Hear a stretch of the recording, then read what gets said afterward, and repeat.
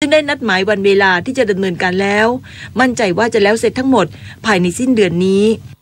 เหลือประมาณไม่ถึง 30,000 นะครับได้ทุ่มเทกำลังไปทั้งหมดเนี่ยดำเนินการแล้วนะครับก็ยังอยู่ที่สมุทรสาครน่าอยู่ที่ 19,000 นะครับเหลือที่ชุมพรอีกประมาณ 4,000 นั่นก็เหลือน้อยแล้วครับอาทิตย์หน้าเนี่ยน่าจะไปได้เกือบทั้งหมดก็เหลือเฉพาะที่ไปทะเลเราคิดว่าเท่าไหร่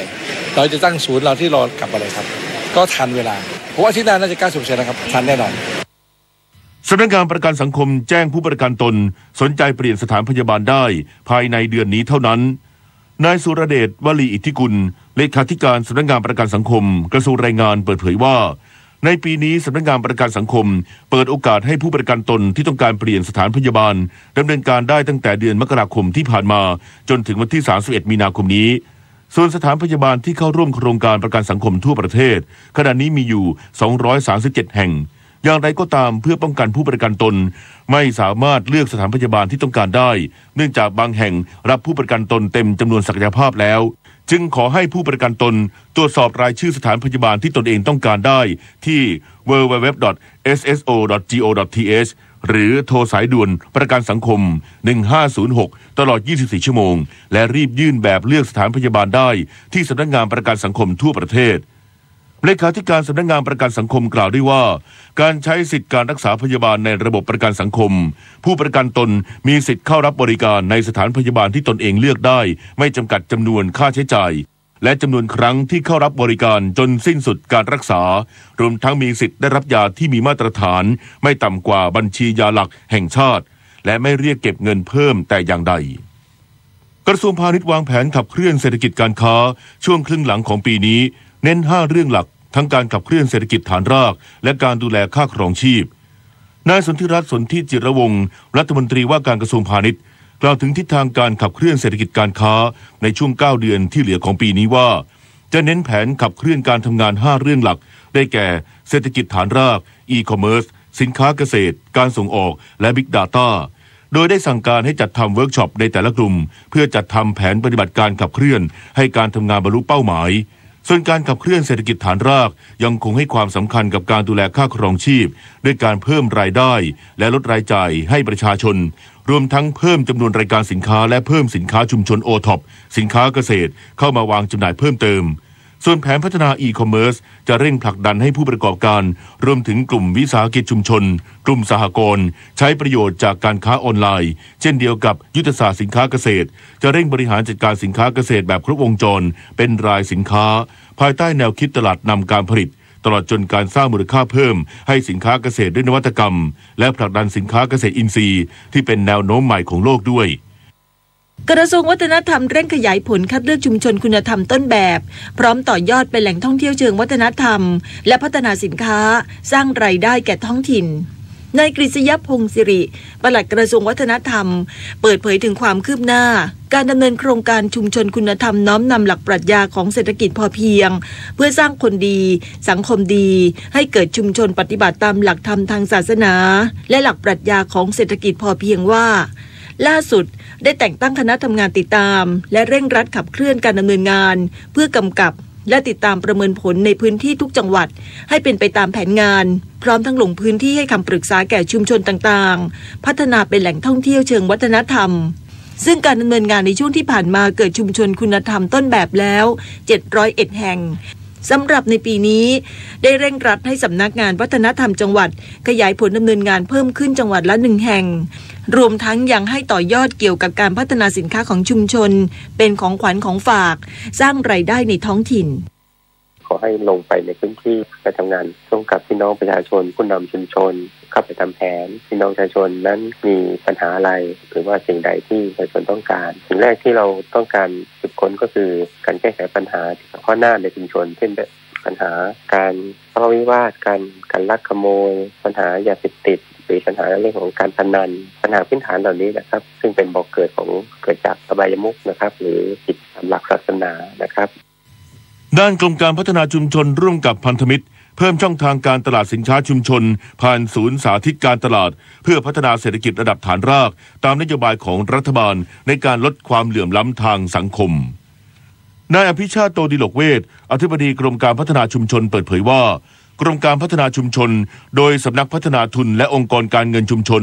ร่วมกับสมาพันธ์ SME ไทยเพิ่มช่องทางการตลาดสินค้าชุมชนให้แก่ศูนย์สาธิตการตลาดซึ่งที่ผ่านมาศูนย์สาธิตการตลาดเป็นกิจกรรมเครือข่ายของกลุ่มออมทรัพย์เพื่อการผลิตที่ดำเนินการมาตั้งแต่ปี 2520 ให้บริการและช่วยลดปัญหาความเดือดร้อนของประชาชนที่ต้องการสินค้าอุปโภคบริโภคและปัจจัยการผลิตได้อย่างดีแต่สถานการณ์ทางเศรษฐกิจและสภาพการแข่งขันทางการค้าทวีความรุนแรงมากขึ้นจึงได้ส่งเสริมช่องทางการตลาดในรูปแบบการนำสินค้าไปวางจำหน่ายในร้านค้าปลีกค้าส่งของบริษัทห้างร้านในเครือข่ายของสมาพันธ์ SME ไทยและในรูปแบบกระดานสินค้าในระยะแรกกำหนดพื้นที่นำร่องใน15จังหวัดโดยจะเป็นประโยชน์ในการพัฒนาเศรษฐกิจระดับฐานรากและยังช่วยเหลือผู้ประกอบการชุมชนตามหลักการธุรกิจเพื่อสังคมเป็นไปตามนโยบายของรัฐบาลในการลดความเหลื่อมล้ำทางสังคมด้วยรัฐมนตรีว่าการกระทรวงสาธารณสุขขอให้ประชาชนมั่นใจมาตรฐานวัคซีนป้องกันโรคพิษสุนัขบ้าทั้งในคนและสัตว์เพราะหน่วยงานที่เกี่ยวข้องได้ตรวจสอบอย่างเข้มข้นศาสตราจารย์คลินิกเกียรติคุณนายแพทย์ปิยะสกลสัตยาธรรัฐมนตรีว่าการกระทรวงสาธารณสุขยืนยันว่าวัคซีนป้องกันโรคพิษสุนัขบ้าทั้งในคนและในสัตว์ที่ใช้อยู่ในประเทศไทยปัจจุบันได้มาตรฐานผ่านการตรวจสอบอย่างละเอียดจากหน่วยงานที่เกี่ยวข้องด้านการตรวจสอบคุณภาพรวมทั้งกรมวิทยาศาสตร์การแพทย์ได้ขยายบทบาทห้องปฏิบัติการควบคุมคุณภาพวัคซีนจากที่ดูเฉพาะในคนมาดูวัคซีนในสัตว์ตั้งแต่ปี 2552 และตรวจสอบคุณภาพวัคซีนโรคพิษสุนัขบ้าอย่างเข้มข้นทุกล็อตก่อนอนุญาตขึ้นทะเบียนเพื่อให้มีคุณภาพมาตรฐานในการป้องกันโรคพิษสุนัขบ้าตามพระราชปณิธานของศาสตราจารย์ดร.สมเด็จพระเจ้าลูกเธอเจ้าฟ้าจุฬาภรณ์วลัยลักษณ์อัครราชกุมารีขอให้ประชาชนมั่นใจในคุณภาพของวัคซีนป้องกันโรคพิษสุนัขบ้าทั้งในคนและในสัตว์ณวันนี้ต่อไปขอให้ประชาชนมั่นใจได้ว่าวัคซีนที่ออกไปไม่ว่าในคนและในสัตว์เนี่ยมีประสิทธิภาพมีคุณภาพตามที่กำหนด 100% ต่อจากนี้ไปขอเชิญรับฟังข่าวคู่ฟ้าครับพลเอกประยุทธ์จันทร์โอชานายกรัฐมนตรีเดินทางไปเข้าร่วมประชุมสุดยอดอาเซียนออสเตรเลียสมัยพิเศษ 2018 ณ นครซิดนีย์เครือรัฐออสเตรเลียระหว่างวันที่ 17-18 มีนาคม 2561 เพื่อร่วมผลักดันให้อาเซียนและออสเตรเลียทำงานร่วมกันอย่างใกล้ชิดมากยิ่งขึ้นและสร้างภูมิภาคให้มีความมั่นคงและมั่งคั่งเพื่อประชาชนตามปฏิญญาซิดนีย์โดยการประชุมมุ่งส่งเสริมความร่วมมือสำคัญ 4 ด้านคือ 1. ความร่วมมือหุ้นส่วนยุทธศาสตร์อาเซียนออสเตรเลีย 2. หุ้นส่วนความร่วมมือทางเศรษฐกิจ 3. ความร่วมมือด้านการต่อต้านการก่อการร้ายและ 4. ยุทธศาสตร์ในระดับภูมิภาคและระดับโลกนอกจากนี้นายกรัฐมนตรีจะหารือกับนายกรัฐมนตรีออสเตรเลียและพบปะชุมชนไทยในออสเตรเลียอีกด้วยร่วมเดินหน้าประเทศไทยกับสำนักโฆษกสำนักเลขาธิการนายกรัฐมนตรีคุณธรรมข้อหนึ่งที่ยังมีอยู่อย่างบริบูรณ์ในจิตใจของคนไทยก็คือการให้นี้ไม่ว่าจะให้สิ่งใดแก่ผู้ใดโดยสถานใดก็ตามเป็นสิ่งที่พึงประสงค์อย่างยิ่งเพราะเป็นเครื่องประสานไมตรีอย่างสำคัญระหว่างบุคคลกับบุคคลและให้สังคมมีความมั่นคงเป็นปึกแผ่นด้วยสามัคคีธรรมพระราชดำรัสพระบาทสมเด็จพระปรมินทรมหาภูมิพลอดุลยเดชบรมนาถบพิตรสร้างความรู้ความเข้าใจการค้ามนุษย์ช่วยเหลือคุ้มครองผู้เสียหายจากการค้ามนุษย์บังคับใช้กฎหมายอย่างจริงจังนี่คือวาระแห่งชาติรัฐบาลมุ่งมั่นป้องกันปราบปรามการค้ามนุษย์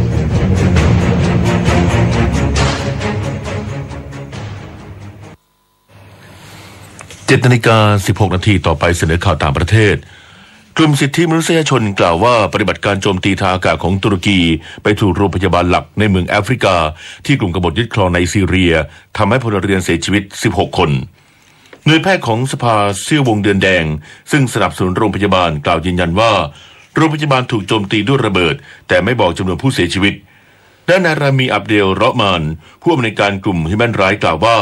พลเรือน16 คนเสียชีวิตในจำนวนนี้เป็นหญิงตั้งครรภ์2 คนและว่าไม่มีเจ้าหน้าที่ด้านการแพทย์รวมอยู่ในจำนวนผู้เสียชีวิตด้านนายเซวันเบรีประธานร่วมของสภาเซี่ยววงเดือนแดงกล่าวว่า ไม่มีเจ้าหน้าที่โรงพยาบาลเสียชีวิตในเหตุการณ์ครั้งนี้พร้อมกล่าวว่ามีการระเบิดโจมตีบริเวณใกล้กับโรงพยาบาลหลายครั้งแต่ครั้งที่เกิดขึ้นช่วงเย็นวานนี้ไปถูกโรงพยาบาลโดยตรงซึ่งโรงพยาบาลแห่งนี้เป็นเพียงแห่งเดียวที่เปิดให้บริการในเมืองแอฟรินเกาหลีใต้และสหรัฐจะปรับลดขนาดและเวลาการซ้อมรบทางทหารประจำปีร่วมกันลงหลังความสัมพันธ์ระหว่างเกาหลีเหนือและใต้ดีขึ้นการซ้อมรบร่วมที่ใช้ชื่อว่า Kiriso and Fro Eagle ซึ่งจัดขึ้นทุกฤดูใบไม้ผลิทำให้เกาหลีเหนือไม่พอใจซึ่งเกาหลีเหนือมักจะประณามว่าเป็นการเตรียมบุกและตอบโต้การยั่วยุของเกาหลีเหนือและทำให้ความตึงเครียดบนคาบสมุทรเกาหลีทวีความรุนแรงยิ่งขึ้นแต่การกระชับมิตรระหว่างเกาหลีเหนือเกาหลีใต้และสหรัฐเริ่มดีขึ้นระหว่างที่มีการแข่งขันกีฬาโอลิมปิกซึ่งเกาหลีใต้ประกาศจะจัดการประชุมสุดยอดกับเกาหลีเหนือเดือนหน้าและประธานาธิบดีโดนัลด์ทรัมป์แห่งสหรัฐก็จะพบปะกับนายคิมจองอึนผู้นำเกาหลีเหนือภายในสิ้นเดือนพฤษภาคมนี้เจ้าหน้าที่รัฐบาลโบลิเวียกล่าววันนี้ว่ายอดผู้เสียชีวิตในเหตุการณ์ที่ตำรวจบุกเข้าไปในสถานที่เรือนจำที่เกิดเหตุจลาจลอยู่ที่7คนในจำนวนนี้เป็นชาวต่างชาติ2คนได้แก่ชาวบราซิลและปารากวัยนายโฮเซลุอิสคาวิราโกฮาวิโรการัฐมนตรีช่วยว่าการกระทรวงมหาดไทยแถลงปรับยอดผู้เสียชีวิตใหม่ดังกล่าวหลังปฏิบัติการช่วงเช้าตรู่เมื่อวันพุธที่เรือนจำพามาโซล่าในเมืองซานตาครูซซึ่งทำให้นักโทษราว24คนได้รับบาดเจ็บแถลงการก่อนหน้านี้ระบุว่ามีผู้เสียชีวิต8คนแต่รัฐบาลกล่าวว่าหนึ่งในผู้เสียชีวิตจริงๆแล้วเป็นชายที่เสียชีวิตในโรงพยาบาลจากอาการขั้นสุดท้ายของโรคทั้งนี้ตำรวจราว 2,300 นายบุกเข้าไปในเรือนจำ1 สัปดาห์หลังรัฐบาลสั่งห้ามเด็กที่อายุต่ำกว่า6ปีเยี่ยมญาติที่ถูกคุมขังในเรือนจำทำให้นักโทษไม่พอใจและก่อเหตุจลาจลขึ้นเจ้าหน้าที่โรงพยาบาลกล่าวว่าสมาชิกลูกเรือหญิงของสายการบินเอมิเรตส์คนหนึ่งเสียชีวิตหลังตกลงมาจากประตูฉุกเฉินของเครื่องบินที่จอดอยู่ที่สนามบินเอนเทเบในยูกันดานายฟานซิสเซกันดีโฆษกโรงพยาบาลคีซูบีกล่าวยืนยันว่าสมาชิกลูกเรือหญิงคนที่ถูกนำตัวเข้ารักษาในแผนกฉุกเฉินหลังจากตกจากเครื่องบินเมื่อวันพุธที่ผ่านมาตามเวลาท้องถิ่นเสียชีวิตแล้วด้านเจ้าหน้าที่หน่วยการบินพลเรือนยูกันดากล่าวว่าได้เริ่มเปิดการสอบสวนกรณีดังกล่าวแล้วแถลงการระบุว่าสมาชิกลูกเรือหญิงคนดังกล่าวเปิดประตูฉุกเฉินของเครื่องบินและโชคไม่ดีเธอตกลงมาจากเครื่องบินเอมิเรตส์ที่ลงจอดอย่างปลอดภัยผู้เห็นเหตุการณ์คนหนึ่งกล่าวว่าดูเหมือนว่าสมาชิกลูกเรือหญิงพยายามฆ่าตัวตายด้านสื่อท้องถิ่นก็รายงานคำกล่าวของแหล่งข่าวที่ไม่ประสงค์ออกนามว่าหญิงคนดังกล่าวกระโดดลงมาจากเครื่องบินอย่างตั้งใจต่อไปรับฟังข่าวกีฬาค่ะการแข่งขันกอล์ฟอาชีพหญิงในประกาศสิงห์ SAT Thailand Championship ครั้งที่1ชิงเงินรางวัล1 ล้านบาทที่สนามกอล์ฟในจังหวัดนครนายกวรรณสิริสัมพันธ์ครองตำแหน่งชนะเลิศโดยทำคะแนนได้3อันเดอร์พาร์รับเงินรางวัลจากการแข่งขัน 142,500 บาทสำหรับการแข่งขันในสนามที่2กำหนดแข่งขัน 4-6 เมษายนที่สนามกอล์ฟในจังหวัดปราจีนบุรีและตามที่สมาคมกีฬาจักรยานแห่งประเทศไทยได้ส่งนักกีฬาจักรยานหญิงชุดเตรียมเข้าร่วมการแข่งขันเอเชียนเกมส์ครั้งที่18ซึ่งประกอบไปด้วยร้อยเอกหญิงจังเพ็งนนทศิลป์ร้อยตรีหญิงจุฑาทิพย์มณีพันธ์วิไลวรรณกุลภาสุภักษรนันตนะและชนิพรบัตติยะเข้าร่วมแข่งขันจักรยานทางไกลในรายการไบวอเซ่คัพที่ประเทศเวียดนามนักกีฬาทั้งหมดได้เดินทางกลับมาถึงประเทศไทยเมื่อช่วงดึกของวานนี้พลเอกเดชาเหมกระศรีนายกสมาคมกีฬาจักรยานแห่งประเทศไทยกล่าวว่าพอใจกับผลงานของนักกีฬาไทยที่เข้าร่วมการแข่งขันและเหลือเวลาอีก5เดือนในการปรับทีมให้มีความพร้อมมากที่สุดและมั่นใจว่าในการแข่งขันเอเชียนเกมส์ที่ประเทศอินโดนีเซียนักกีฬาของไทยมีโอกาสที่จะได้เหรียญรางวัลจากการแข่งขันประเภทถนนเพราะการแข่งขันในรายการนี้มีนักกีฬาจากทั่วทวีปเอเชียเข้าร่วมการแข่งขันสำหรับนักกีฬาชุดนี้จะร่วมในการแข่งขันจักรยานทางไกล Tour of Thailand ชิงถ้วยพระราชทานสมเด็จพระเทพรัตนราชสุดาสยามบรมราชกุมารีในระหว่างวันที่ 8-10 เมษายนที่จังหวัดขอนแก่นการจับสลากประกบคู่การแข่งขันฟุตบอลยูฟ่าแชมเปี้ยนลีกรอบก่อนรองชนะเลิศที่สำนักงานของสหพันธ์ฟุตบอลแห่งชาติยุโรปในประเทศสวิตเซอร์แลนด์ผลการจับสลากประกบคู่การแข่งขันลิเวอร์พูลจะต้องพบกับแมนเชสเตอร์ซิตี้ ยูเวนตุสทีมจากกาโชซิลิอาของอิตาลีจะพบกับสโมสรเรอัลมาดริดจากสเปนบาร์เซโลนาจากสเปนจะพบกับโรม่าจากอิตาลีขณะที่บาเยิร์นมิวนิกทีมจากบุนเดสลีกาเยอรมนีจะพบกับเซบียาจากสเปนนายสกลวรรณพงศ์ผู้ว่าการการกีฬาแห่งประเทศไทยให้สัมภาษณ์ผู้สื่อข่าวถึงความคืบหน้าในการถ่ายทอดสดการแข่งขันฟุตบอลโลก 2018 จากประเทศรัสเซียว่าในสัปดาห์หน้าจะมีความชัดเจนมากยิ่งขึ้นในเรื่องของการดำเนินการทั้งเรื่องของลิขสิทธิ์และการพิจารณาสถานีโทรทัศน์ที่จะถ่ายทอดสดโดยจะแล้วเสร็จภายในเดือนมีนาคมขณะที่การกีฬาแห่งประเทศไทยเองเตรียมจัดกิจกรรมให้ประชาชนได้ร่วมสนุกในการแข่งขันครั้งนี้โดยจะจัดขึ้นที่บริเวณรานพลาซ่าด้านหน้าอินดอร์สเตเดียมหัวหมากเพื่อให้ประชาชนได้รับชมอย่างเต็มอิ่มสมภพจันทร์ฝากสถานีวิทยุกระจายเสียงแห่งประเทศไทยรายงานครับต่อไปเป็นพยากรณ์อากาศค่ะกรมอุตุนิยมวิทยารายงานลักษณะอากาศทั่วไปพยากรณ์อากาศ24ชั่วโมงข้างหน้าบริเวณประเทศไทยตอนบนมีอากาศร้อนโดยทั่วไปและมีฝนฟ้าคะนองเกิดขึ้นบางพื้นที่ส่วนมากบริเวณภาคตะวันออกเฉียงเหนือและภาคตะวันออกสำหรับภาคใต้มีฝนฟ้าคะนองบางพื้นที่อันหนึ่งในช่วงวันที่20-23 มีนาคมนี้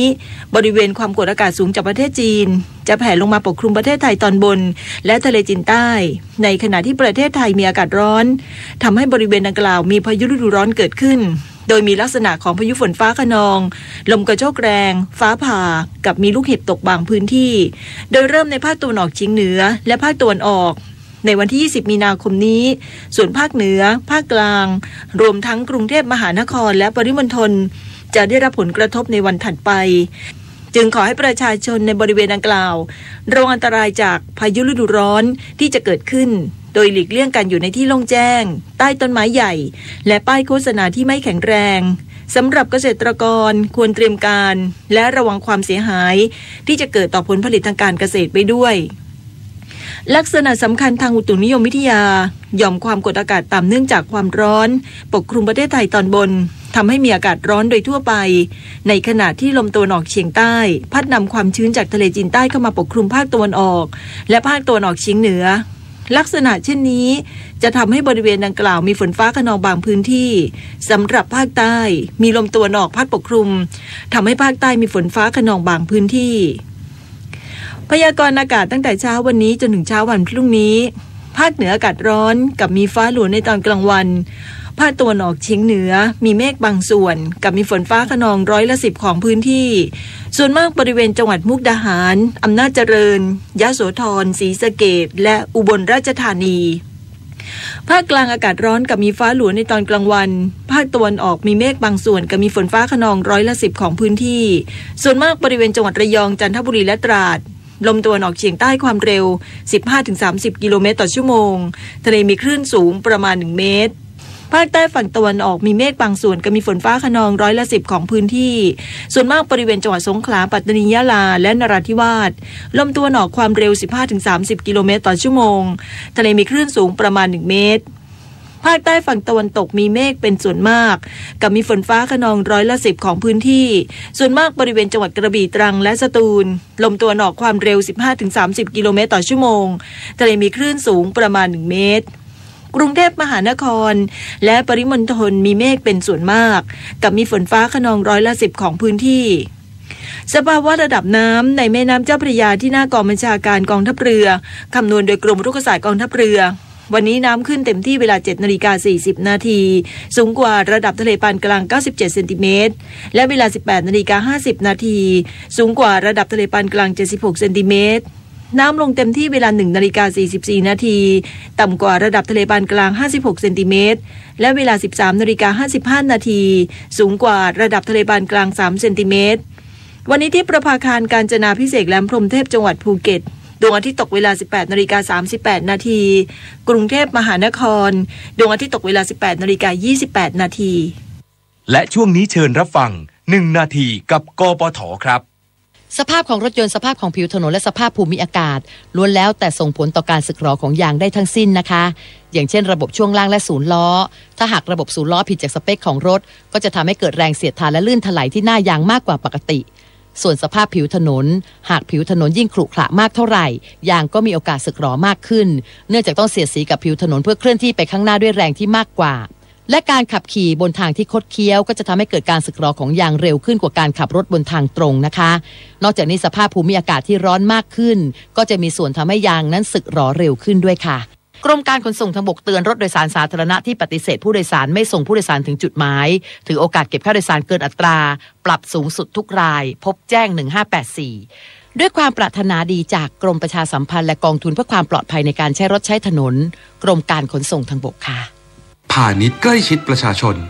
กรมส่งเสริมการค้าระหว่างประเทศหรือ DITP กระทรวงพาณิชย์เปิดตัวโครงการต่อยอดพัฒนาศักยภาพผู้ประกอบการการค้าออนไลน์ Smart Online SME Plus หรือ SOS Plus หลังจากประสบความสำเร็จและได้รับเสียงตอบรับที่ดีจากโครงการ SOS ในปีที่ผ่านมาโดยในปีนี้กรมส่งเสริมการค้าระหว่างประเทศจะเปิดโอกาสให้ผู้ประกอบการไทยโดยเฉพาะ SME สามารถขายสินค้าผ่านช่องทางออนไลน์ไปต่างประเทศได้จริงผ่านกิจกรรมการจับคู่ธุรกิจ Business Matching ร่วมกับแพลตฟอร์ม e-Marketplace ระดับสากลผ่านโครงการต่อยอดการพัฒนาศักยภาพผู้ประกอบการการค้าออนไลน์ Smart Online SME Plus ที่กรุงเทพเมื่อวันที่19ถึง22มีนาคมและในวันที่27มีนาคม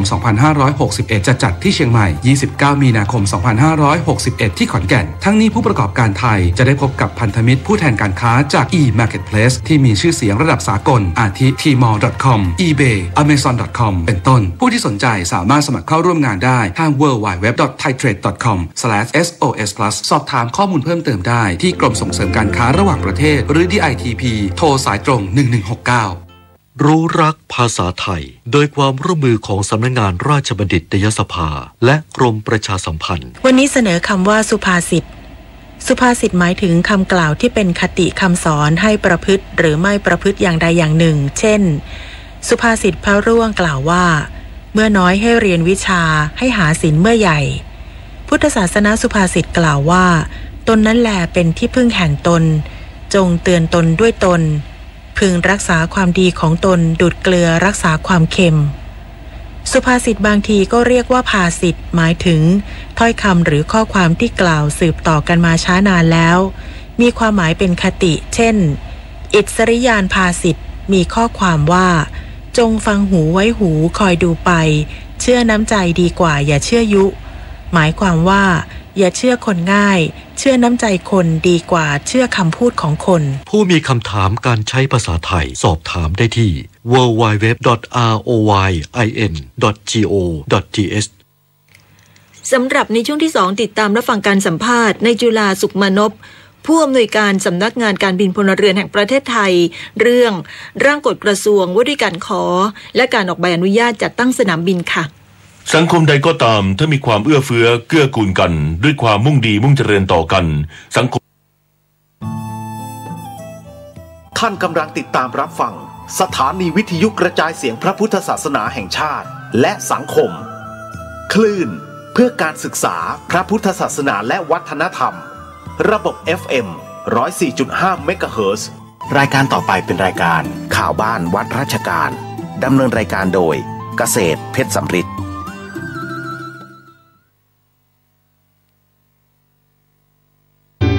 สติไม่มาปัญญาไม่มีจดจำคำนี้วลีง่ายๆปล่อยใจกระเจิงระเริงละลายเผลอใจลืมกายไร้ความควบคุมโทสะโทโส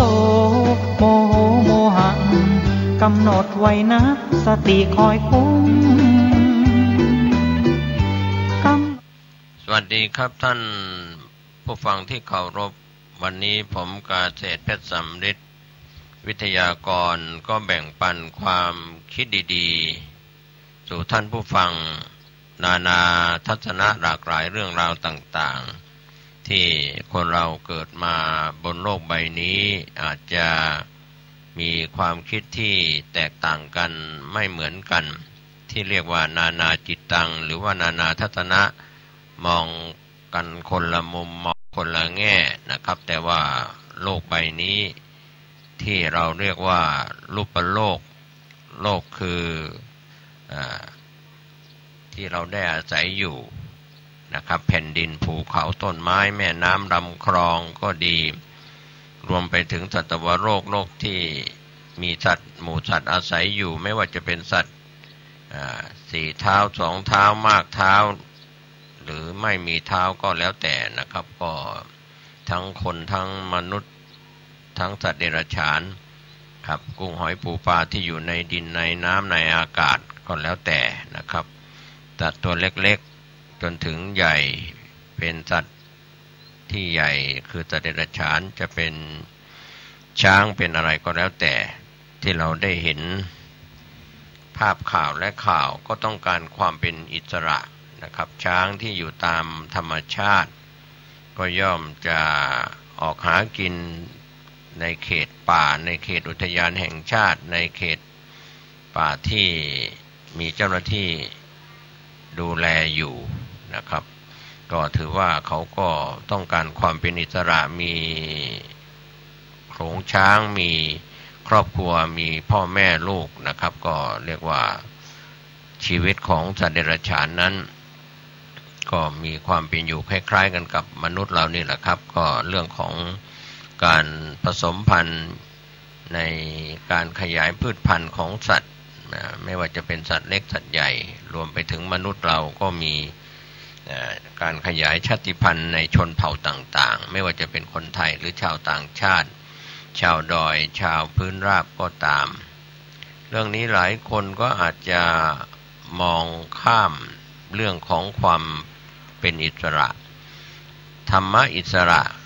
คืออิสระในธรรมที่มีสติควบคุมในส่วนของกายเวทนาจิตธรรมส่วนใหญ่เราก็ขาดสติในการควบคุม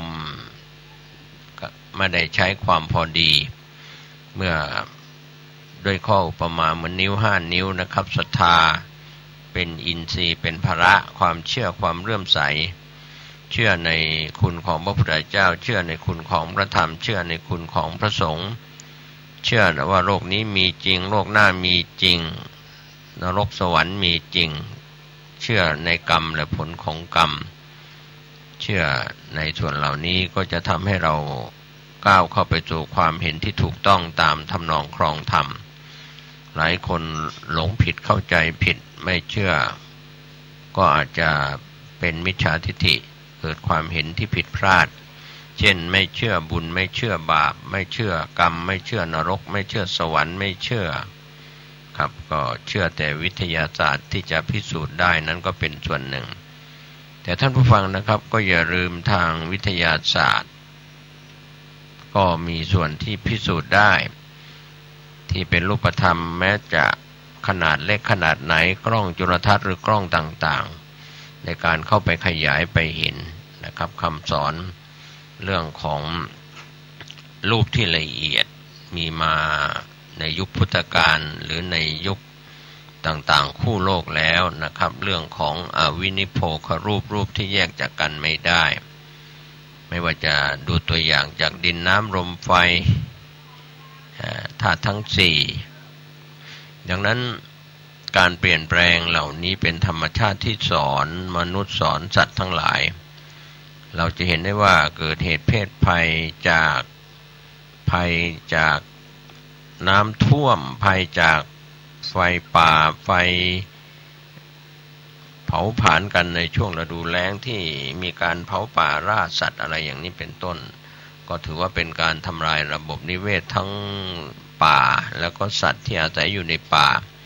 อยู่ในรูอยู่ในภูเขาในต้นไม้ในลำห้วยหรืออยู่ในลำคลองแม่น้ำลำคลองอยู่สิ่งที่เป็นมลภาวะลงไปทำลายแม้แต่สารพิษที่ปนเปื้อนยาฆ่าแมลงหรือสารเคมีต่างๆที่ลงไปในแม่น้ำลำคลองกุ้งหอยปูปลาก็ตายนี่แหละคือการทำลายจากน้ำมือของมนุษย์เดิมนั้นเป็นระบบนิเวศวิทยาที่สมบูรณ์บริบูรณ์ความเป็นอิสระก็ไม่ต้องระมัดระวังภัยแม้สัตว์ที่อยู่ในน้ำก็ไม่ตายปัจจุบันเมื่อสารปนเปื้อนในน้ำมากๆขึ้นจากการที่โรงงานอุตสาหกรรมก็ดีปล่อยน้ำทิ้งน้ำเสียเราจะเห็นได้ว่า ในตัวเมืองเชียงใหม่ของประเทศไทยที่เราว่ามีคลองแม่ข่าเรายึดถือเรานับถือว่าเป็นคลองเป็นชัยมงคลแต่ว่าหลาย10 ปีที่ผ่านมาเป็นคลองที่เน่าที่เหม็นที่ไม่สะอาดเมื่อมีการเน่าเหม็นไม่สะอาดก็พยายามที่จะปรับให้คลองแม่ข่ากลับมาเป็นความเป็นอิสระในการที่จะได้น้ำดีไร่น้ำเสียก็ยังไม่ค่อยประสบความสำเร็จ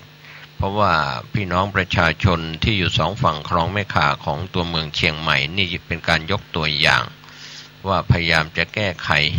แม้จะพยายามน้ำดีเข้ามาไร่น้ำเสีย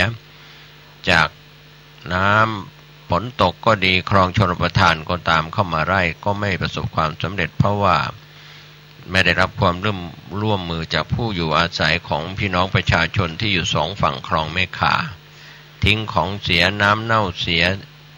ของที่เป็นปฏิกูลขยะมูลฝอยอะไรต่างๆก็พยายามในส่วนภาครัฐหรือภาคประชาชนก็พยายามที่จะให้คลองแห่งนี้กลับมาไม่เหม็นไม่เน่าไม่สกปรกก็จะต้องการความใสสะอาดแต่ว่าก็จะสำเร็จไม่สำเร็จนั้นก็เหมือนกันนะครับคนเราถ้าหันกลับมาเราไม่ได้ดูแล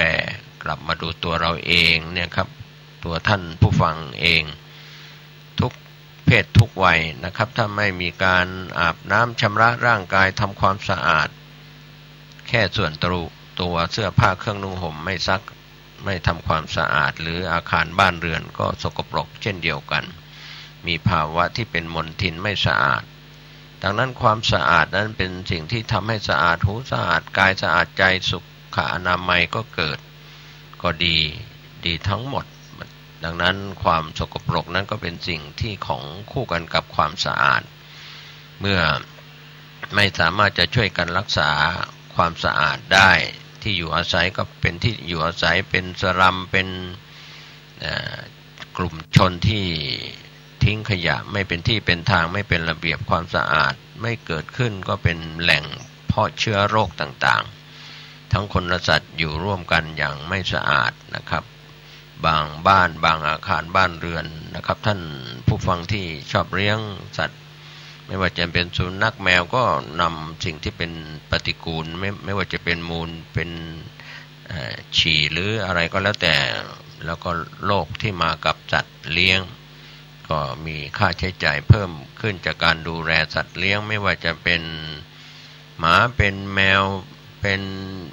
เป็ดเป็นไก่หรือเป็นสัตว์อื่นๆที่เรารักครับปัจจุบันเราจะเห็นได้ว่าสังคมบริโภคที่นิยมเลี้ยงสุนัขกันนิยมเลี้ยงแมวหรือสัตว์เลี้ยงอื่นๆจะเป็นนกก็ดีอะไรต่างๆก็สิ่งเหล่านี้ก็มีทั้งคุณและโทษเหมือนกันด้วยข้ออุปมาเปรียบเทียบให้เห็นคนก็ต้องทำความสะอาดตัวของท่านเองรวมไปถึงอาคารบ้านเรือนที่อยู่อาศัยนะครับปัจจุบันยิ่งมีแอร์คอนดิชันก็ดูเหมือนว่าจะสะอาดจะเย็นสบายป้องกันฝุ่นแต่ว่าการถ่ายเทของอากาศนั้นอาจจะไม่สมบูรณ์ไม่ดีเท่าที่ควรคือก็อาจจะทำให้สุขภาพร่างกายของเรานั้นปรับตัวไม่ทันผู้ที่อยู่ในห้องแอร์นานๆนะครับอาจจะไม่แข็งแรงเพราะว่าอากาศหมุนเวียนถ่ายเทอาจจะไม่สมบูรณ์นะครับก็แล้วแต่ขอให้ท่านได้เปลี่ยนเป็นลักษณะธรรมชาติใช้ธรรมชาติบำบัดเราจะเห็นได้ว่าคนที่อยู่บนยอดดอยบนที่ห่างไกลมีธรรมชาติถ่ายอากาศถ่ายเทได้สะดวกนะครับธรรมชาติเขาปรับเปลี่ยนไม่ว่าจะเป็นเช้าสายบ่ายเย็นกลางคืนเราบริโภคเรียกว่าเป็นธรรมชาติบำบัดเวลาหนาวก็หนาวมากจริงๆเวลาร้อนก็ร้อนไม่มากนะครับคนที่อยู่บนยอดดอยยอดภูทั้งหลายธรรมชาติเขาจะปรับเปลี่ยนให้ มีต้นไม้ใบหญ้ามีน้ำตกมีน้ำซับน้ำซึมอะไรต่างๆในสมัยอดีตภาพเหล่านั้นกำลังจะเลือนลางหายไปป่าไม้ถูกทำลายกันเหลือแต่ดินขุดเอาดินมาทำบ้านจัดสรรมาถมกันไม่ได้เป็นไปตามธรรมชาตินะครับแม่น้ำลำคลองก็ตื้นเขินขุดลอกกันแล้วขุดลอกกันอีกก็ยังไม่สามารถจะแก้ไขปัญหาเหล่านั้นได้นะครับเพราะว่าธรรมชาติเปลี่ยนแปลงไปนะครับแม้ว่าเราจะมีเขื่อนมีอ่างเก็บน้ำมีอะไรที่เป็นน้ำมือของมนุษย์สร้างกันก็สิ่งหนึ่งถ้าเราใช้ชีวิตแบบธรรมชาติก็เราจะเห็นได้ว่าวัดที่เป็นวัดป่าวัดที่ปลูกต้นไม้มากๆก็เป็นที่เป็นเขตอภัยทานก็มีทั้งสัตว์ที่เป็นเขตอภัยทานนกต่างๆสัตว์ต่างๆเข้ามาอยู่อาศัยในวัดป่าหรือในสำนักสงฆ์หรือในเขตป่าถ้าเขตอุทยานแห่งชาติหรือป่าสงวนหรือเขตป่าต่างๆนี่ก็เราก็จะได้สัมผัสกับเสียงนกเสียงธรรมชาติที่ปรากฏนะครับความสดชื่นจากการที่ได้ใช้ชีวิตที่เป็นธรรมชาติบำบัดเดี๋ยวนี้กำลังจางหายไปกลับจากที่ทำงานเข้าไปพักก็อยู่ในห้องสี่เหลี่ยมเล็กๆเปิดหน้าต่างก็ไม่ได้มีฝุ่นละอองเข้าก็ต้องใช้แอร์คอนดิชั่นเปิดแอร์ใช้พัดลมการใช้แอร์ใช้พัดลมก็เป็นอากาศที่หมุนเวียนอยู่ก็ฝุ่นละอองที่ละเอียดก็มีอยู่ดังนั้นเราจะเห็นได้ว่าการที่ทำลายธรรมชาติผิดธรรมชาติและพยายามจะสวนทางการบริโภคนิยมนะครับในหน้าร้อนเครื่องปรับอากาศก็ทำงานหนักกินค่ากระแสไฟฟ้าเพิ่มขึ้นเราก็คิดว่าเราอยู่ในห้องแอร์เย็นสบายแล้วแต่ร่างกายเราจะปรับตัวทันหรือไม่ทันจะสุขกายสุขใจหรือไม่อย่างไรก็ฝากกันพูดถึงเรื่องของการทำงานก็เป็นการฝึกการออกกำลังกายร่างกายเราจะมีการเคลื่อนไหวอยู่ตลอดเวลาบางคนบางท่านใช้อิริยาบถทั้งสี่มากน้อยไม่เท่ากันบางคนนอนมากเกินไปนั่งมากเกินไปยืนมากเกินไปเดินมากเกินไปอิริยาบถทั้งสี่ก็เป็นตัวที่เราใช้ส่วนใดส่วนหนึ่งมากเกินไปก็อาจจะเข้าไปทำลายการที่สุขภาพของเราจะแข็งแรงไม่แข็งแรงก็ดูกรณีของคนที่เป็นโรคติดเตียงนอนมากนะครับร่างกายก็ไม่สมบูรณ์คนที่เป็นอัมพฤกษ์อัมพาตก็เช่นเดียวกันเราไปเยี่ยมผู้ป่วยตามสถานพยาบาลตามโรงพยาบาลทั้ง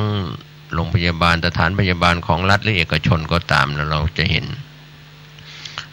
คนป่วยก็นอนอยู่ในการเยียวยาดูแลรักษาของแพทย์พยาบาลและเจ้าหน้าที่นะครับก็ทำให้เห็นว่าครับก็เป็นการใช้แพทย์แผนปัจจุบันแพทย์แผนใหม่เข้าไปเยียวยารักษาในของวิทยาศาสตร์การแพทย์ที่ทันสมัยมีอุปกรณ์มีเครื่องมือการแพทย์ที่ทันสมัยแต่ก็ไม่สามารถที่จะเยียวยาแก้ไขเรื่องของโรคภัยไข้เจ็บบางโรค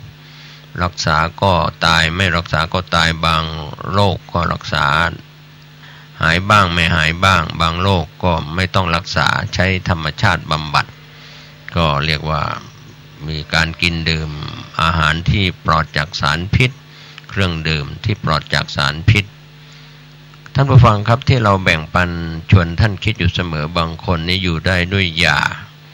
าเป็นปัจจัยต้องไปพบแพทย์ไปรับยาเปลี่ยนยาตามคำสั่งของนายแพทย์ถ้าเรามาใช้หลักพุทธศาสตร์ทั้งนายแพทย์ทั้งพยาบาลทั้งเจ้าหน้าที่ที่ดูแลเราที่สถานพยาบาลที่ไหนก็ที่เราใช้ศัพท์ว่าหมอก็ดีทั้งแพทย์แผนปัจจุบันและแพทย์แผนใดๆก็ตามจะแพทย์แผนโบราณแพทย์แผนปัจจุบันในการนวดในการทำสปาอะไรก็แล้วแต่ก็นั่นก็เป็นการแก้ทุกข์แบบชั่วคราวแต่ไม่สามารถจะแก้ทุกข์การเกิดแก่เจ็บตายของสังขารก็บางคนก็พยายามจะยื้อชีวิตให้อยู่ จะมีเงินทองหรือไม่มีเงินทองก็จะเห็นได้ว่าทุกวันนี้คนเรานั้นได้รับการเยียวยาจากงบประมาณของแผ่นดินไม่ว่าจะเป็นในส่วนของหลักประกันสุขภาพก็ดีประกันสังคมก็ดีโรงพยาบาลของรัฐเอกชนก็พยายามจะเยียวยารักษาก็เป็นธุรกิจของโรงพยาบาลสถานพยาบาลกันไปหายไม่หายก็ทำหน้าที่ช่วยเหลือดูแลกันไปสิ่งหนึ่งนะครับก็น่าจะแบ่งปันให้ท่านได้คิดไปถึงเรื่องของเทวทูตที่องค์สมเด็จพระสัมมาสัมพุทธเจ้าสอนในยุค 2,500 กว่าปีมาแล้วเรื่องของคนเกิดก็คือคนตั้งครรภ์แล้วก็คลอดอันนี้คือความเกิดเป็นทุกข์นะก็เกิดมาแล้วก็อยู่ในวัยที่ประคบประงมจากอ้อมอกของพ่อแม่นะครับแม้แต่ทารกที่เกิดในยุคใหม่ยุคปัจจุบันก็ไม่ค่อยได้ดื่มนมแม่เท่าที่ควรครับแม้ทางกระทรวงสาธารณสุขก็พยายามรณรงค์ให้พ่อให้แม่ให้ลูกนมหลังจากคลอดบุตรแล้วทั้งหญิงและชายแต่ก็กลัวภาพเรียกว่าสภาพร่างกายจะทรุดโทรมไปเรื่องของการดื่มนมจากลูกที่เกิดแล้วก็มีการคุมกำเนิดนะครับบางชาติบางศาสนาก็พยายามจะขยายชาติพันธุ์ให้เพิ่มแม่พันธุ์ก็คือมีภรรยาได้หลายคนบางศาสนาก็เคร่งครัดในเรื่องของศีล 5มีสามีมีภรรยาเรียกว่ารักเดียวใจเดียวก็ขยายชาติพันธุ์ไปได้ไม่เท่าไหร่เพราะว่าภาวะเศรษฐกิจในสถาบันรายได้การงานการเงินแต่ละสถาบันครอบครัวกินอยู่ครับมีค่าใช้จ่ายมีการเลี้ยงในยุคของพ่ออุ้ยแม่อุ้ยปู่ย่าตายายนั้นก็อีกแบบหนึ่งนะครับท่านผู้ฟังในยุคปัจจุบันก็เปลี่ยนแปลงไปถ้าเรากลับไปมองย้อนรอยเราอยู่ในขณะนี้มีอายุมากกว่า50ปีขึ้นไปหรือต่ำกว่า50ปีลงมาก็ตามย้อนรอยไปในสมัยที่เราจำความได้อยู่กับพ่อแม่อยู่กับสถาบันครอบครัวจะเป็นชาวไร่ชาวนาชาวสวนเป็นเกษตรกรหรือคนอยู่ในรั้วในเมืองก็ตามการที่วัตถุไม่เจริญธรรมชาติก็ดีมีมากไม่ว่าจะเป็นดินน้ำลมไฟอากาศก็เรียกว่าธรรมชาติช่วยต่ออายุคนที่จะมีอายุ100 กว่าปีในยุคอดีตนั้นก็มีมากแต่ในยุคปัจจุบันอาหารก็เป็นพิษน้ำก็เป็นพิษสิ่งแวดล้อมก็เป็นพิษเดินทางออกจากบ้านไปก็ไปสัมผัสสิ่งที่เป็นพิษเป็นทั้งเป็นพิษโดยธรรมชาติดินน้ำลมไฟอากาศแล้วก็เป็นพิษทางอารมณ์เรียกว่าเป็นสังคมบริโภคกันมากเรียกว่ามีอารมณ์ดีอารมณ์ร้ายตลอดทั้งวันบางคนเล่นเน็ตเล่นเฟซเล่นไลน์เล่นโซเชียลเรียกว่ามีเดียในส่วนของโซเชียลมีเดียมากก็ไม่ได้หลับไม่ได้นอนกันเรียกว่าติดเกมติดอะไรกันต่างๆเหล่านี้นะครับลูกหลานของเราในยุคปัจจุบันแล้วก็จะลุกลามบานปลายไปทั่วโลกในอนาคตอันใกล้นี้ก็เรียกว่าสื่อบริโภคเป็นสื่อสังคมออนไลน์นะครับมีทั้งเสียงมีทั้งภาพมีทั้งซื่อสัตย์ต่อกันมีทั้งหลอกลวงกันอะไรผสมผสานกันเรียกว่าให้คุณให้โทษกันเป็นเรื่องที่น่าจะระมัดระวังดังนั้นสังคมบริโภคที่เราบริโภคกันเกินความจำเป็นหรือไม่ใช้ในส่วนของมีเดียทั้งหลายมากขึ้นแต่ว่ามีค่าใช้จ่ายดูเหมือนว่าเราจะเป็นคนทันสมัยเจริญด้วยวัตถุนะครับในการเดินทางคือเหนือล่องใต้ทั้งภายในประเทศและเดินทางไปต่างประเทศไม่กี่ชั่วโมงก็ถึงประเทศนั้นประเทศนี้ด้วยเครื่องบินหรือยานพาหนะจะเป็นรถยนต์รถไฟรถด่วนหรือยานพาหนะที่ใช้ความเร็วสูงอะไรอย่างนี้เป็นต้นไปมาหาสู่กันได้ง่ายก็เลยนิยมมีการขายบริการด้านการท่องเที่ยวจุดขายพาคนไปท่องเที่ยวเดิมนั้น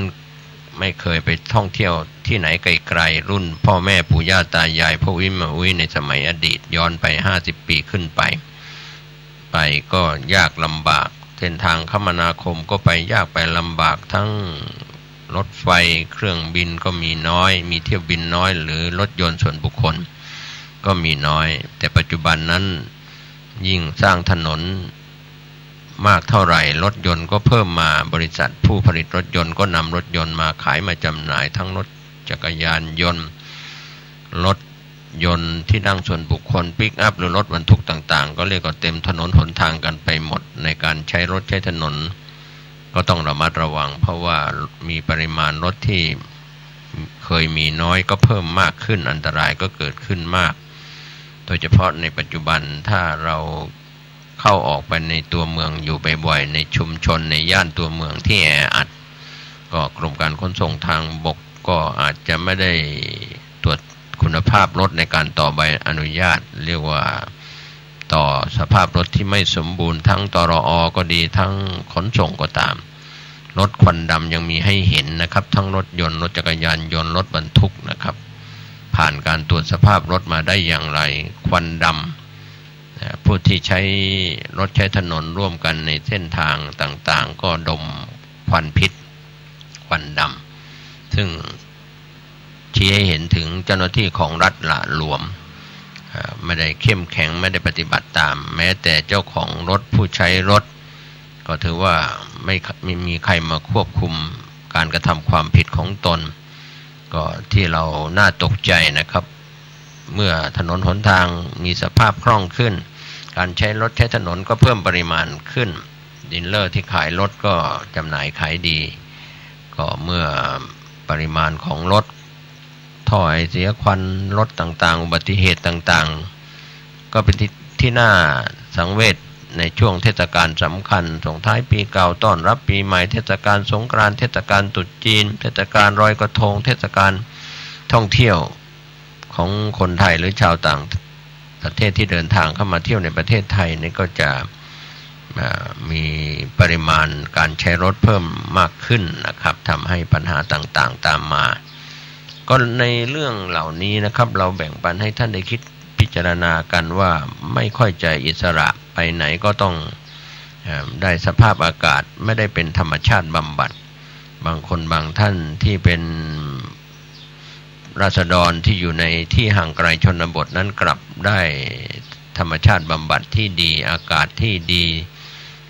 เรียกว่าสิ่งแวดล้อมที่ดีนะครับชุมชนที่อยู่ร่วมกันเรียกว่าหัวท้ายหมู่บ้านหัวท้ายตำบลหัวท้ายอำเภอหรือในภายในจังหวัดเดียวกันก็อาจจะรู้จักกันอย่างทั่วถึงแต่ปัจจุบันบ้านชิดติดกันเหมือนอย่างส่วนกลางกรุงเทพมหานครหรือต่างจังหวัดก็ตามที่อยู่คอนโดที่อยู่บ้านเช่าหรือบ้านจัดสรรในปัจจุบันก็รอบรั้วติดกันแต่ไม่รู้จักกันต่างคนต่างอยู่นี่แหละคือความที่ไม่อิสระจากความเป็นธรรมชาติเรียกว่าวิสาสาปรมายาติความคุ้นเคยเป็นญาติอย่างยิ่งนั้นก็ไม่เกิดขึ้นเมื่อมีอะไรก็กระทบกระทั่งกันหน่อยก็ทะเลาะเบาะแว้งขัดแย้งกันอย่างเช่นบ้านชิดติดกันก็จะมีอารมณ์ทะเลาะเบาะแว้งกันหรือคนที่อยู่ในหมู่บ้านเดียวกันมีงานลื่นเริงมีงานอะไรก็ไม่ได้รู้จักกันมาก่อนไม่ได้คุ้นเคยกันมาก่อนนี่แหละคือความด้อยในสังคมเป็นสังคมบริโภคที่ต่างคนต่างอยู่ต่างคนต่างไม่ได้ปฏิสัมพันธ์กันก็ทำให้เกิดสังคมที่เห็นแก่ตัวมากยิ่งขึ้นนี่แหละเราต้องการจะได้ธรรมะที่เป็นอิสระในการควบคุมทั้งร่างกายและจิตใจการฝึกพระกรรมฐานนั่งสมาธิเจริญพระกรรมฐานโดยเฉพาะสำนักวิปัสสนากรรมฐานปัจจุบันมีสำนักแต่ผู้ที่ยังไม่เห็นคุณค่าไม่ได้เห็นอานิสงส์ของการปฏิบัติวิปัสสนาก็เรียนจบจากการเรียนทำงานจบจากการทำงานเกษียณหมดวัยหมดอายุก็จิตใจและร่างกายก็เสื่อมโทรมลงไปนะครับถดถอยลงไปก็ไม่มีอะไรเป็นสาระเป็นแก่นสารเป็นโมฆะธรรมเราคิดว่าเรามีรายได้มีค่าตอบแทนมีบำเหน็จบำนาญ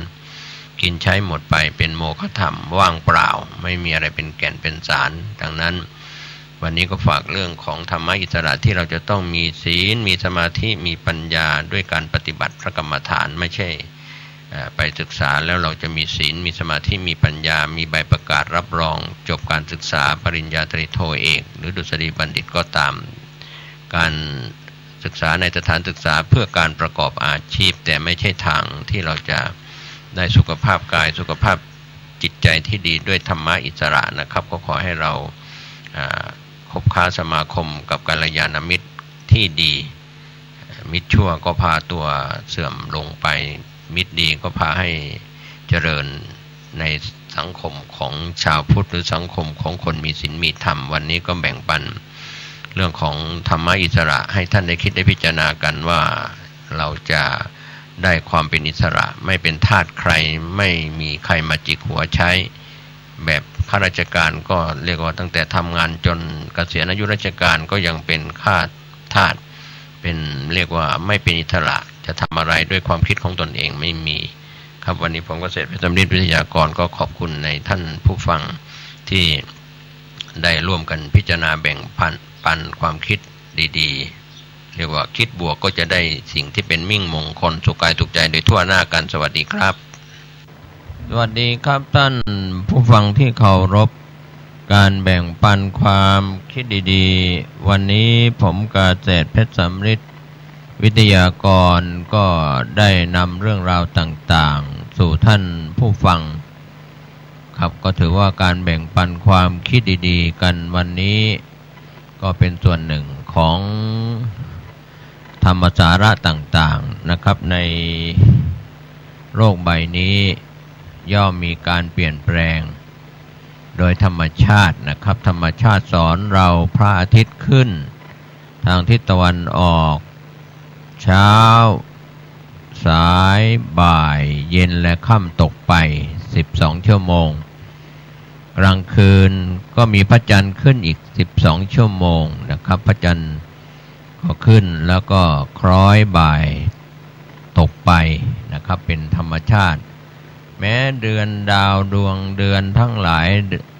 พระอาทิตย์พระจันทร์ต่างๆที่เราได้รับทราบกันนะครับว่าไม่มีอะไรเที่ยงแท้แน่นอนเปลี่ยนแปลงให้เราเห็นอยู่เสมอชีวิตทั้งคนและสัตว์ที่มีชีวิตนะครับเราจะมองเห็นคนเราถ้ากลับมาพิจารณากายอันกว้าง1 ศอกยาว1 วาหนา1 คืบนี้ก็คือสกลกายของเราก็จะเห็นความจริงที่ปรากฏนะครับตั้งแต่หัวจดเท้าผมที่เคยดำในสมัยเด็กแล้วก็หนุ่มสาวพอแก่ชราก็เริ่มจากการเปลี่ยนสีจากดำเป็นขาวแม้จะมีการปรับแต่งย้อมขาวให้เป็นดำก็อยู่ได้ไม่นานเหมือนธรรมชาติธงชาติและเพลงชาติไทยเป็นสัญลักษณ์ของความเป็นไทยเราจงร่วมใจยืนตรงเคารพธงชาติด้วยความภาคภูมิใจในเอกราชและความเสียสละของบรรพบุรุษไทยประเทศไทยรวมและเชื้อชาติไทยเป็นประชารัฐผ้าไทยของไทยทุกส่วนอยู่ดำรงคงไว้ได้ทั้งมวลด้วยไทยล้วนหมายรักษาพันธิตไทยนิรักสงบแต่ถึงรบไม่กล้าเอกราชจะไม่ให้ใครคุมขีสละเลือดทุกอย่างเป็นชาติทะเลพระดวงประเทศชาติไทยก็เวทีชัยชโย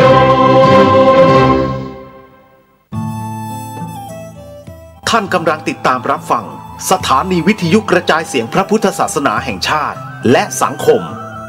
คลื่นเพื่อการศึกษาพระพุทธศาสนาและวัฒนธรรมระบบ FM 104.5 เมกะเฮิรตซ์รายการต่อไปเป็นรายการข่าวบ้านวัดราชการ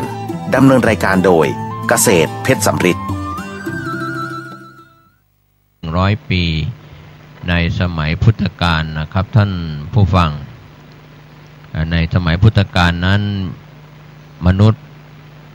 มีอายุ100 ปีเป็นอายุไข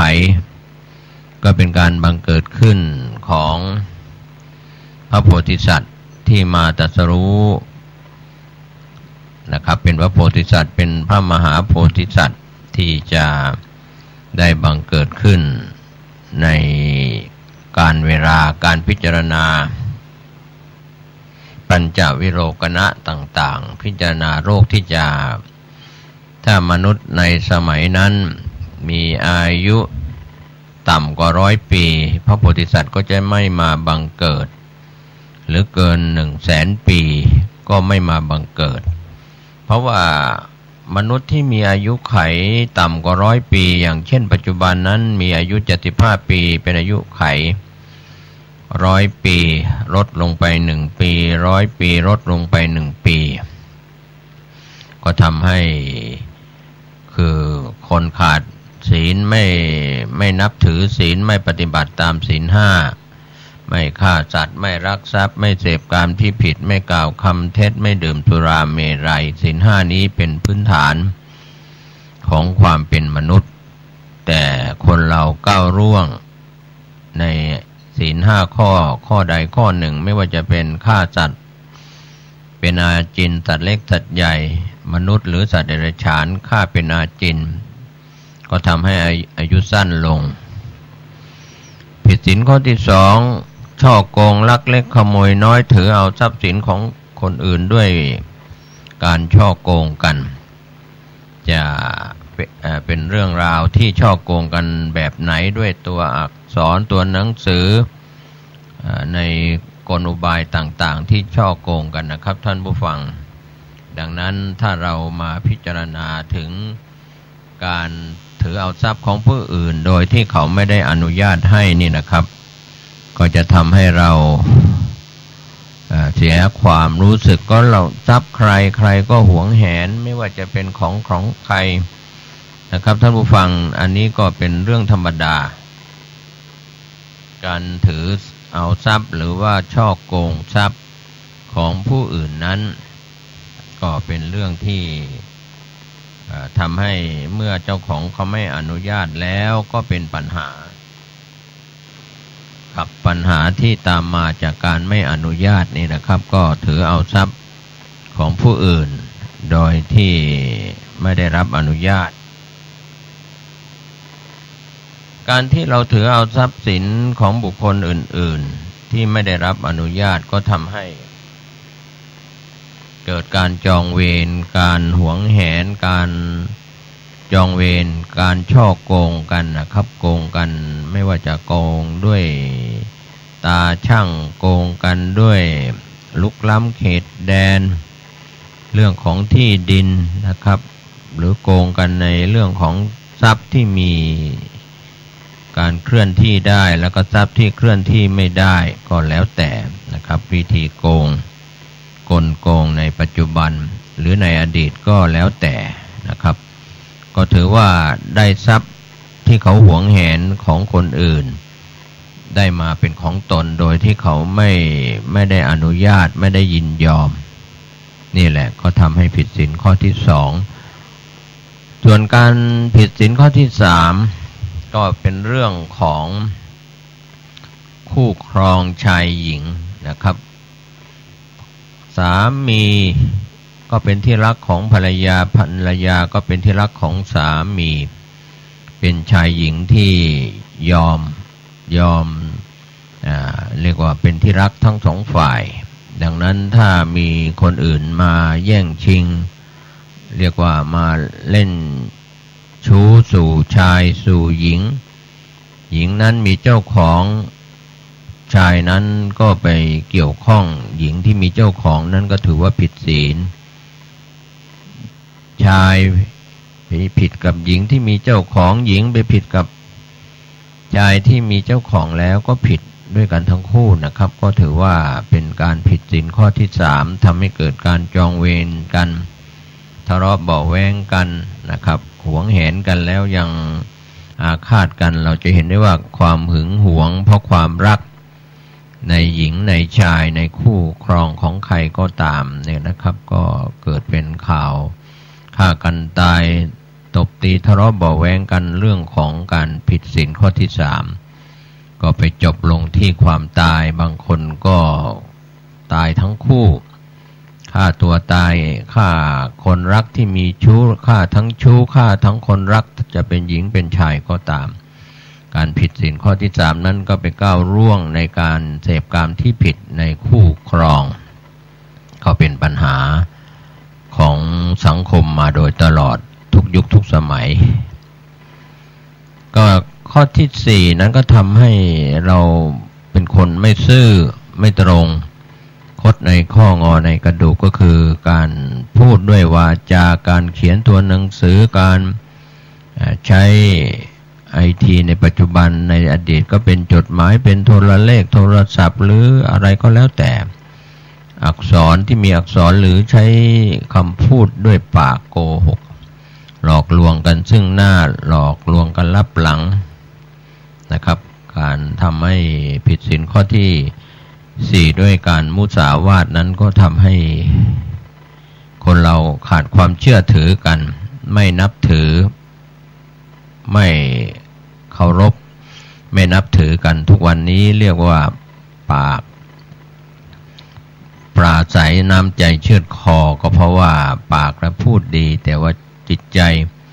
ก็คดในข้องอในกระดูกเรียกว่าเสแสร้งแกล้งพูดแกล้งเจรจาก็ทำให้เป็นปัญหาของการหลงเชื่อในยุคปัจจุบันนั้นสื่อออนไลน์ซื้อขายสินค้าออนไลน์โกหกกันหลอกลวงกันทางสินค้าออนไลน์ได้สินค้าไม่ตามที่ลูกค้าต้องการผู้จำหน่ายโกงไม่ซื่อสัตย์ตามสเปคตามสิ่งของที่ลูกค้าต้องการก็เป็นการโกงกันค้าขายกันหรือหลอกลวงกันทางอินเทอร์เน็ตหลอกลวงกันทางการค้าขายจะซึ่งหน้าก็ดีหรือทางออนไลน์ก็ตามในปัจจุบันในยุคอดีตก็มีวิธีใช้คำโกหกหลอกลวงกันในรูปแบบต่าง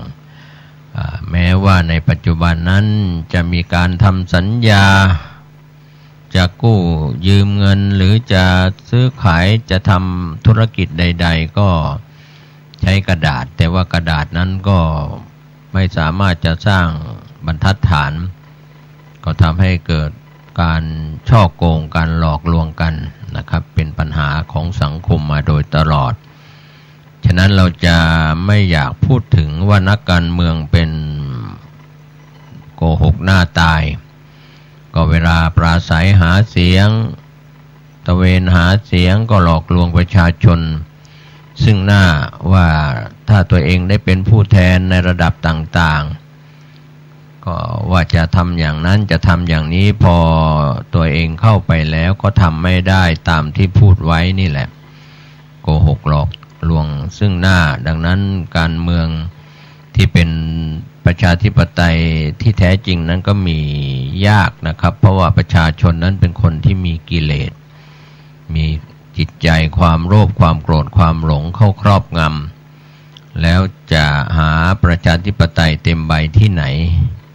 ก็ไม่พ้นในอธิปไตยที่พระพุทธเจ้าทรง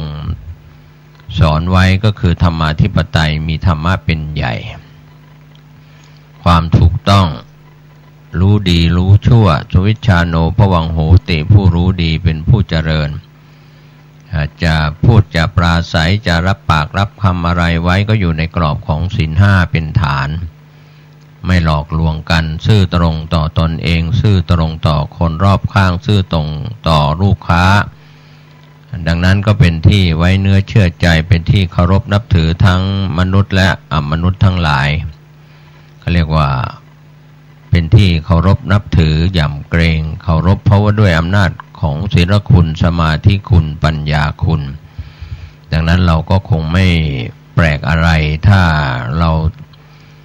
ามีศีลเป็นฐานอย่างมั่นคงนะครับหลายคนหลายท่าน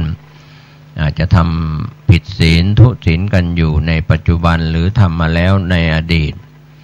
ก็แก้ไขได้ในปัจจุบันกลับเนื้อกลับตัวเรียกว่าสมาทานวิรัติกับผู้ทรงศีลให้ศีลสมาทานศีลขอศีลให้ศีลรับศีลมาปฏิบัติหลายคนหลายท่านก็ไม่ได้เข้า ใกล้กับผู้ทรงศีลก็มีเจตนาวิรัติตั้งใจงดเว้นเรียกว่าเจตนาวิรัติก็เป็นศีลตั้งใจไม่ฆ่าสัตว์ตั้งใจไม่ลักทรัพย์ตั้งใจไม่เสพกามที่ผิดตั้งใจไม่กล่าวคำเท็จแล้วข้อสุดท้ายเป็นศีลข้อที่5ไม่ดื่มเครื่องดื่มที่มีแอลกอฮอล์เครื่องดองของเมารวมไปถึงยาเสพติดในปัจจุบันด้วยยาไอยาอียาบ้าปิ่นกัญชาเฮโรอีนยาเสพติดทั้งหลายนะครับที่เป็นยาเสพติดก็ประมวลลงในศีลข้อที่5ซึ่งในศีลข้อที่5ดั้งเดิมที่เสพเครื่องดองของเมาก็มีเรื่องของสุราและก็เบียร์นะครับที่เราเห็นเป็นเครื่องดื่มที่ทำให้มึนเมาขาดสติจากยุคอดีตแต่ปัจจุบันนั้นเรียกว่ายาบ้าก็บ้าจริงๆเป็นกัญชาเฮโรอีนยาไอยาอีต่างๆที่เจ้าหน้าที่ฝ่ายบ้านเมืองกวาดล้างจับกุม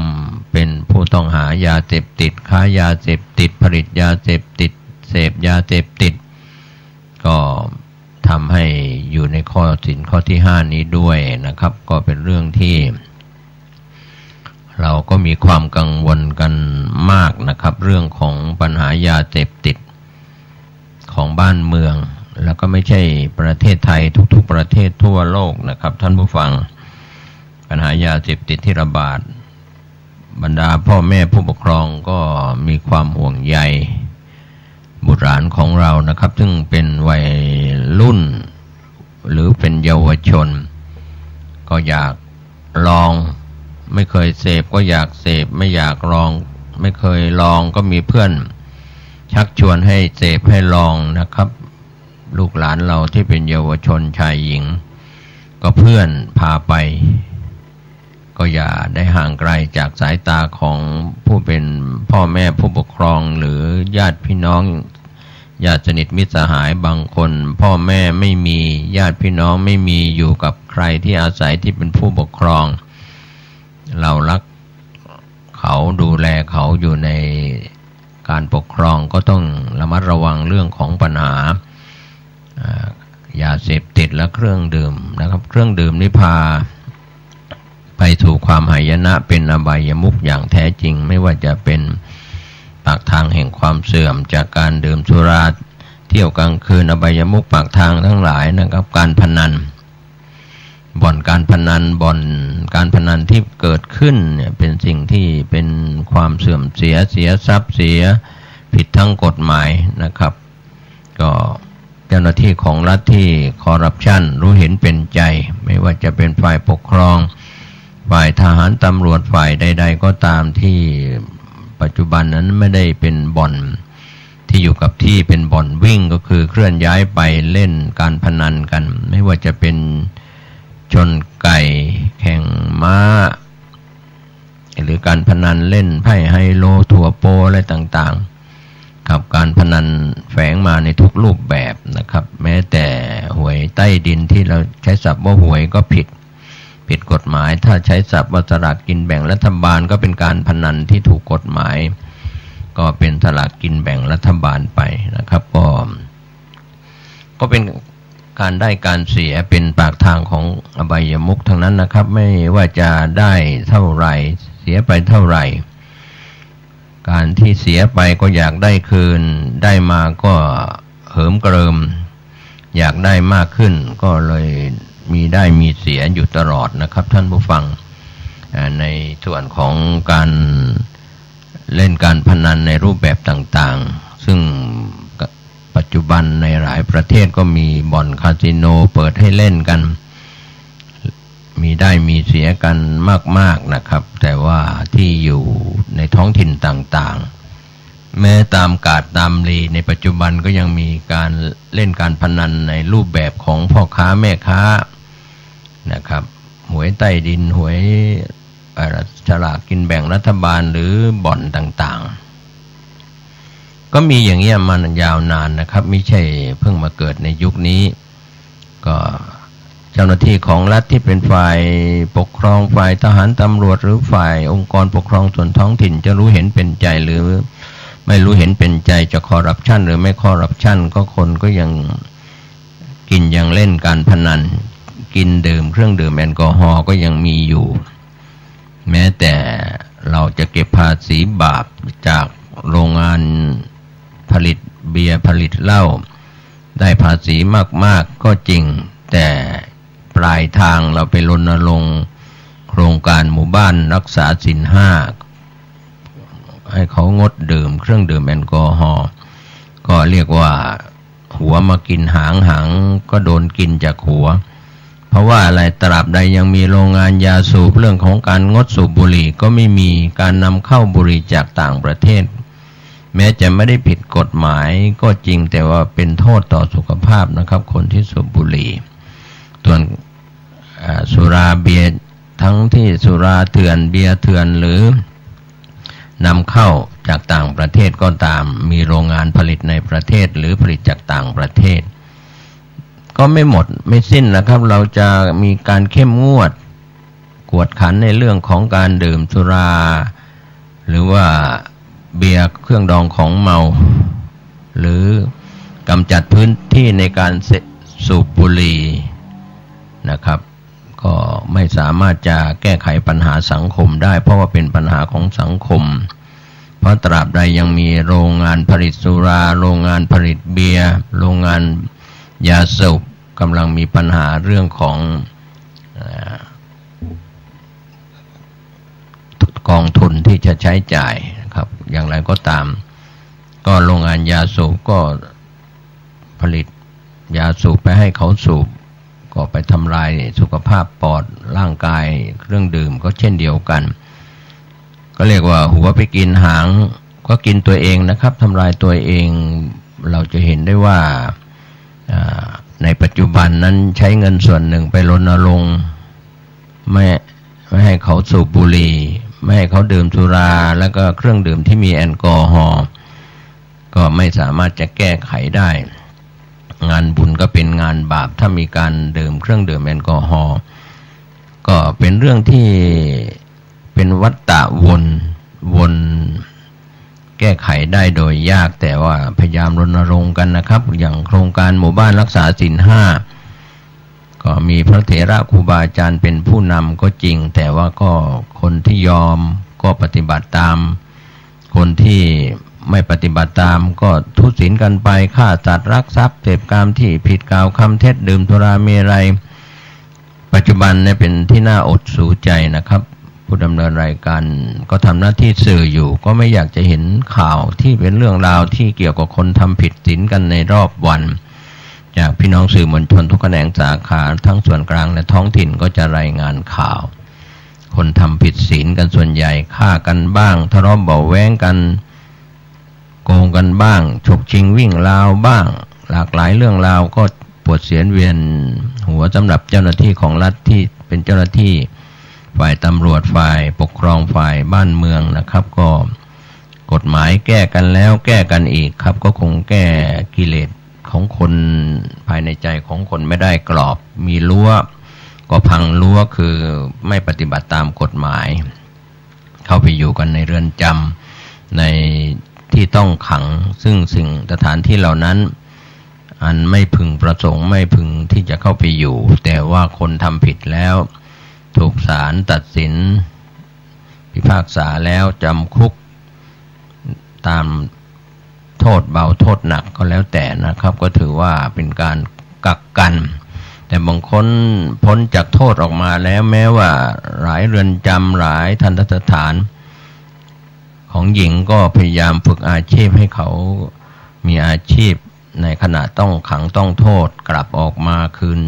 สู่สังคมแล้วก็จะได้เป็นคนดีนะครับมีงานมีการทำประกอบอาชีพไม่ต้องไปทำผิดศีลธรรมไม่ต้องไปทำผิดกฎหมายดังนั้นทุกคนทุกชาติทุกศาสนาเราจะเห็นได้ว่าก็มีพื้นฐานของกรอบก็คือกฎหมายบางประเทศก็เข้มงวดแก้ไขกฎหมายแล้วก็ให้ภาคประชาชนรณรงค์ประชาสัมพันธ์ให้ภาคประชาชนปฏิบัติตามกฎหมายซึ่งเป็นข้อบังคับมีโทษระหูโทษเบาโทษหนัก ก็แล้วแต่ที่ถูกตัดสินกันไปตามกบิลบ้านกบิลเมืองเหมือนในสมัยอดีตก็พระราชาเป็นใหญ่ก็ใช้การตัดสินจากศาลคือพระราชาหรือผู้ที่ดูแลช่วยพระราชาในสมัยระบอบสมบูรณาญาสิทธิราชย์แต่ในยุคปัจจุบันเราก็พยายามจะผลักดันกันให้เป็นประชาธิปไตยกันก็จะไปได้มากน้อยแค่ไหนทั่วโลกไม่ว่าจะเป็นประเทศมหาอำนาจก็ดีหรือประเทศกำลังพัฒนาที่พัฒนาแล้วหรือด้อยพัฒนาก็ตามเราก็ยังเห็นการเปลี่ยนแปลงของสังคมที่ยังคนที่ยังทำผิดในกรอบของความประพฤติกันอยู่นะครับสังคมศาสตร์เรียนกันไม่จบรัฐศาสตร์ก็เรียนกันไม่จบนิติศาสตร์ก็แก้ไขกันไปปฏิบัติตามกันก็ใครอยู่ในประเทศไหนจะปฏิเสธไม่ปฏิบัติตามกฎหมายที่เป็นบทบัญญัติตราออกมาเป็นมาตราเป็นกฎหมายบังคับใช้กับประชาชนทุกประเทศนะครับดังนั้นวันนี้แบ่งปันให้ท่านได้คิดได้พิจารณากันว่าการเปลี่ยนแปลงของสังคมนั้นถ้าเราไม่มีข้อวัดปฏิบัติ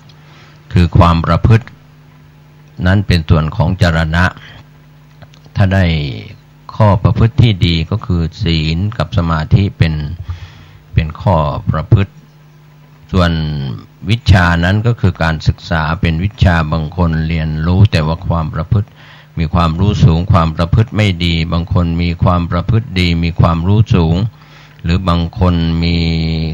การศึกษาต่ำมีความรู้ไม่ศึกษาไม่มากแต่มีความประพฤติดีก็แล้วแต่นะครับความรู้คู่กับคุณธรรมก็ต้องประกอบกันสวิชชาโนภวังโหติผู้รู้ดีเป็นผู้เจริญดังนั้นวันนี้ผมเกษตรเพชรสำริดวิทยากรก็แบ่งปันในเรื่องของ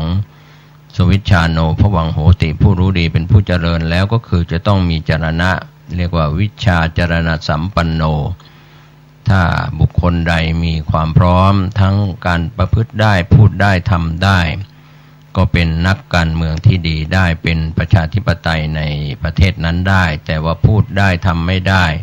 ก็หลอกลวงกันไปก็ไม่สามารถจะเป็นประชาธิปไตยเต็มใบก็ไปถูกเผด็จการครอบงำกันไปอย่างนี้เป็นต้นนะครับวันนี้ก็นำแบ่งปันเรื่องของวิชาจรณะสัมปันโนให้ท่านได้คิดได้พิจารณากันว่าคนเราจะต้องมีครบทั้งสามมีทั้ง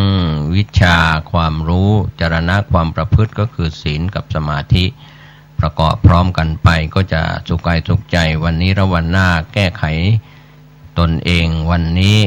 แก้ไขสังคมวันนี้จะมีอนาคตที่ดีทั้งตนเองและสังคมก็จะเรียกว่าสมานฉันท์ปรองดองอย่างแท้จริงสุขกายสุขใจโดยทั่วหน้ากันสวัสดีครับ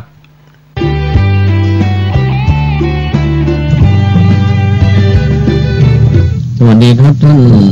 ผู้ฟังที่เคารพการแบ่งปันความคิดดีๆวันนี้ผมเกษตรเพชรสำริดก็จะนำเล่าสืบสารต่อเรื่องของ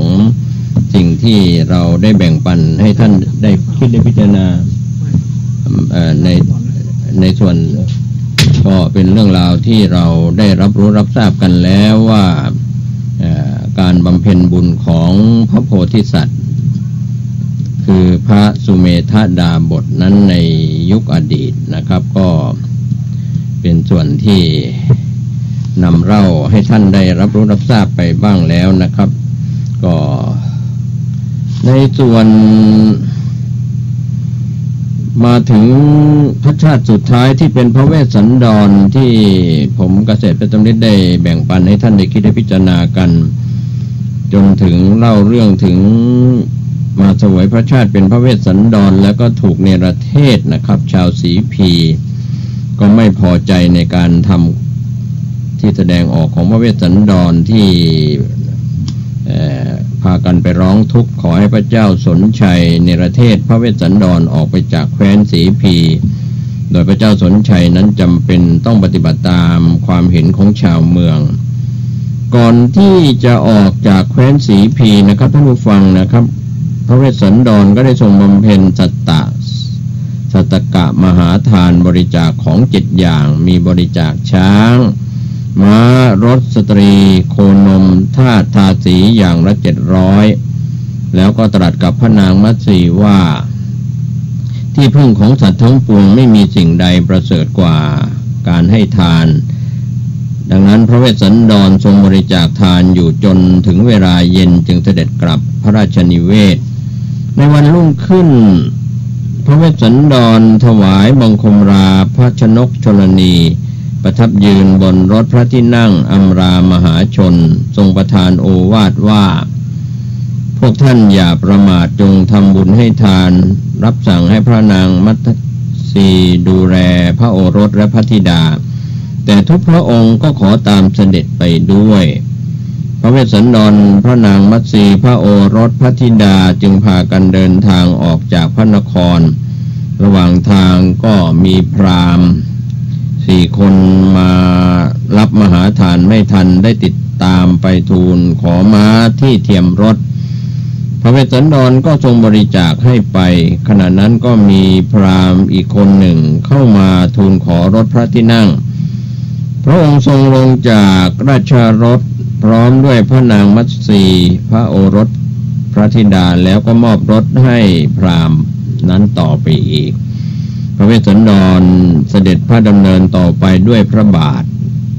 จึงทรงจูงพระโอรสส่วนพระนางมัตสีก็ทรงอุ้มพระธิดาพากันเดินทางต่อไปยังภูเขาวงกฏนะครับตามที่เราได้เคยฟังธรรมเทศนาตั้งธรรมหลวงพระเวสสันดรหรือว่าธรรมนี้ก็รับรู้รับทราบกันก็เรื่องนี้รู้ไปถึงท้าวสักกะพระอินทร์บนสวรรค์ชั้นดาวดึงส์ก็ทรงรับสั่งให้วิสุกรรมเทพบุตรเนรมิตบรรณศาลาขึ้น2 หลังพร้อมด้วยบริขารและเครื่องใช้สอยของทั้ง4 พระองค์เตรียมไว้ณเขาวงกฏพระเวสสันดรทรง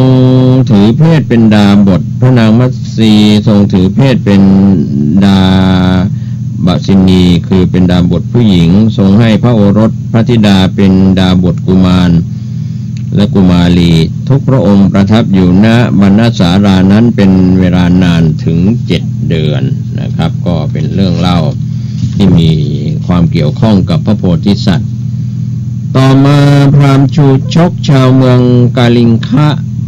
ทราบข่าวการบำเพ็ญทานของพระเวสสันดรแล้วก็เข้าไปทูลขอ2 กุมารเพื่อนำไปเป็นทาสนางอมิตตาภรรยาสาวของชูชกพระเวสสันดรโพธิสัตว์ทรงคิดว่าประเพณีของพระโพธิสัตว์ทั้งหลายท่านทรงบำเพ็ญบารมีและมหาบริจาค5สละทรัพย์สละอวัยวะสละชีวิตสละบุตรสละภรรยาเป็นทานแล้วเพื่อบรรลุพระสัมมาสัมโพธิญาณเราควรขวนขวายบำเพ็ญให้บริบูรณ์เพื่อจะเป็นประโยชน์เกื้อกูลแก่ชาวโลกทั้งมวลจึงตัดสินพระทัยประทาน2 กุมารให้แก่พราหมณ์ชูชกไปเมื่อพราหมณ์ชูชกได้รับพระราชทานแล้วก็พา2 กุมารเดินทางไปยังแคว้นกาลิงคะแต่เมื่อถึงทางแยกพราหมณ์ไม่รู้ทางจึงเดินหลงทางเข้าไปสู่แคว้นสีพีวันที่พราหมณ์ชูชกเดินทางถึงกรุงเชตุดรพระเจ้าสนชัยประทับอยู่บนปราสาททอดพระเนตรเห็น2 กุมารที่หน้าพระลานหลวงจำได้ว่าเป็นพระนัดดาหลานของตนจึงมีรับสั่งให้หาทรงทราบความแล้วพระราชทานทรัพย์ให้แก่พราหมณ์ชูชกเป็นค่าไถ่พระนัดดาทั้ง2พระเจ้าสนชัยทราบเรื่องราวจาก2 กุมารทรงสลดพระทัยรีบเสด็จไปยังเขาวงกฏเพื่อรับพระเวสสันดรและพระนางมัตสีกลับสู่แคว้นสีพีขณะที่6 พระองค์ได้พบกันทรงปีติอิ่มใจโสมนัสชื่นใจท่วมท้นทรงล้มสลบณบรรณศาลานั้นท้าวสักกะพระอินทร์จึงบันดาลให้ฝนโบกคลณีพัดตกลงมาผู้ใดประสงค์ให้เปียกก็เปียกดุจฝนตกลงบนใบบัวแล้ว ไหลไปทำให้ทุกพระองค์ทรงฟื้นจากสลบด้วยกำลังแห่งทานบารมีของพระโพธิสัตว์พระเวสสันดรทรงบำเพ็ญทานบารมีเป็นพระชาติสุดท้ายขั้นสิ้นพระชนก็ไปบังเกิดในสวรรค์ชั้นดุสิตทรงพระนามว่าเสตเกตเทพบุตรรอเวลาที่จะเสด็จลงมาบังเกิดในมนุษย์โลกเพื่อตรัสรู้เป็นพระสัมมาสัมพุทธเจ้าในขณะที่พระโพธิสัตว์สถิตอยู่ในภพดุสิตนั้นนะครับเหล่าเทวดาทราบว่าบัดนี้ก็ถึงเวลาที่พระองค์จะต้องไปบังเกิดยังโลกมนุษย์เพื่อตรัสรู้เป็นพระสัมมาสัมพุทธเจ้าท้าวมหาราชทั้งสี่พร้อมด้วยท้าวสักกะท้าวสุยามะท้าวสันดุสิตท้าวนิมมานรดีท้าวปรณิมมิตาวสวดีและท้าวมหาพรหมก็ได้พากันไปยังสำนักของเสตเกตเทพบุตรทูลเชิญว่าพระองค์บำเพ็ญบารมีมาแสนนานด้วยปรารถนาพระสัมมาสัมโพธิญาณสำเร็จเป็นพระสัพพัญญุตญาณประสงค์จะช่วยสัตว์โลกบัดนี้เป็นเวลาอันสมควรแล้วขอทูลเชิญให้ลงไปปฏิสนธิเกิดยังมนุษย์โลกเพื่อยังสัตว์โลกให้ข้ามพ้นจากกิเลสทั้งปวงเถิดพระโพธิสัตว์ยังไม่ได้รับคำเชิญของเทวดาในขณะนั้นเนื่องจากจะต้องพิจารณาถึงสิ่งสำคัญที่จะต้องตรวจสอบก่อน5ประการก็คือการเวลาอันสมควรหนึ่งสถานที่กำเนิดหนึ่งถิ่นกำเนิดหนึ่งตระกูลหนึ่งและพระมารดาผู้ให้กำเนิดหนึ่งเมื่อพระโพธิสัตว์พิจารณาแล้วเห็นว่าบัดนี้เป็นการเวลาอันสมควรที่จะเกิดในชมพูทวีปณกรุงกบิลพัสดุในตระกูลกษัตริย์พระนางมหามายาจะเป็นพระราชมารดาทรงพิจารณาพร้อมทั้ง5ประการแล้วจึงรับคำร้องขอของเทวดาทั้งหลายจุติตายจากสวรรค์ชั้นดุสิตลงมาปฏิสนธิในครันของพระนางมหามายาอัครมเหสีของพระเจ้าสุโธทนะณกรุงกบิลพัสในวันเพ็ญเดือน8ขณะที่พระโพธิสัตว์ปฏิสนธิถือกำเนิดแล้วในพระครรภ์ของพระชนนีโลกธาตุทั้งสิ้นสะเทือนเลื่อนลั่นแผ่นดินไหวพร้อมกันทันทีนับตั้งแต่ปฏิสนธิ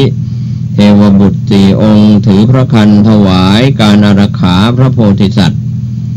และพระมารดาพระวรกายของพระมารดามิลำบากทอดพระเนตรเห็นพระโพธิสัตว์อยู่ภายในพระครรภ์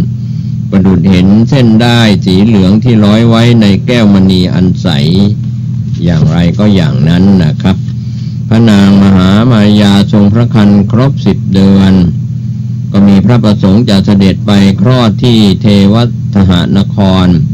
อันเป็นบ้านเกิดนะครับเป็นถิ่นกำเนิดก็เป็นประเพณีของชาวชมพูทวีป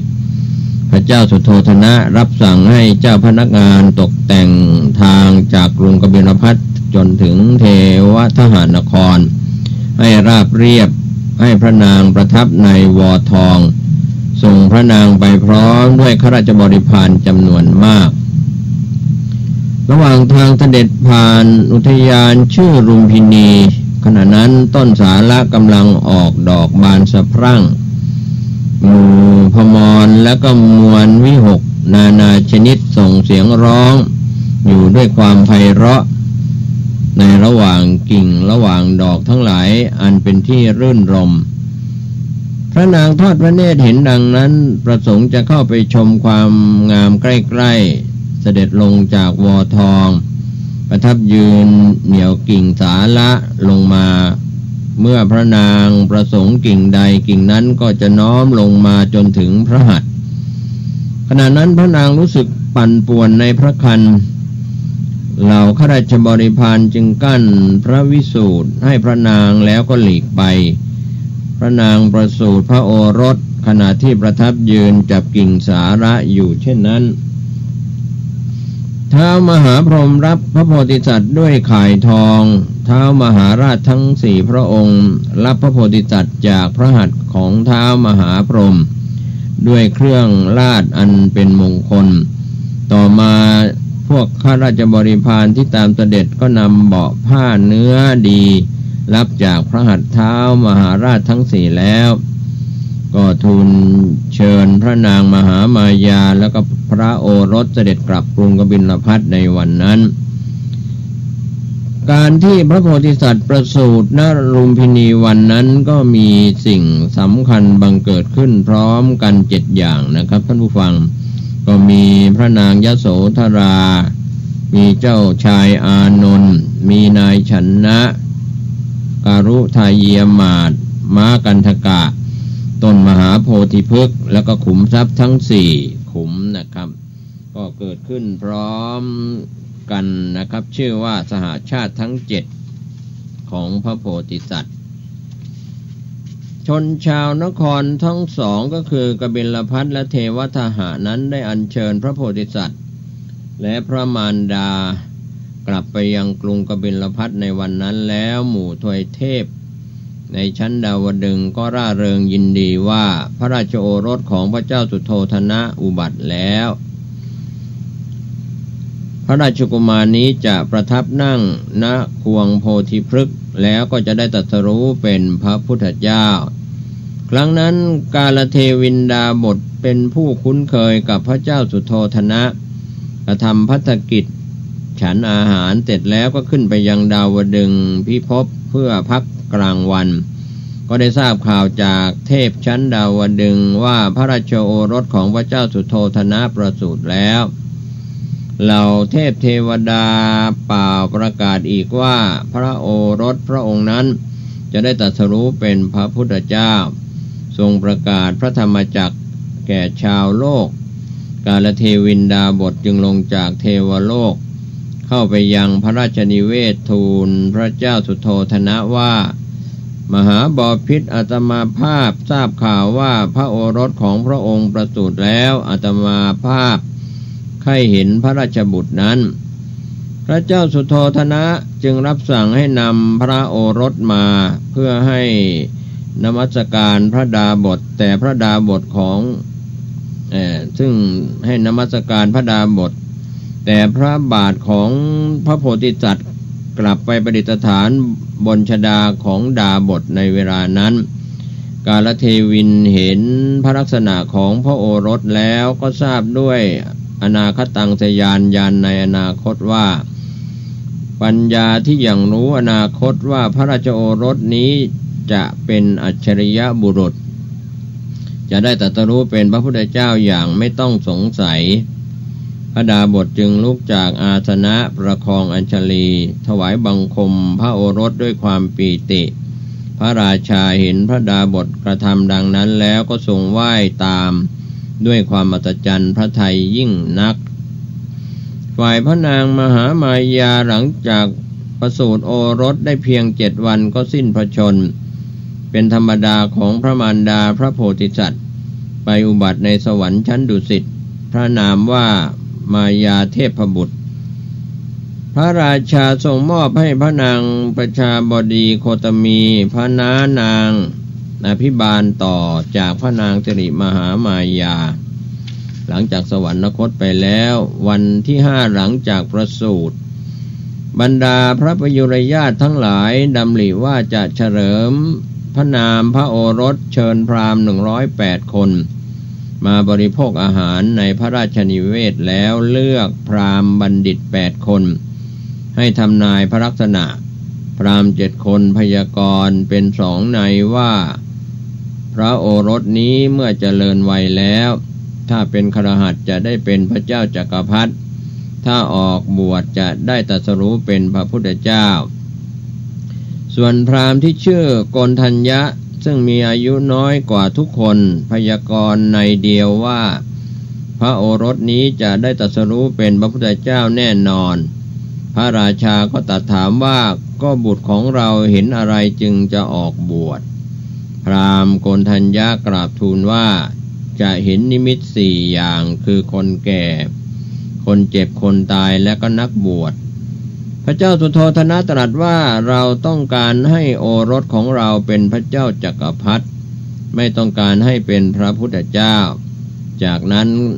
พร้อมกันขนานนามพระโอรสว่าสิทธัตถะแปลว่าสมประสงค์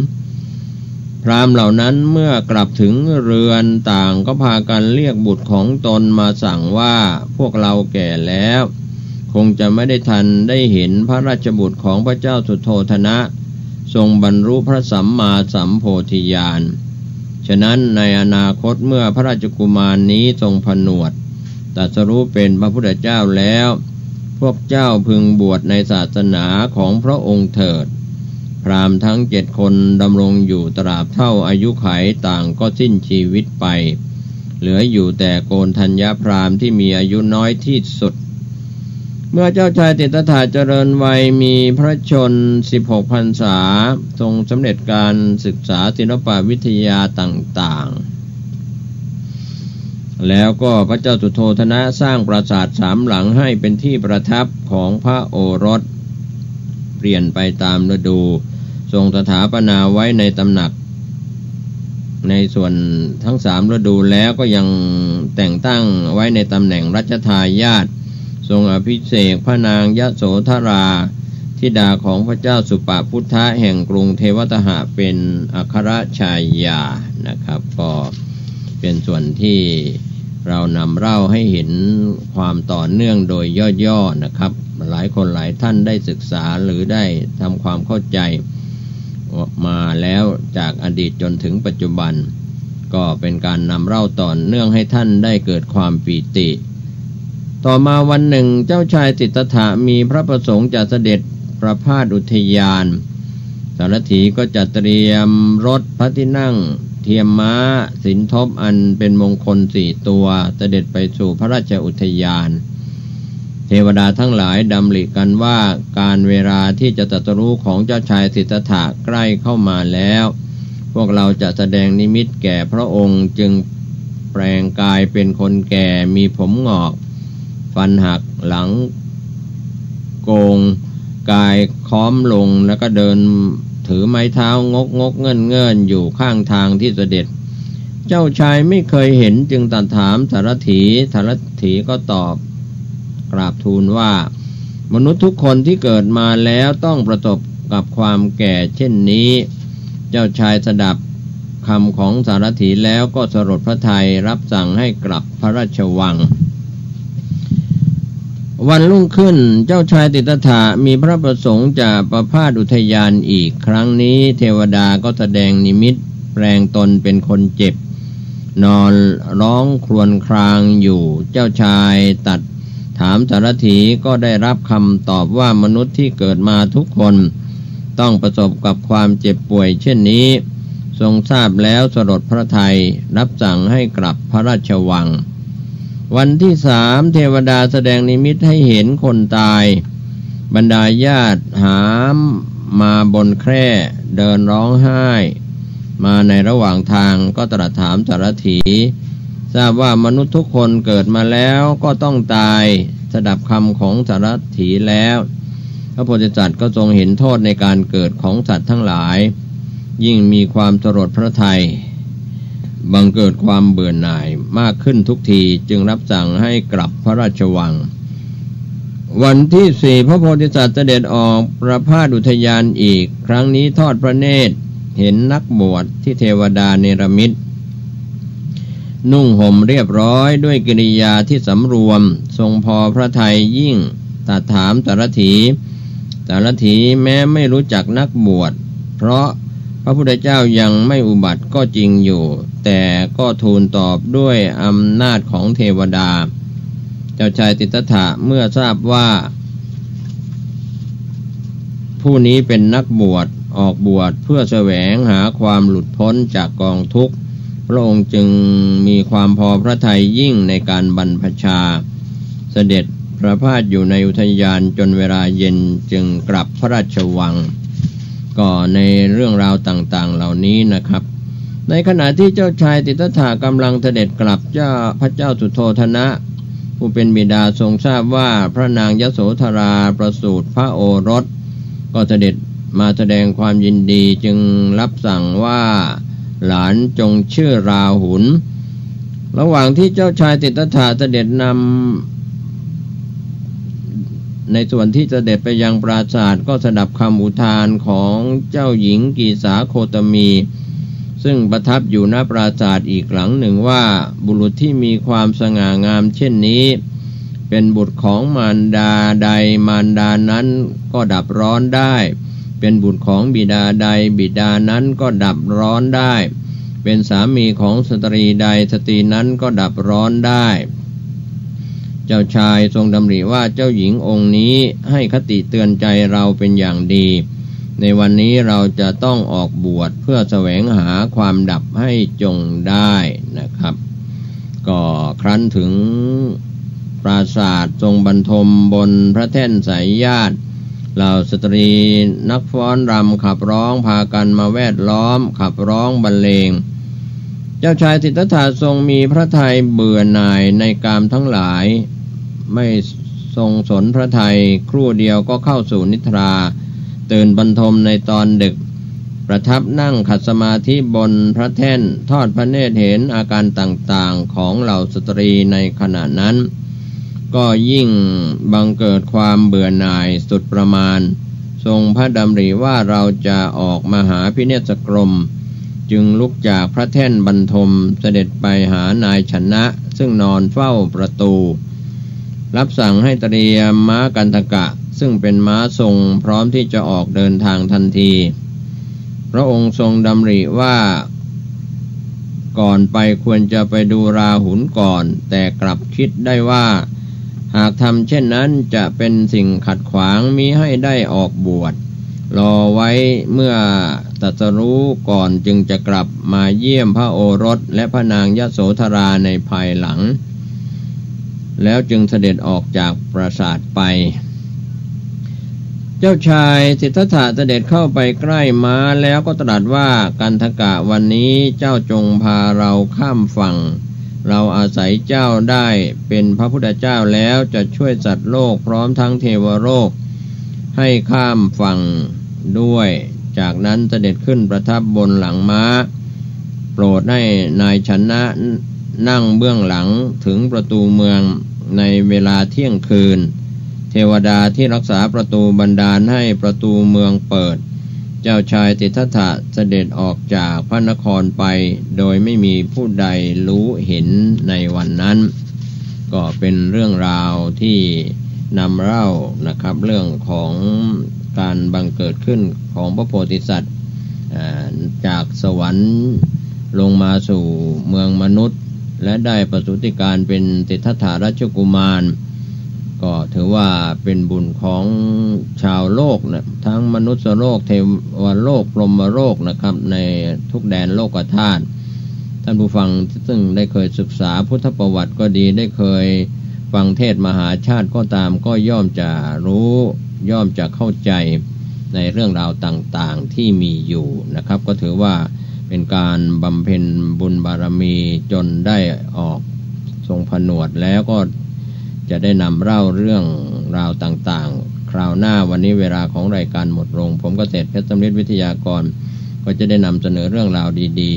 ๆต่อไปในคราวหน้าทุกคนทุกท่านจงได้บำเพ็ญเนกขัมมะบารมีสุขกายสุขใจพ้นทุกข์บรรลุมรรคผลนิพพานโดยทั่วหน้ากันสวัสดีครับสวัสดีครับท่านผู้ฟังที่เคารพการแบ่งปันความคิดดีๆวันนี้ผมกาเศรษฐ์เพชรสำริดผู้ดำเนินรายการก็นำเรื่องราวที่เกี่ยวข้องกับการเสวยพระชาติของพระพุทธเจ้าในการเป็นพระโพธิสัตว์ชาติสุดท้ายเป็นพระเวสสันดรแล้วก็เมื่อเกิดในยุค 2,500 กว่าปีที่แล้วมาก็เป็นการสำเร็จพระสัมมาสัมโพธิญาณที่ใต้ต้นศรีมหาโพธิ์หรือว่าต้นสลีนะครับที่ฝั่งแม่น้ำเนรัญชราปัจจุบันก็ยังมีหลักฐานก็คือพุทธคยาที่ประเทศอินเดียนะครับสถานที่ประสูติอยู่ในประเทศเนปาลปัจจุบัน สถานที่ตรัสรู้แสดงธรรมและก็สถานที่ปรินิพพาน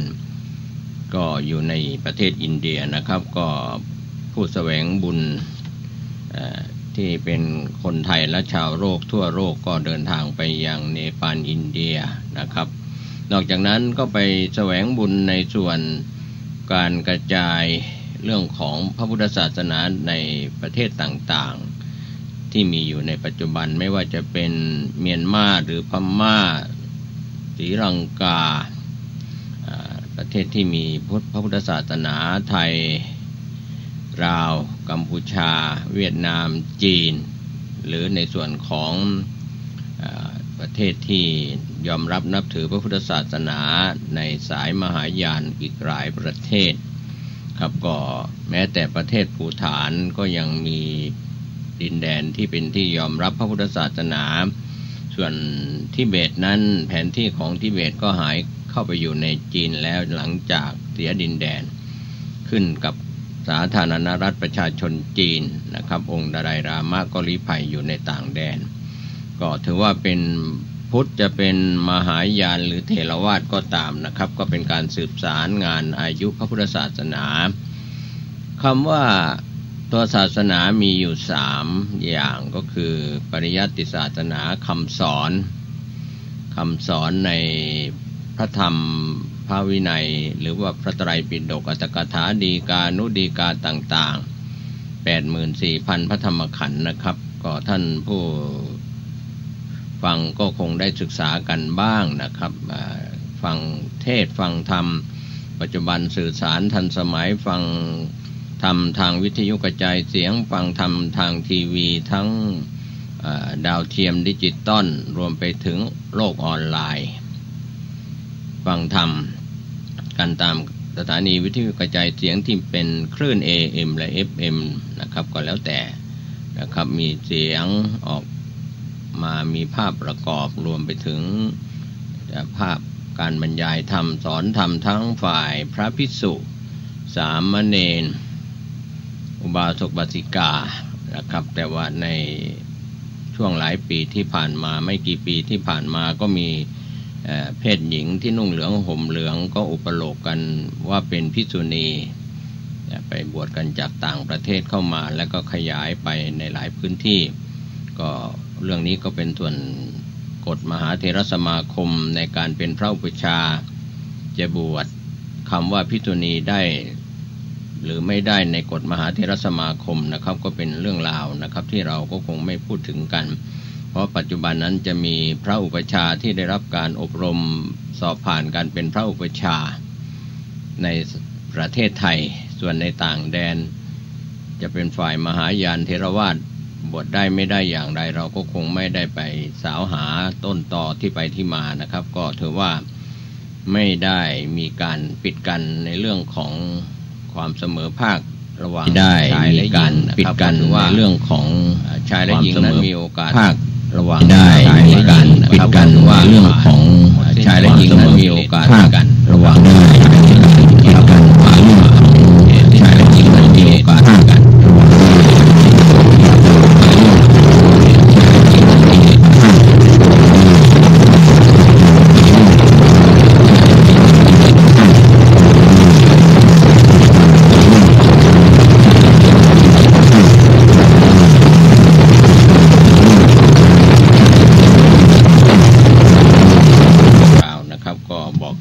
ท่านเห็นว่า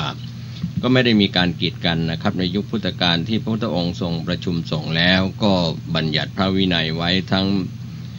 เป็นหลักฐานปรากฏอยู่ในวินัยปิฎกนะครับภิกขุวิภังภิกขุณีวิภังนะครับท่านไปศึกษากันดูไปทำความเข้าใจกันดูก็มีอรรถกถาฎีกานุฎีกาขยายเนื้อความกันออกมานะครับก็เราก็คงเดินสายกลางนะครับการสร้างบุญบารมีของเพศชายเพศหญิงเป็นเนกขัมมะบารมีก่อนหน้านี้ในส่วนที่ประเทศไทยเรามีภิกษุสามเณรแล้วก็มีอุบาสิกาที่เป็นแม่ชีถือนิจศีลเป็นอัฏฐังคือศีล8เป็นนิจศีลเป็นศีลประจำนะครับก็ยังมีอยู่สถาบันแม่ชีไทยครับก็ยังมีเพศหญิงได้เข้าสู่ร่มเงานุ่งขาวห่มขาว ถือศีล8ตลอดชีพตลอดชีวิตเป็นนิจศีลช่วงนี้ก็ขออนุญาตเท้าความเข้าเรื่องของเจ้าชายสิทธัตถะที่ทรงผนวดเสด็จออกจากเวียงวังกรุงกบิลพัสแล้วขณะนั้นก็เท้าความไปถึงวัสวัตตีมารมายืนขวางทางที่เสด็จแล้วก็กล่าวกับสิทธัตถะ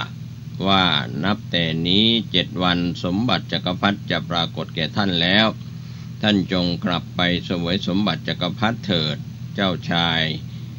สิทธัตถะราชกุมารก็ตรัสตอบมารว่าเราไม่ต้องการราชสมบัติเราจะเป็นพระพุทธเจ้านะครับท่านจงหลีกไปมารก็กล่าวว่านับแต่นี้เราจะคอยแสวงหาโอกาสทำลายความประสงค์ของท่านให้จงได้นี่แหละครับพระกับมารก็เป็นมารเป็นเทพอยู่ในสวรรค์นะครับมารไม่ใช่ธรรมดาเจ้าชายสิทธัตถะเสด็จผ่านมาถึงแม่น้ำสายหนึ่งตรัสถามนายชนะว่าแม่น้ำนี้ชื่ออะไรนายชนะก็ทูลว่าแม่น้ำนี้ชื่ออโนมาจึงกระตุ้นให้สัญญาณม้ากันทกะได้กระโดดข้ามแม่น้ำนี้แล้วเสด็จลงจากหลังม้าประทับยืนที่หาดทรายริมฝั่งแม่น้ำอโนมาโดยเจ้าชายสิทธัตถะก็ทรงดำริว่าผมของเราอย่างนี้ไม่ควรแก่เพศบรรพชิตจึงใช้พระขันตัดพระเมาลีก็คือมวยผมจนเหลือพระเกศายาวเพียง2 องคุลีพระมัสสุหนวดก็มีพอประมาณจากนั้นก็ทรงรวบพระเมาลีอธิษฐานว่าถ้าจะได้เป็นพระพุทธเจ้าขอให้ผมจงตั้งอยู่ในอากาศถ้าไม่สามารถตรัสรู้ได้ก็ขอให้ตกลงบนพื้นดินแล้วก็เหวี่ยงขึ้นไปพระเกศาผมนั้นก็ลอยขึ้นไปตั้งอยู่ในอากาศท้าวสกะเทวราชก็นำพระอบรัตนแก้วมารับนำไปประดิษฐานไว้ในพระเจดีย์ชื่อจุฬามณีณสวรรค์ภพดาวดึงส์พระโพธิสัตว์ทรงดำริอีกว่าอาภรณ์ที่สวมใส่อยู่นี้มีค่ามากไม่ควรแก่สมณเพศครั้งนั้นคติการพรหมซึ่งเป็นสหายของพระองค์ในสมัยพระกัสสปะสัมมาสัมพุทธเจ้าก็ได้นำบริขาร8มีจีวรมีสังฆาติมีสบงบาทมีดเข็มพร้อมด้วยได้รัดประคตนะครับแล้วก็กระบอกกรองน้ำมาถวายเจ้าชายสิทธัตถะทรงครองผ้าถือเพศเป็นบรรพชิตแล้วก็โยนภูษาส่งขึ้นไปในอากาศคติการพรหมรับไว้แล้วนำไปบรรจุในทุสเจดีย์บนพรหมโลกนะครับจากนั้นเจ้าชายสิทธัตถะตรัสสั่งให้นายชนะนำพระขันเครื่องประดับและม้ากันทกะกลับสู่กรุงกบิลพัสกันทกะซึ่งเป็นม้าได้ยินดังนั้นบังเกิดความอาลัยพอละสายตาจากพระโพธิสัตว์แล้วก็ล้มลงขาดใจตายทันทีไปบังเกิดในสวรรค์ชั้นดาวดึงส์มีนามชื่อว่ากันทกะเทพบุตรโดยนายชนะก็จำต้องเดินทางกลับกรุงกบิลพัสแต่เพียงลำพังนะครับเจ้าชายสิทธัตถะทรงยับยั้งอยู่ที่อนุปิยะอัมพวันริมฝั่งแม่น้ำอโนมานาทีนั้นเป็นเวลา7 วันแล้วนะครับท่านผู้ฟังด้วยความสุขอันเกิดจากการบรรพชาจากนั้นก็เสด็จดำเนินด้วยพระบาทสิ้นระยะทาง30 โยชน์นะครับเป็นระยะทางใช้เป็นโยชน์1 โยชน์16 กิโลเมตรนะครับก็คูณกันเข้าไปเดินทางเข้าสู่กรุงราชคฤห์แคว้นมคธแล้วก็เที่ยวบิณฑบาตไปตามลำดับเรือนชนชาวเมืองพากันตื่นเต้นเมื่อได้เห็นนักบวชรูปงามกำลังเดินบิณฑบาตไปตามถนนด้วยอากัปกิริยาที่สำรวมเหล่าราชบุรุษก็ได้นำความไปกราบทูลพระเจ้าพิมพิสารพระราชาประทับยืนอยู่บนปราสาท ทอดพระเนตรเห็นเจ้าชายสิทธัตถะด้วยความอัศจรรย์พระทัยยิ่งก็รับสั่งให้ราชบุรุษติดตามไปดูก็ตรัสว่าในขณะออกจากเมืองหากว่าเป็นเทวดาก็จะเหาะไปหากเป็นมนุษย์ก็จะหายตัวไปหากเป็นพญานาคก็จะดำดินไปหากเป็นมนุษย์ก็จะเที่ยวแสวงหาสถานที่เพื่อบริโภคอาหารฝ่ายเจ้าชายสิทธัตถะดำริว่าอาหารบิณฑบาตมีประมาณเท่านี้เพียงพอที่จะฉันเพื่อยังอัตภาพไม่เป็นไปได้แล้วจึงเสด็จออกจากพระนครไปประทับนั่งที่ร่มเงาของภูเขาชื่อปันทวะเพื่อเสวยภัตตาหารด้วยอาการที่สำรวมพระราชบุรุษที่ติดตามไปจนถึงเชิงเขาปันทวะนั้นเห็นพระโพธิสัตว์กำลังประทับนั่งเสวย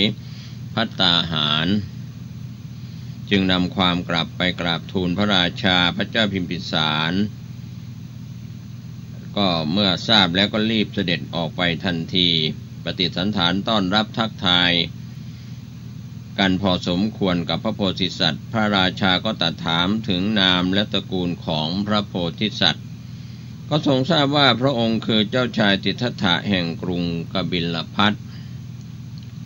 ก็มีพระทัยโสมนัสยินดีทรงเชื้อเชิญให้อยู่ครองราชสมบัติในกรุงราชคฤห์ร่วมกันแต่พระโพธิสัตว์ก็ตรัสว่ามหาบพิตรอาตมาภาพปรารถนาที่จะได้ตรัสรู้เป็นพระพุทธเจ้าแต่เพียงอย่างเดียวพระเจ้าพิมพิสารทรงอ้อนวอนด้วยประการต่างๆก็ไม่สำเร็จนะครับท่านผู้ฟังทรงเห็นพระโพธิสัตว์มีพระทัยมั่นคงเด็ดเดี่ยวเช่นนั้นแล้วจึงตรัสว่าหากพระองค์ได้ตรัสรู้เป็นพระพุทธเจ้าแล้วขอให้เสด็จมายังแว่นแคว้นของหม่อมฉันก็คือกรุงราชคฤห์นะครับท่านผู้ฟังเจ้าชายสิทธัตถะก็รับคำของพระราชาพิมพิสารแล้วเสด็จดำเนินต่อไปยังสำนักของอาราธดาบทการามโคตแล้วก็อุทกดาบทรามบุตรเรียนสมาบัติ8จนจบแล้วก็ทรงดำริว่าการปฏิบัติของทั้งสองดาบทนี้ก็ยังไม่ใช่ทางแห่งการหลุดพ้นจากกองทุกข์จึงเสด็จไปยังอุรุเวลาเสนานิคมริมฝั่งแม่น้ำเนรัญชราทรงบำเพ็ญเพียรด้วยอุบายวิธีต่างๆท้ายที่สุดก็ทรงทรมานตนเองด้วยการเสวยข้าวเพียงวันละเม็ดเดียวบ้างไม่เสวยติดต่อกันเป็นเวลาหลายวันบ้างจนพระวรกายสู้ผอมบางครั้งก็เป็นลมหมดสติลงไปบ้างนะครับเวลานั้นบุตรของพราหมณ์ที่ทำนายพระลักษณะ4คนก็มีโกณฑัญญะพราหมณ์รวมอีก1คนก็เป็น5คนเรียกว่าปัญจวัคคีย์หลังจากได้ทราบว่าเจ้าชายสิทธัตถะผนวดแล้วก็ได้บวชตามคำสั่งของบิดาซึ่งเคยเป็นพราหมณ์พยากรณ์สิทธัตถะราชกุมารไว้ในทรงพะเยาเที่ยวพิขาจารไปยังคามนิคมและเมืองต่างๆก็ได้มาพบพระโพธิสัตว์ที่อุรุเวลาเสนานิคมจึงพากันเข้าไปอยู่อุปถากดูแลพระโพธิสัตว์ด้วยความหวังว่าเมื่อพระโพธิสัตว์ตรัสรู้แล้วเราก็จะได้อยู่ในสำนักของพระพุทธเจ้าตามประสงค์ของพราหมณ์ผู้เป็นบิดาสั่งไว้เจ้าชายสิทธัตถะทรงบำเพ็ญทุกขกิริยาทรมานตนด้วยวิธีต่างๆใช้เวลาถึง6 ปีนะครับท่านผู้ฟังก็ยังไม่เห็นทางที่จะหลุดพ้นก็ทรงดำริว่าจะกลับเสวยพระกยาหารเช่นเดิมเพื่อให้ร่างกายนั้นมีกำลังคงจะมีปัญญาที่จะค้นหาความหลุดพ้นได้ตัดสินพระทัยแล้วก็เสด็จออก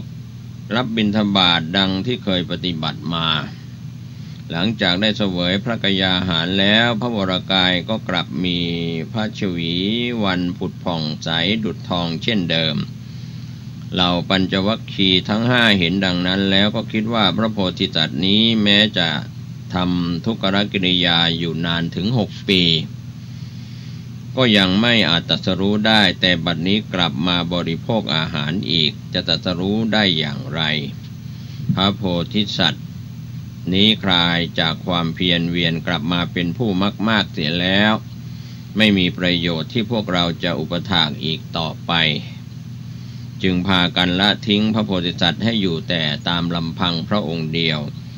ต่างถือเอาบริขารของตนเดินทางไปยังป่าอิสิปตนมฤคทายวันกรุงพาราณสีนะครับท่านผู้ฟังในคืนหนึ่งซึ่งเป็นคืนก่อนตรัสรู้พระโพธิสัตว์มีความฝัน5ประการเมื่อพิจารณาแล้วก็มั่นในพระทัยของพระองค์ว่าจะได้ตรัสรู้เป็นพระพุทธเจ้าแน่นอนครั้นเวลาใกล้รุ่งเสด็จมาประทับณโคนต้นไม้ต้นหนึ่งชื่อว่าต้นไทรชาปรานิโคตนะครับเพื่อรอเวลาบิณฑบาตก็มีเรื่องเล่าถึงนางสุชาดาธิดาของเสนานิกุดุมพีตำบลอุรุเวลาเสนานิคมในวัยรุ่นสาวนางได้มาอธิษฐานต่อเทวดาณต้นไทรริมฝั่งแม่น้ำเนรัญชราว่าหากข้าพเจ้าได้ไปสู่สกุลที่มีชาติเสมอกันแล้วหนึ่งได้บุตรคนแรกเป็นชายแล้วหนึ่งจะถวายข้าวปายาตแก่ท่านหมายถึงข้าวที่หุงด้วยนมสดในสมัยนั้นก็เวลาผ่านไปนางก็มีครอบครัวและได้บุตรชายคนแรกสมประสงค์แล้วทั้ง2ประการเมื่อได้โอกาสกลับมายังอุรุเวลาเสนานิคมนางจึงคิดจะกระทำพรีกรรมในวันเพ็ญเดือน6เช้าวันนั้นนะครับท่านผู้ฟังขณะที่นางกำลังหุงข้าวปายาตได้สั่งให้ทาสีออกไปทำความสะอาดบริเวณต้นไทรเพื่อจะกระทำพรีกรรมทาสีออกไปเห็นพระโพธิสัตว์ประทับนั่งอยู่ที่โคนต้นไทรนั้นแล้วมีรัศมีสว่างไสวจึงรีบกลับ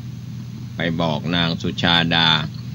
นางสุชาดาฟังแล้วก็คิดว่าวันนี้เทวดาคงลงมารับพรีกรรมของนางด้วยตนเองเป็นแน่ก็บังเกิดความปีติโสมนัสยิ่งนักรีบนำถาดทองบรรจุข้าวปายาตจนเต็มครอบด้วยถาดทองอีกใบหนึ่งใช้ผ้าขาวสะอาดคลุมยกถาดนั้นเทินไว้บนศีรษะมือถือคนโทน้ำรีบออกไปยังต้นไทรโดยเร็วนางเห็นพระโพธิสัตว์ประทับอยู่ก็ยิ่งเกิดความปีติอิ่มใจน้อมกายเข้าไปถวายถาดข้าวปายาตพร้อมทั้งคนโทน้ำก็กล่าวว่าขอท่านจงรับพรีกรรมที่นำมาถวายนี้เถิดความหวังของดิฉันสำเร็จแล้วฉันใดแม้ความหวังของท่านก็จงสำเร็จฉันนั้นนางสุชาดาถวายข้าวปายาตพร้อมทั้งถาดทองซึ่งมีราคาตั้งแสนแล้วก็หลีกไปนะครับก็คิดว่าเป็นเทวดาเห็นพระโพธิสัตว์หลังจากนั้นพระโพธิสัตว์ก็ลุกขึ้นจากที่ประทับนั่งกระทำประทักษิณต้นไทรแล้วก็ทรงถือถาดนั้นเสด็จไปยังฝั่งแม่น้ำเนรัญชราที่ท่าน้ำชื่อสุปฏิทิตะนะครับวางถาดลงเสด็จลงสงสนานเสร็จแล้วเสด็จ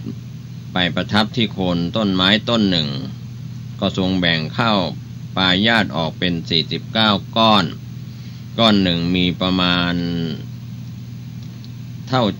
จาวตาลแล้วเสวยก็เข้าปายาตทั้งหมดนี้เป็นพระกยาหารมื้อสุดท้ายก่อนตรัสรู้ได้เป็นอาหารอยู่49วันสำหรับพระโพธิสัตว์ผู้ตรัสรู้เป็นพระพุทธเจ้าขณะที่ประทับอยู่ณสัตตมหาสถานแห่งละ7วันรวมแล้วก็49วันพระโพธิสัตว์เสวยข้าวปายาตเสร็จแล้วเสด็จไปณริมฝั่งแม่น้ำทรงอธิษฐานว่าถ้าเราจะได้เป็นพระพุทธเจ้าในวันนี้ถาดทองนี้จงลอยทวนกระแสน้ำขึ้นไปหากไม่ได้เป็นถาดนี้ก็จงลอยไปตามกระแสน้ำแล้วก็ทรงวางถาดทองลงบนกระแสน้ำของแม่น้ำเนรัญชราถาดนั้นก็ได้ลอยทวนกระแสน้ำขึ้นไปจนถึงวังน้ำวนแห่งหนึ่งแล้วก็จมลงสู่ท้องน้ำพระโพธิสัตว์เสด็จกลับมาประทับอยู่ ที่ป่าไม้สาระที่ริมฝั่งแม่น้ำเนรัญชราแล้วขณะนั้นสาระกำลัง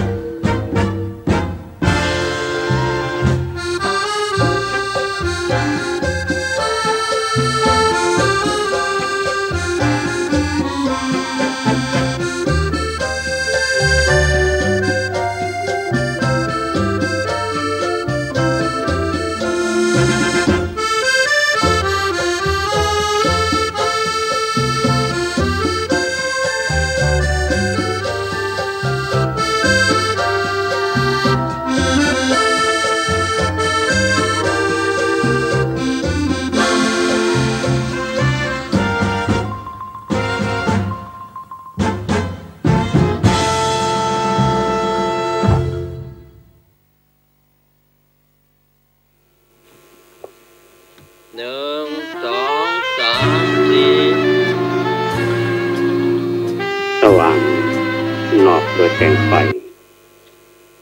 สว่างนายด้วยแสงธรรมเจริญสุขท่านผู้ฟังทุกท่าน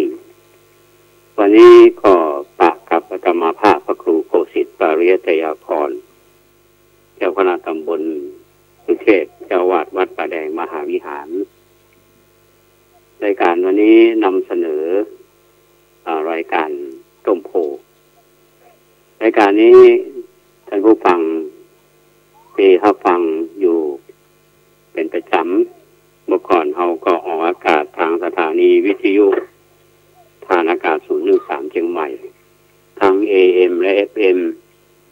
ต่อมาก็ออกอากาศทางสถานีวิทยุ 92.25 วิทยุสาธารณะวัดพระแดงมหาวิหารช่วงนี้อยู่ในช่วงที่กำลังดูแลเรื่องของด้านเทคนิคอยู่ก็ยังไม่ได้ออกอากาศก็ได้รับความร่วมมือเป็นเมตตาจิตจากสถานีวิทยุ 104.550 เมกะเฮิรตซ์สถานีของวัดป่าหิน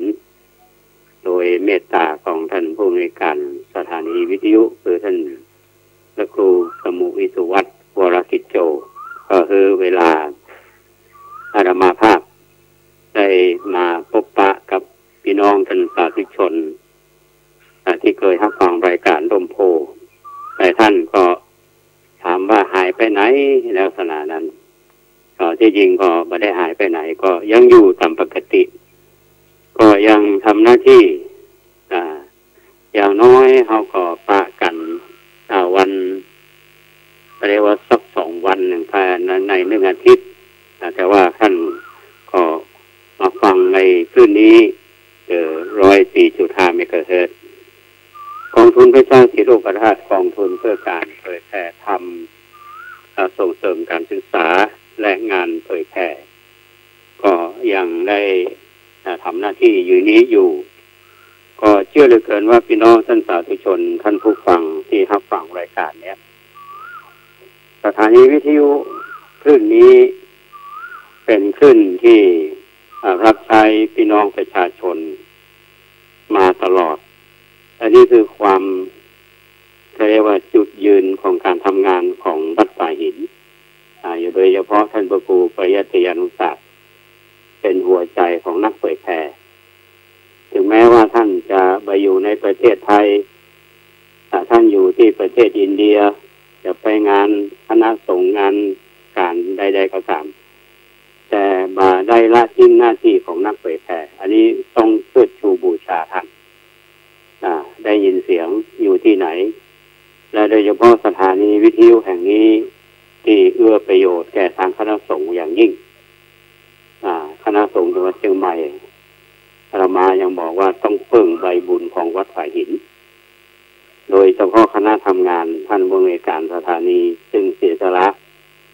เอาเวลาทำงานเป็นเรียกว่าผู้อยู่เบื้องหลังพร้อมกับทีมงานเพราะฉะนั้นอาตมาภาพก็อนุโมทนาบุญกับคณะทำงานที่มีความเสียสละและก็ชื่นชมกับเมตตาธรรมของพระผู้ใหญ่ที่ท่านเฝ้ามองด้วยความชื่นชมเป็นเพื่อนกำลังใจมาตลอดก็ถือว่าหมู่เฮาท่านทั้งหลายนี่ก็รับใช้งานพระศาสนาแล้วก็ทำงานในหน้าที่ถึงแม้ว่าจะเป็นพระสังฆาธิการจะมีงานปกครองจะมีงานด้านสาธารณูปการด้านสาธารณสงเคราะห์หรืองานด้านอื่นๆแต่งานเผยแผ่นี่ก็ยังทำอยู่ที่เป็นหน้าที่เพราะฉะนั้นวันนี้อาตมาภาพก็ไม่ทำหน้าที่ฐานะนักเผยแผ่ก็ต้องขออนุโมทนาคุณเกษตรเพชรสำริดที่ประสานงานคือรายการนี้ได้มาออกทำวันหนึ่งก็ย้อนหลังไปเมื่อวันเสาร์อาทิตย์ที่แล้วเนี่ยท่านผู้ฟังก็คงจำได้สมานำเรื่องของบัณฑิตสามเณรมาเล่าสู่ท่านทั้งหลายฟังซึ่งวันนั้นมีข่าวสามเณรอายุ11 ขวบเนี่ยสอบได้ปรริญญาธรรม3 ประโยคก็เป็นที่น่าชื่นชมกันทีนี้เราจะมองหันว่าในเรื่องที่จะมานำเสนอเนี่ยมันมีมุมมองมีกรณีศึกษาแล้วเราจะหันได้ว่าภาพตัวละครโดยเฉพาะในเรื่องเนี้ยมันมองได้หลายเรื่องซึ่งมองเรื่องของในแง่ของคำสอนในทางพระพุทธศาสนาโดยการเอาทำกรรมมาอย่างไว้แล้วก็ส่งผลโดยเฉพาะอย่างยิ่งคนที่อาจจะน้อยเนื้อต่ำใจในยุคสังคมปัจจุบันเนี่ยที่บอกว่าโอ้เป็นมีศีลมีทานเฮาบ่ได้ศีลได้ทานเพราะเฮามันสุขลักษณะนั้นบ่มีเบี้ยมีเงินก็เลยบ่ได้ทำบุญจริงๆแล้วเฮาท่านทั้งหลายเนี่ยเป็นผู้ที่เกิดมามีบุญแล้วก็มีบุญให้เราได้สร้างได้ทำอยู่ตลอดเวลาถ้าเราไปมองว่าการทำบุญนี่จะต้องใจวัตถุอย่างเดียวเนี่ยอาจจะเข้าใจว่าถูกต้อง 100% ถ้ามองย้อนไปว่าการให้ทานก็ดีรักษาศีลก็ดีการเจริญภาวนาก็ดีเป็นวิธีการทำบุญในทางพระพุทธศาสนาเมื่อวานนี้อาตมาก็เล่าให้โยมที่มาทำบุญที่วัดเนี่ยฟังเหมือนที่อาตมาเคยอู้ในรายการเนี้ยที่ท่านสุปาพุทธกุฏิเนี่ยซึ่งเป็นบุรุษโลกเลื้อนฟังธรรมจากพระพุทธเจ้าได้เป็นพระโสดาบันดีใจอยากจะกราบทูลพระพุทธเจ้าแต่คนหลาย ายเข้าไปบ่ได้ก็เป็นขี้เพื่อนพอได้โอกาสก็จะกราบทูลว่าตัวเองฟังธรรมเนี่ยได้เป็นพระโสดาบันพญาอินทร์ฮูมาทดลองขอให้สุปาพุทธะเนี่ยได้บอกเรียกว่าคืนจริงถึงพระรัตนตรัยแล้วบอกว่าพระพุทธเจ้าเนี่ยเราใจจริงนับถือของเขาพระธรรมของเราใจที่เขาจะนับถือพระสงฆ์มานับถือจ้างเงินเอาเงินคุณจะเอาเงินเท่าใดถ้าคุณประกาศว่าพระพุทธเจ้าบอกเป็นที่เปิงพระธรรมบอกเป็นที่เปิงพระสงฆ์บอกเป็นที่เปิงสุปาพุทธะนี่มายอมถามว่าท่านเป็นไผท่านเป็นอันธพาลเนี่ยที่มาอู้อย่าเอียนะทำไมอู้กับเขาจะนี้สุปาพุทธะก็บอกว่าเอาบาดาปัญญาอินก็บอกคุณเนี่ยเป็นคนตุกนะเป็นคนคัดสนเป็นคนเหมือนมีเงินสุปาพุทธะบอกว่าผมเนี่ยมาได้คัดสนเนอะบอกมีเงินมีทองเขาเป็นคนรวยเพราะมีอริยทรัพย์เพราะฉะนั้นคนมีทรัพย์อริยทรัพย์7เนี่ยถือว่าเป็นผู้ที่มีบคัดสนเป็นผู้ที่รวยแล้วก็มีความสุขจะหาได้ว่าสุปาพุทธะเนี่ยเป็นคนที่เป็นเรียกว่าเป็นพระอริยบุคคลนะและยืดเชิดชูบูชาในเรื่องของทรัพย์ไม่ใช่ว่าทรัพย์ภายนอกแต่ถ้าเรามองกันว่าณวันนี้เขามีเงินมีทองเขามีทรัพย์สมบัติสดิ่งฐานมีสมบัติพัสถานมากมายนั่นคือสิ่งที่เขารวยแต่หากเขาอาจจะบ่มีบุญอาจจะบ่ได้ทำในส่วนเรื่องของการสร้างอริยทรัพย์เนี่ยเพราะฉะนั้นทรัพย์ที่ว่ามีแล้วนี่รวยบ่ขัดสนบ่จนก็คือทรัพย์7อย่างคือศรัทธาทนังทรัพย์คือศรัทธาศีลทนังทรัพย์คือศีลหิริทนังเนี่ยทรัพย์คือหิริโอตตัปปะทนังทรัพย์คือโอตตัปปะสุทธาทนังทรัพย์คือสุตตะจาคะทนังทรัพย์คือจาคะปัญญาทนังทรัพย์คือปัญญาทั้งหมดเนี่ยท่านผู้ฟังถ้าใครมีคือเป็นทรัพย์อันประเสริฐถ้าเรามองย้อนไปอย่างเฮาหันในสังคมปัจจุบันเนี้ยเอาหันว่าบางคนนี่เพิ่นเป็นตำแหน่งก็เป็นคุณหญิงเนาะเป็นคนนั้นคนนี้เป็นอย่างไรเพิ่นทำบุญเพราะเพิ่นมองว่าชีวิตของเพิ่นที่ผ่านมาเนี่ยก็ได้มีทรัพย์สมบัติภายนอกเยอะแยะแต่เพิ่นก็พยายามทรัพย์ภายในเพื่อที่จะฝังทรัพย์ไปในทางพระพุทธศาสนามีศรัทธาในพระพุทธศาสนาศรัทธาในพระรัตนตรัยเนี่ยอย่างในกรณีของสุปาพุทธิกะเนี่ยธรรมาอูเนี่ยมีศรัทธายึดมั่นในพระรัตนตรัยศีลทนังทรัพย์คือศีลเนี่ยศีลเนี่ยมาได้ลงทุนด้วยเงินด้วยทองใดๆทั้งสิ้นรักษาศีลนี่แทนระดับหนึ่งนี่ทนังคือความละอายโอตตัปปะความเกรงกลัวในการที่จะสร้างบาปสร้างอย่างอันนี้บอกเกี่ยวกลัวกับเรื่องของสิ่งบดีแล้วก็มีโอกาสสร้างฟังสิ่งที่เป็นประโยชน์นี่ก็เป็นทรัพย์และจาคะทนังในการจาคะการเสียสละในที่นี้หมายถึงการเสียสละสิ่งที่บดีอยู่ในตัวเฮาเนี่ยไปอันนี้ก็ถือว่าเป็นทรัพย์ยิ่งเป็นปัญญาทนังปัญญาคือทรัพย์เนี่ยยิ่งสำคัญเพราะฉะนั้นที่สมาธินำเรื่องของสุปาพุทธิกะมารีวายทำครั้งหนึ่งเพื่อจะให้ท่านผู้ฟังได้เห็นว่าทรัพย์ภายนอกก็มีประโยชน์ทางสิ่งที่เป็นในโลกปัจจุบันเป็นภาพเท่าหันกันสิ่งเหล่านี้ปัจจุบันยังยืนแต่อริยทรัพย์เนี่ยเป็นทรัพย์ที่มั่นคงใครมีแล้วรวยใครมีแล้วบคัดสนเหมือนสุปาพุทธะที่กล่าวกับพญาอินทร์เพิ่นมาได้จนเพิ่นรวยพระพุทธเจ้าทรงยกย่องเพราะฉะนั้นญาติโยมท่านสาธุชนท่านผู้ฟังทุกท่านหลายท่านเนี่ยอาจจะบ่มีทรัพย์ภายนอกหนักหนาตาฟันแต่ท่านมีทรัพย์ภายในมีความยึดมั่นในพระรัตนตรัยอย่างมั่นคง อย่างเฮาหมู่เฮาท่านทั้งหลายบางทีเฮาบอกว่าเฮาถึงพระรัตนตรัยแต่มีอารมณ์ที่หวั่นไหวอารมณ์ที่มากระทบทั้งที่เป็นอิทธารมมานิธารมบางทีบ่เปิงใจไผเฮาก็อารมณ์กับกวัดแกว่งมันนิ่งก็มั่นคง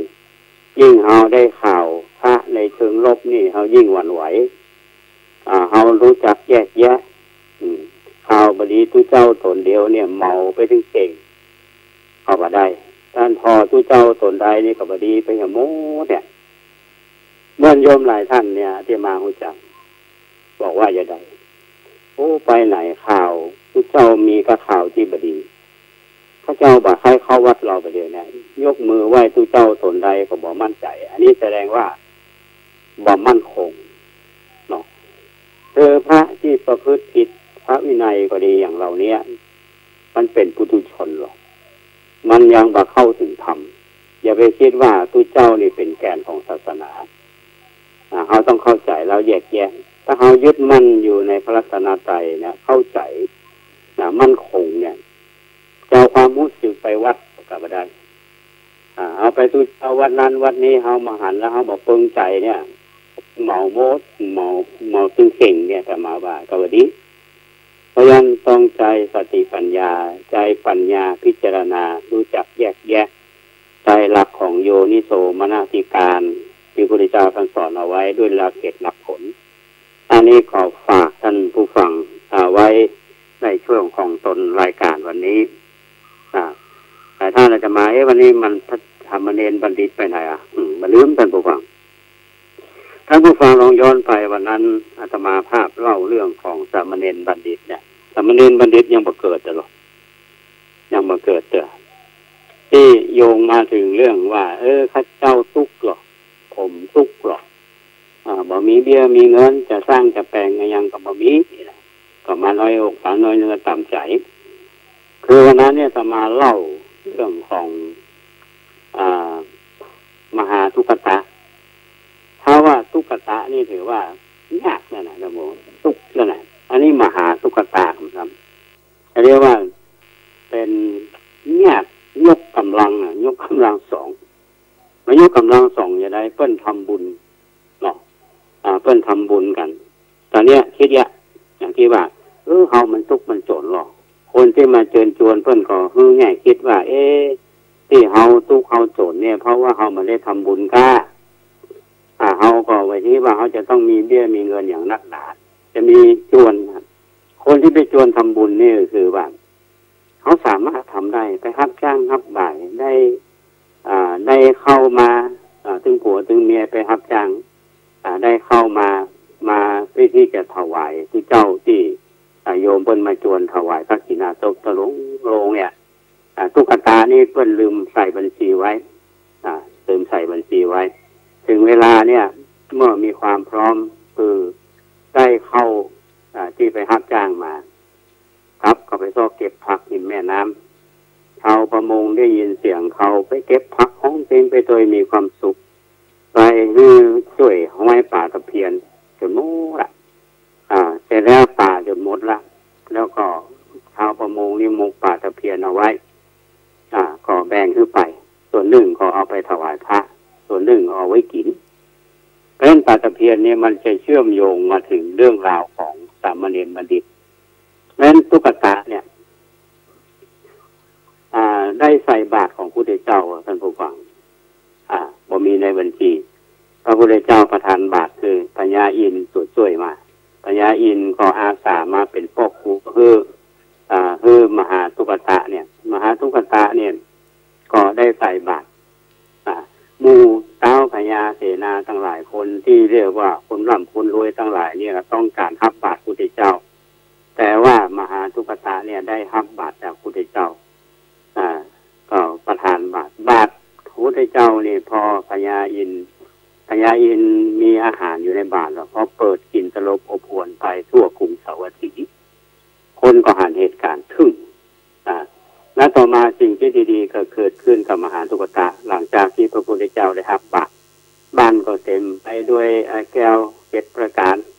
มีทุกสิ่งทุกอย่างที่เกิดในบ้านท ที่มีอันหนึ่งที่อาตมาได้ทิ้งท้ายไว้ในตอนนั้นว่ามหาทุกตะกับเมียเนี่ยนะมีคือเรียกว่ามีศีลสามัญญาผัวตุกจะตายได้ไปอาสาว่าจะไปถวายทานพุทธเจ้าพระกีนาศพตนหนึ่งเนี่ยถ้าเมียเนี่ยมาหันตัวเนี่ยไม่ใช่บอก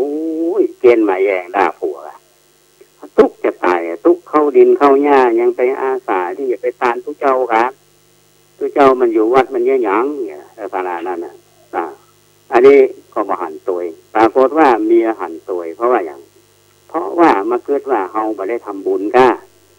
ขอปลาสันเสาะเอาโสของมาทำบุญที่แล้วสีเป็นว่าสามัญญามีศีลเสมอกันมีทัศนคติเหมือนกันก็ได้ทำบุญถวายพระพุทธเจ้าอันนี้ส่งเกิดท่านผู้ฟังที่ว่านะได้แก้ว7ประการปรากฏว่าเสร็จมหาทุกขตะเนี่ยก็ไปกราบทูลพระเจ้าแผ่นดินว่าทรัพย์สมบัติเนี่ยให้ถวายในหลวงว่าท่านต้องการอย่างก็คือคนมาคนไปที่ท้องตลาดกองเต้าลำตาลมันว่าสูงเต้าต้นตาลมันจะสูงขนาดไหนถามว่าทรัพย์สมบัติในเมืองนี่ไผมีได้ขนาดนี้พ่อชาวบ้านชาวเมืองก็บอกโอ้ผมมีไผสู้มหาทุกตะคนนี้ได้แล้วเขายิ่งจะได้มาถามอันนี้เสียงของประชาชนนั่นบุปังถึงแม้ว่าพระเจ้าแผ่นดินเนี่ยพระราชาเนี่ยจะยิ่งใหญ่แต่เคารพในเสียงของประชาชนคือเสียงสวรรค์พระเจ้าแผ่นดินถามว่าจะจะใดกับมหาทุกตะมีทรัพย์สมบัติมากมายแล้วก็มีก็ขอเสนอว่าให้ตั้งเป็นตำแหน่งมหาเศรษฐีค่ะในที่สุดขอแต่งตั้งเป็นมหาเศรษฐีจากมหาทุกตะตุกเข้าดินเข้าหญ้ามาเพราะอย่างเพราะมีศีลเพราะมีความซื่อสัตย์เพราะมีความยึดมั่นในคุณงามความดีแล้วสิ่งดีๆเกิดขึ้นกับมหาทุกตะพระเจ้าแผ่นดินตอนแรกก็บอกให้ชอบยังแย่งบุญเขาอยู่พอในที่สุดนี้ด้วยบุญบารมีเนี่ยเขาก็ได้เป็นเศรษฐีแล้วก็ช่วยเหลือคนทุกคนยากช่วยเหลือฝ่ายราชการบ้านเมืองพอสิ้นอายุขัยแล้วเนี่ยก็ไปเกิดอยู่ในเทวโลกเป็นวายานอันนี้ก็ถือว่าเสี่ยงบุญละนะเศรษฐีทีนี้พอไปเพื่อบอกว่าสิ้นพุทธันดรหนึ่งก็คือสมัยช่วงของพระพุทธเจ้าองค์ก่อนเนี่ยนะทีนี้มาในยุคของพระเจ้าโคตมะเขาเนี่ยนะพระเจ้าโคตมะเขานี่ได้มาเกิดในพระกุลนะเกิดในพระกุลของโยมอุปถากโยมอุปถากของท่านพระสารีบุตรมาเกิดในตระกูลเนี้ยปรากฏว่าไปเกิดในต้องของลูกสาวคนใหญ่ของตระกูลอุปถากของท่านพระสารีบุตรในกรุงสาวัตถีพ่อกับแม่เมื่อรู้ว่าลูกสาวมีต้องเนี่ยก็ดูแลหมอคันมาดูแลสุขภาพเรื่องอาหารการกินอย่างก็ดูแลนี่พอมาระยะหนึ่งเนี่ยนางก็แปรตองนี่คิดอย่างไรท่านผู้ฟังคิดว่าเราจะต้องทำบุญหรอกถวายทานแก่พระภิกษุสงฆ์จำนวน500 รูปไปนิมนต์ท่านพระธรรมเสนาบดีคือท่านพระสารีบุตรนะชื่อธรรมะหนึ่งแต่ปัจจุบันนี้ถ้าพระธรรมเสนาบดีก็หลวงพ่อวัดท่านโดยสุเทพแล้วขอทานอาหารเป็นรถผ่าตะเพียนนุ่งผ้ายอมฝากนั่งในที่สุดของอาสนะบริโภคพัดที่เป็นเดนของภิกษุทั้งหลายนางก็บอกแก่พ่อแก่แม่แล้วฮือเนี่ยตามนั้นอาการแพ้ท้องของนางนี่ก็ระงับไปต่อมาเขาเพิ่นก็ทำแถม7 เตือท่านผู้ว่าคือหมายความว่าเลี้ยงพระ500เนี่ยแล้วขออาหารถวายนี่ก็มีรถของป่าตะเพียนเนี่ยทำอยู่7 เตือก็มีพระธรรมเสมาบดีเป็นประมุขทุกครั้งอาหารก็ถวายอาหารที่มีรสป่าตะเพียนเหมือนกับทุกครั้งอันนี้คือสิ่งที่เกิดขึ้นหมายความว่า คนที่มาจุติในท้องของธิดาในครอบครัวเนี้ยเป็นคนมีบุญหรอกก็คืออดีตก็คือมหาทุกตะนั่นแหละมาเกิดในท้องที่ท่านผู้ฟังจะถามว่ามันเกี่ยวกับปลาตะเพียนได้ยังไงจำได้ก็ที่ว่าเอาประมงเนี่ยคือมหาทุกตะเนี่ยห้อยปลาตะเพียนเนาะห้อยจนหมดละก็ได้ค่าจ้างนิดหน่อยแล้วก็มกปลาตะเพียนไว้ก็แบ่งคือมหาทุกตะไปถวายพระเจ้าส่วนหนึ่งเอาไปกินอันนั้นส่งผลหรอท่านผู้ฟังเนี่ยอาหารก็ต้องไปเกี่ยวกับปลาตะเพียนอันนี้เป็นสิ่งที่คนเฮาเนี่ยผู้เฒ่าผู้แก่เพื่อถึงบอกไงว่าถ้าเวลามีตั้งท้องลูกเนี่ยคือทำจิตใจให้ดีแต่ที่ว่าบริหารคันเนี่ยก็คือการฝากคันฝากยังตั้งให้เขาได้มีสุขภาพจิตที่ดีอย่างเงี้ยห้ามสิ่งที่ดีๆเพราะฉะนั้นนึกถึงเรื่องของบุญนึกถึงเรื่องการทำบุญทำกุศลนึกถึงเรื่องของทานอันนี้เป็นเรื่องที่ส่งผลพอมหาทุกตะมาเกิดในท้องเมื่อคลอดออกมาแล้วเนี่ยนะก็เป็นละอ่อนที่มีบุญเลยบอกว่าทีนี้บ้านหลังนี้เป็นบ้านที่เขาเรียกว่าเป็นโยมอุปถากของท่านพระสารีบุตรหรือพระธรรมเสนาบดีทีนี้เกิดมาแล้วเนี่ยจะตั้งชื่อว่าจะไงก็ปรึกษาไผอย่างเฮาเนี่ยลูกเกิดออกมาไปหาไผนึกถึงหลวงพ่อหลวงปู่ตุลุงอยู่ที่วัดขอพระตุลุงตั้งชื่อนี่เลิกอะไรขนาดนั้นเมื่ออาตมาเนี่ยอยู่วัดพระแดงเนี่ยลูกศิษย์ลูกหาจบไปแล้วไปทำการทำงานไปแต่งงานได้ครอบครัวมีลูกโทรมาหาเราคือตั้งชื่อลูกบางคนมีลูก2 คนคือตุลุงวัดพระแดงเนี่ยตั้งชื่อคือเหมือนกันเนี่ยโยมนี่ก็บอกว่าพอลูกเกิดออกมาแล้วปรึกษาไผก็ปรึกษาท่านพระธรรมเสนาบดีโยมเปิ้นมาที่บ้านก็ถามว่าละอ่อนเกิดแล้วมันชื่ออะไรอย่างบอกว่าจะเป็นพ่ออุ้ยแม่อุ้ยหรืออันพ่อแม่เพิ่นก็บอกว่าตั้งแต่ไอ้น้อยนี่เกิดมาในครอบครัวเนี่ยคนเงอะงะในบ้านไหนพวกบอกเรื่องครับเป็นคนที่หลวงตั้งแต่ละอ่อนนี่มาเกิดในตองตั้งแต่เพราะฉะนั้นข้าเจ้าก็อย่าตั้งชื่อว่าไอ้น้อยบัณฑิตชื่อบัณฑิตพระสารีบุตรเนี่ยก็บอกเพิ่นก็คือหันตามนั้นทีนี้พอไอ้น้อยชื่อบัณฑิตเนี่ยเกิดมาแล้วเนี่ยแม่เนี่ยหันอัธยาศัยของลูกแม่ก็มาคิดว่าเนี่ยจากความผูกพันและใกล้ชิดระหว่างท่านพระธรรมเสนาบดีกับครอบครัวในตระกูลเนี้ยถ้าว่าเอาลูกบ่าวของตัวเก่าเนี่ยมีใจลิงน้อมในอันที่จะไปด้านศาสนาเนี่ยเพิ่นก็จะมาทำลายอัธยาศัยของลูกเพิ่นเพราะฉะนั้นพอบัดน้อยบัณฑิตเนี่ยอายุได้7 ขวบท่านผู้ฟังก็กับแม่ว่าแม่ผมจะบวชในง่ายๆเป็นพระบ้านเฮาก็ว่าผมจะบวชกับสู้ลุงในสำนักของท่านพระสารีบุตรเนี่ยธรรมเสนาบดีแม่แทนที่จะขัดมาได้น้อยอย่างหนูไม่ต้องไปเรียนหนังสือนะต้องไปงานเป็นคำบอกว่าแม่นี่โอเคเลยหันตัวเพราะว่าแม่นึกแล้วว่าจะได้ยินคำนี้จากปากของลูกเพราะอย่างท่านผู้ฟังเพราะความใกล้ชิดพระธรรมเสนาบดีซึ่งถือว่าเป็นกำลังสำคัญของพระศาสนาเป็นพระอัครสาวกเข้าตระกูลใดบ้านใดมีแต่ความร่มเย็นเพิ่นก็มีความยินดีที่จะให้ลูกไปอยู่ทีนี้พอ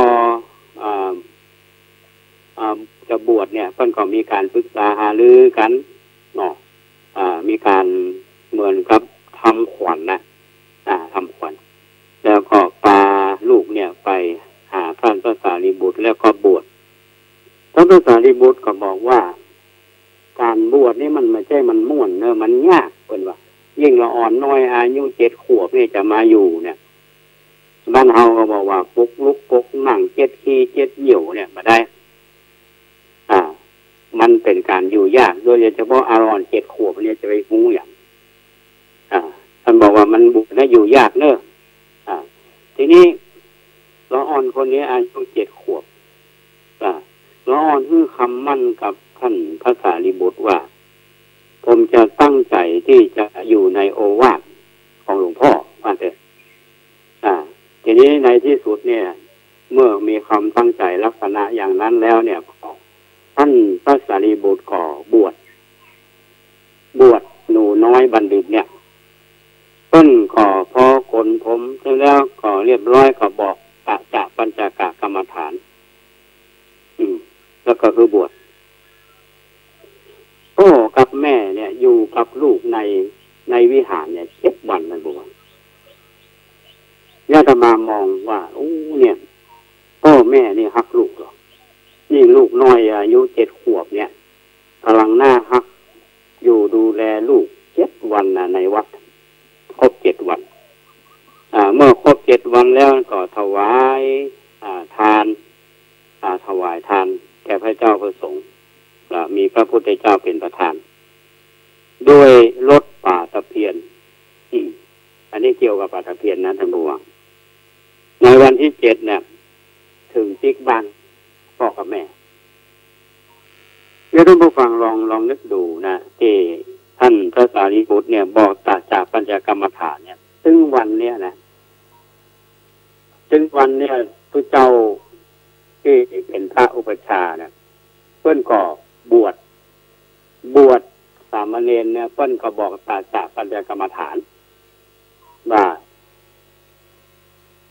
แสดงว่าในสมัยครั้งพุทธกาลเนี่ยท่านพระสารีบุตรเนี่ยท่านก็ใช้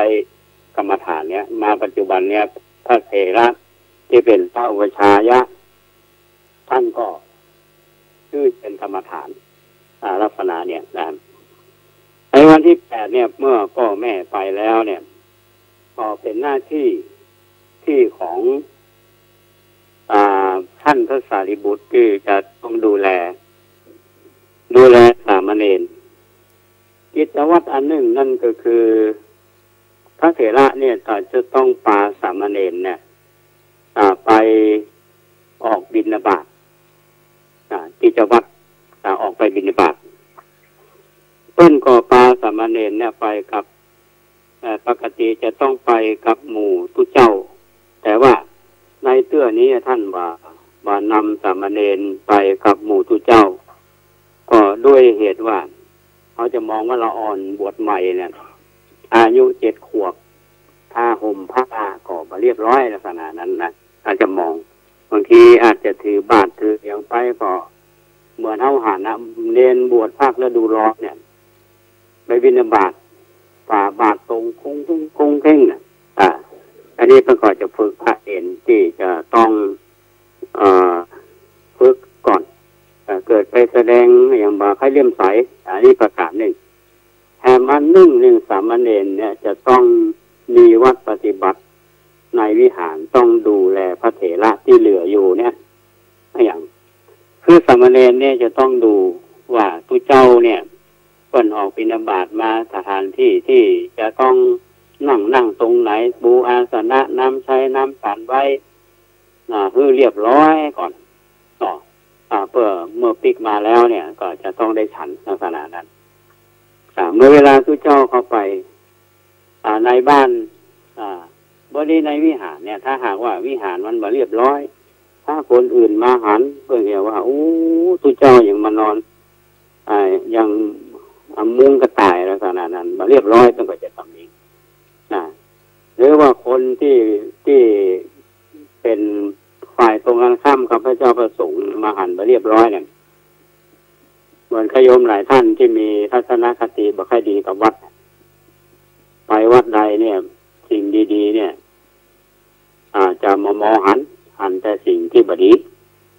ไปวัดนั้นหกผ่องไปบ่เป็นระเบียบผ่องสิ่งที่ดีสิ่งที่งามเนี่ยบ่ได้ซึมซับก็มีอยู่ประเภทนี้เพราะฉะนั้นเพื่อนขอให้สามเณรดูแลตรงนี้นะใน อันนี้คือความรอบคอบของพระอุปชาโดยเฉพาะท่านพระสารีบุตรเนี่ยถึงแม้ว่าสามเณรน้อยเนี่ยจะน้อยนะแต่ว่าความรับผิดชอบสูงดูแลนะทีนี้ก็หมายเขาว่าวันเนี้ยออกบิณฑบาตขวายหน่อยคือเนนเข้าไปขวายหน่อยไปกับอุปชาพระอุปชาก็คือท่านพระสารีบุตรทีนี้สององค์เนี่ยไปบิณฑบาตญาติโยมทั้งหลายอย่างวัดประแดงเนี่ยไปบิณฑบาตเนี่ยบอกไปกาดพยอมคือตามหมู่บ้านแต่วัดฝ่ายหินเฮาเนี่ยก็ไปกาดพยอมที่อื่นทีนี้เอามาดูเนี่ยการออกบิณฑบาตมีอันหนึ่งที่เพิ่นบอกว่าทรัพย์เพิ่นว่าไปโปรดสัตว์เนาะเพิ่นว่าไปโปรดสัตว์ทรัพย์เนี่ยมันมีความหมายลึกซึ้งนะพระพุทธเจ้าท่านไปบิณฑบาตเนี่ยท่านจะต้องไป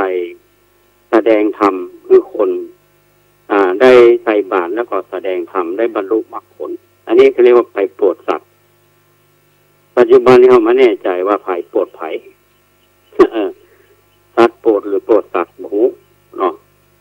ทีนี้พลิกมาว่าท่านพระสารีบุตรกับสามเณรเนี่ยออกบิณฑบาตอาตมาเชื่อว่าไปโลเคชั่นที่ตั้งของสถานที่เนี่ยไปเนี่ยมันจะต้องผ่านให้ผ่านนาผ่านสวนผ่านอะไรเนี่ยเป็นธรรมชาติและสิ่งแวดล้อมที่ดีงามมีความสวยงดงามพอเนรเนี่ยเป็นคนที่ฉลาดอยู่แล้วสามเณรบัณฑิตไปกับหลวงพ่อพระธรรมเสนาบดีหรือธรรมสารีบุตรเนี่ยไปหั่นเหมืองในระหว่างทางเนี่ยทำไมเขาว่าเหมืองที่เพิ่นสำหรับเป็นเครื่องลำรางส่งน้ำเนี่ยไปเข้านาก็ดีเข้าอย่างก็ดีนะถ้าถามว่าอันนี้มันอะไรอย่างสามเณรถามหลวงพ่อเพิ่นเขาบอกว่าอันนี้มันชื่อเหมืองเหมืองเนี่ยเพิ่นเนรก็ถามว่าเพิ่นเอาไว้ย่อย่างเหมืองเนี่ยท่านพระเถระเขาบอกว่าเพิ่นเอาจากบ้านเนี่ยประกอบขายน้ำจากนี้แล้วประกอบไปทำไปส่งไปตามให้นาต่างๆไปส่งในเรื่องเข้ากล้าแล้วเน้นก็ถามต่อไปว่าน้ำมันมีจิตมีใจคอท่านพระสารีบุตรเขาบอกว่าน้ำเนี่ยมันมีจิตมีใจนี่เด่นก็กึศว่าคนต่างหลายเนี่ยย่อมไข่น้ำที่บ่มีจิตแต่เนี้ยไปสู่ที่ตัวเก่าพัฒนาได้ค่ะถามถามอุปชาว่าคนเนี่ยสามารถที่จะบังคับน้ำเนี่ยที่บ่มีจิตมีใจเนี่ยไปสู่ที่ต้องตัวเก่าพัฒนาได้จ้าว่าอย่างนั้นท่านอุปชาก็บอกว่าได้ค่ะอย่างที่เธอหันเนี่ยเน้นก็มาคิดว่าคนทั้งหลายเนี่ยไข่น้ำซึ่งบ่มีจิตมีใจเนี่ยไปสู่ที่เขาพัฒนาได้แล้วเนี่ยทำงานได้เป็นจะได้คนเฮาที่มีจิตแท้เนี่ยจักบ่าอาจที่จะทำจิตของตนให้ไปอยู่ในอำนาจก็บำเพ็ญสมณธรรมแล้วเธอก็เที่ยวต่อไปไปหั่นช่างสอนกำลังเอาลูกศรลนไฟอยู่เล็งพอด้วยห่างตาดัดขึ้นตรงแล้วก็ถามว่าหมู่นี้มันชื่ออย่างหลวงพ่อศาสนาถามหลวงพ่อเพิ่นก็บอกว่านี่เป็นห้องจ้างสอนเน้นเน้นก็ถามต่อไปว่าเนี่ยหมู่เขาเนี่ยอย่างกันหลวงพ่อหลวงพ่อเพิ่นก็บอกว่าเนี่ยเขากำลังลนเอาลนไฟเนาะดัดลูกศรที่มันซื่อมันตรงเน้นก็ถามว่าลูกศรนี่มันมีจิตมีใจก็หลวงพ่อก็บอกมันมีลูกศรมันมีจิตมีใจเน้นก็มาคิดว่าคนทั้งหลายเนี่ยคือเอาลูกศรที่บ่มีจิตเนี่ยลนไปแล้วดัดคือตรงได้เพราะอย่างแม้แต่คนเฮามีจิตเนี่ยจักบ่อาจที่จะทำจิตของตัวเก่าให้เป็นไปแล้วนะแล้วก็บำเพ็ญสมณธรรมเล่าเน้นคิดนะท่านผู้ฟังเน้นน้อยอายุ7 ขวบคิดนี่ก็เดินต่อไปทำไปหั่นสร้างถากไม้กำลังทำทัพผ้าสัมภาระคือเมื่อกำลังทำคล้ายก็เป็นทำกำโกงและดุมสำหรับทำล้อเนี่ยเป็นงานช่างถากเนี่ยอันนี้ช่างไม้ไปอยู่ฮูดิถามว่านี่มูนี้เป็นเยอะอย่างกันหลวงพ่อก็ตอบว่านี่เป็นช่างถาก เขาเนี่ยอย่างกันเรียนก็ตอบพระเถระเพราะว่าเขาถือเนี่ยเอาไม้แล้วก็ทำล้อมาเปล่งยานแล้วก็ถามว่าไม้เหล่านี้มันมีหัวจิตหัวใจของหลวงพ่อก็บอกว่ามันมีจิตมีใจมันมีจิตสักอย่างนี่เป็นเน้นก็เลยได้พูดแต่ท่านผู้ฟังเน้นเนี่ยอาตมามองตรงนี้ไงวิธีคิดของคนเฮาเนี่ยนะเน้นตัวน้อยอายุแค่7 ขวบไปกับพระอุปชาพระอุปชาก็ถือว่าเป็นพระอัครสาวกเป็นผู้ที่ได้รับยกย่องจากพระพุทธเจ้าว่าเป็นผู้เลิศในด้านของปัญญาแล้วท่านจะบอกกับว่าเน้นขึ้นจะได้อันนี้เป็นวิธีการสอนอันชาญฉลาดอย่างเราท่านทั้งหลายเนี่ยเวลาสอน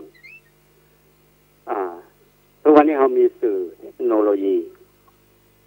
เมื่อก่อนมีโปรเจคเตอร์ประเดี๋ยวนี้ก็พัฒนามาเรื่อยๆทันสมัยยิ่งขึ้นมันดิจิตอลละมานึกถึงตรงนี้วันก่อนอาตมามีโยมเป็นอาจารย์ในมหาลัยเพิ่นขอโพสต์มาหาอาตมาบอกว่าท่านนั่งอู้อยู่ที่วัดเนี่ยประเดี๋ยวนี้ประธานกินมันละอาจารย์ท่านนี้ว่านะว่าอาตมาประเดี๋ยวนี้เป็นยุคดิจิตอลรอท่านพูดง่ายๆว่าเมาไปอยู่วัดนะครับอู้แบบเก่งใจผมไปได้ห้างเลือดอย่างลักษณะนั้นก็เชิงลักษณะเพิ่นก็บอกว่าวิธีการที่อู้อยู่วัดนี่ผมประทานกินนี่เขาหันว่าอย่างในกรณีของท่านพระสารีบุตรเนี่ยนำสามเณรบัณฑิตไปสามเณรบัณฑิตมีธาตุของความเป็นผู้รู้เพราะเป็นผู้มีพยาปัญญาอยู่แล้วหันอย่างเนี้ยกึศด้วยพยาปัญญาหรอกรอน7 ขวบเนี่ยจะเป็นอย่างรอนบ้านเฮามาทั้งว่าละออน7 ขวบละออนจบมหาวิทยาลัยเนี่ยเดี๋ยวขยันว่าเหยียบขี้ไก่ไม่ฟอนี่ก็มี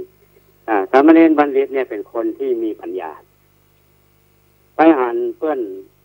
ไข่น้ำเข้านามันยังถามว่าคนเนี่ยสามารถบังคับน้ำเพื่อทำมันมามีจิตหัวใจคนยังสามารถบังคับน้ำได้อย่างน้ำเนี่ยท่านผู้ฟังที่เป็นขั้นเป็นเกลือนมันยังเป็นพลังน้ำหรอกมาเป็นพลังไฟฟ้าเอาใจก็ได้เนี่ยมันใจปัญญาเนี่ยสามเณรนี่มองแห่งมุมมึงก็คือว่าในเมื่อน้ำมันมีจิตมีใจยังบังคับได้แล้วจิตใจคนนี่บังคับได้ค่ะมันต้องบังคับได้สิไปหารสร้างถากเปิ้นรัดลูกศรคือตรงมันก็มีจิตมีใจมันก็สามารถบังคับให้มันตรงได้ใจก็เหมือนเช่นเดียวกันมันก็สามารถที่จะฝึกได้อบรมได้เรียนก็ได้เกิดอันนี้เป็นวิธีคิดนะทีนี้เราจะหันได้ว่าการไปศึกษานอกสถานที่อย่างที่เราไปกันทุกวันเนี่ยไปดูของจริงนั้นในสมัยพระพุทธเจ้าเนี่ยเป็นทำมาหมดละที่ว่าไปดูงานไปดูเพื่อนทำนั้นอันนี้แล้วก็มาไม่ใช่เรียนในห้องสี่เหลี่ยมอย่างทุกวันเนี่ยนะหรือว่าอาจจะมีสื่อโซเชียลก็แล้วแต่มีสื่อเทคโนโลยีก็แล้วแต่บางทีสื่อเที่ยวหันเนี่ยมันอาจจะไปใจก็ได้แต่ว่าในกรณีของท่านพระสารีบุตรเนี่ยลูกศิษย์คือสามเณรบัณฑิตเนี่ยไปศึกษาจากของจริงทีนี้แทนที่จะไปบิณฑบาตท่านผู้บอกปรากฏว่าเนรเนี่ยได้มากึศว่าคนเนี่ยทั้งหลายเนี่ยถือเอาต้นไม้ที่มีจิตมีใจไปทำล้อก็ได้เพราะอย่างเพราะคนที่มีจิตเนี่ยบาอาจที่จะบังคับจิตของเขานี้ไปในอำนาจเธอจะต้องไปบำเพ็ญสมณธรรมก็ขออนุญาตท่านผู้ฟังสามเณรบัณฑิตนี่ขอบอกว่าใต้เท้าขอรับถ้าใต้เท้าควรถือบาตรและจีวรของใต้เท้าได้กับผมพึงครับพระเถระก็ไม่ได้เกิดความคิดเลยว่าเจ้าสามเณรเนี่ยบวชเพื่อยกเนี่ยตามเข้ามาและสมอูจะนี้แล้วก็ว่าคือส แสดงความบ่พอใจท่านก็ฮับบาตรและจีวรไว้สามเณรก็ไหว้ท่านบูชาแล้วก็ปิกไฟแล้วยังบอกแถมท่านผู้ฟังบ้านขอให้ใต้เท้าเนี่ยนำอาหารมาให้ผมเนื้อเพิ่งนำอาหารมาลดป่าตะเพียนที่ขอรับแล้วพระสารีบุตรก็ยังมาเกิดว่าเราจะได้ที่ไหนเราอู้กับธรรมเณรนะธรรมเณรก็บอกว่าถ้าบัดได้ด้วยบุญของใต้เท้าเนี่ยก็จักด้วยบุญของกับผมพระสารีบุตรก็มาเกิดวิตกว่าแม้อันตรายจะพึงมีแก่สามเณรน้อยๆเนี่ยที่อยู่นั่งข้างนอกก็คือลูกด่านไปแล้วบอกว่าเธอควรเปิดประตูห้องอยู่ในห้องนะแล้วก็นั่งทางในแล้วเนนก็ได้ปฏิบัติอย่างนั้นแล้วก็นั่งเรียกว่าปฏิบัติอย่างนั่งบำเพ็ญสมณธรรมพิจารณาสภาพอยู่เนี่ยท่านผู้ฟังเทศนาเล่าท่านทั้งหลายฟังเนี่ยจะเกิดภาพภาพว่าสามเณรน้อยเป็นคนที่ใฝ่หูใฝ่เฮียนครูบาอาจารย์เป็นผู้ที่มีภูมิรู้ภูมิธรรมอย่างท่านพระสารีบุตรมีเทคนิคในการสอนลูกศิษย์เอาช่วงที่ไปบิณฑบาตไปหันแล้วเกิดการเรียนรู้เกิดสติปัญญาเนี่ยถ้าเราลองนึกดูถ้าไปบิณฑบาตพร้อมกันรูปตอนแรกเนี่ยนะมันจะเกิดอย่างมันจะมาหันเหตุการณ์ลักษณะอย่างนี้ทีนี้เพิ่นก็มีวิธีการสอน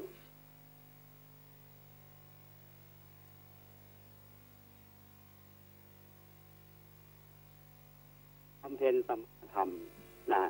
เนี่ยท่านผู้ฟังเน้นยังมาได้บรรลุอรหันต์จะได้บรรลุลักษณะใดใครจะมาช่วยนะนี่เวลาหมดแล้วท่านผู้ฟังเหลือเวลาเพียงนิดหน่อยนะก็จะได้ประชาสัมพันธ์ให้ท่านทั้งหลายได้รับทราบว่าในวัดประแดงเราช่วงนี้ทำโครงการปรับภูมิทัศน์นะก็อนุโมทนาบุญกับท่านผู้ฟังที่มาหันแล้วก็ช่วยกันตอนนี้เราปรับภูมิทัศน์หน้าองค์พระรอบต้นสีมหาต้นโพลังกาทาสีเจดีย์หอธรรมแล้วก็วิหารมีการซ่อมใบ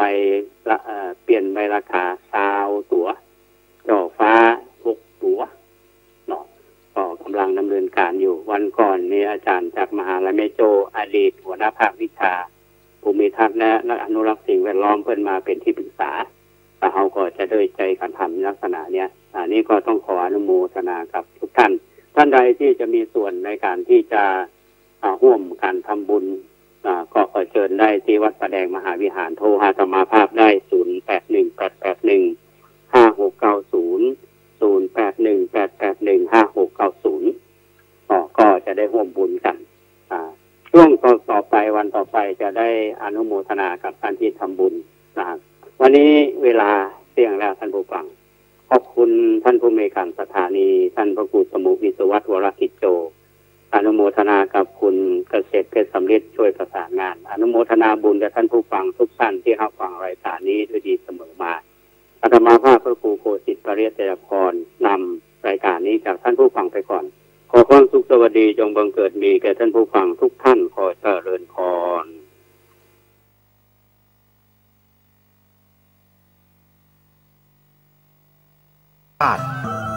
คลื่นเพื่อการศึกษาพระพุทธศาสนาและวัฒนธรรมระบบ FM 104.5 เมกะเฮิรตซ์รายการต่อไปเป็นรายการทนายความพบประชาชนดำเนินรายการโดยทนายสุรชัยอาจินวัตร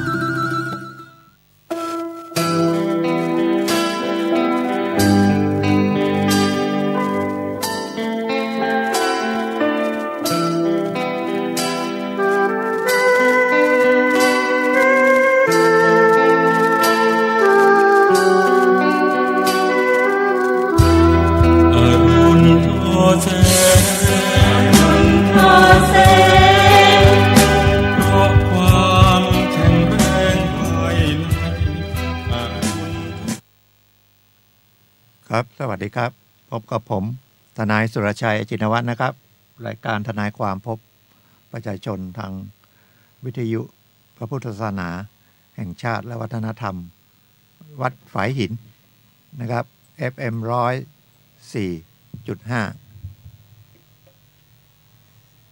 ทุกวันนะครับทุกวันเสาร์10 ถึง 11 นาฬิกาโดย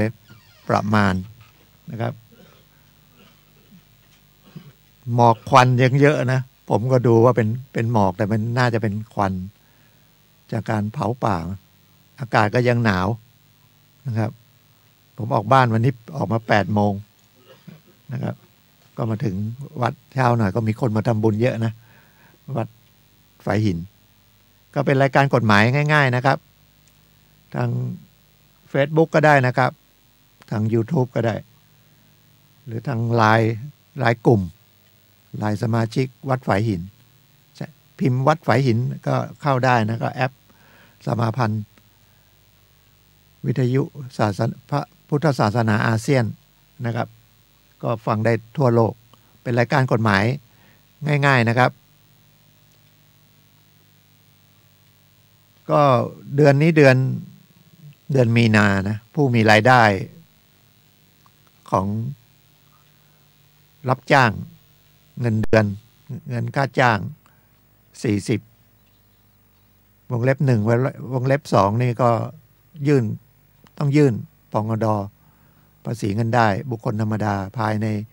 31 มีนาคมยื่นทางคอมพิวเตอร์ก็ได้นะครับหรือเขียนแบบแล้วก็ไปที่สรรพากรอำเภอเขาก็จะคีย์ให้พิมพ์ให้ถ้าคนไหนไม่ถนัดใช้คอมพิวเตอร์แต่ถ้าใช้คอมพิวเตอร์ก็กรอกรายได้นะครับหักลดหย่อนอะไรมีการคำนวณถ้าไปทางคอมพิวเตอร์เนี่ยถ้ามีเงินภาษีที่เราเสียหักนี่หน้าที่จ่ายไว้เรียกว่าเครดิตภาษีปกติทำงานเงินเดือนเนี่ยแต่ละเดือนก็จะหักภาษีเป็นเขาเรียกว่าหักหน้าที่จ่ายคนจ่ายเงินเดือนมีหน้าที่ต้องหักภาษีหน้าที่จ่ายจากผู้มีรายได้โดยคำนวณคร่าวๆว่าคุณได้เงินเดือน 20,000 เนี่ย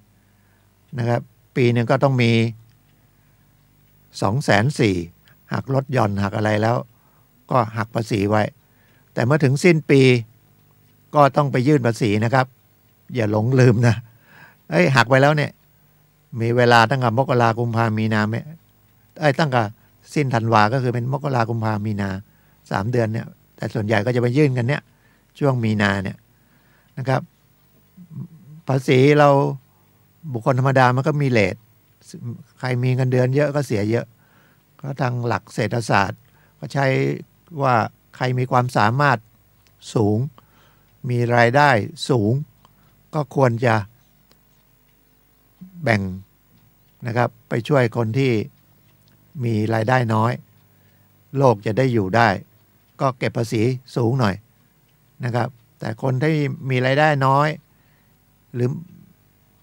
ไม่ถึงเกณฑ์ก็ไม่ต้องเสียภาษีเดี๋ยวนี้ถ้าจำไม่ผิดน่าจะ150,000มั้งปีหนึ่งมีรายได้150,000แล้วก็มีอีกอันหนึ่งนอกจากลดหย่อนนะครับลดหย่อนตัวเองลดหย่อนคู่สมรสลดหย่อนบุตร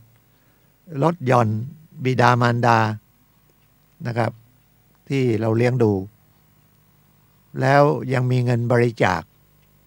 นะครับเงินบริจาคก็ไปลดหย่อนได้แต่ไม่เกิน 10% ของภาษีที่จะต้องเสียนะครับไม่ใช่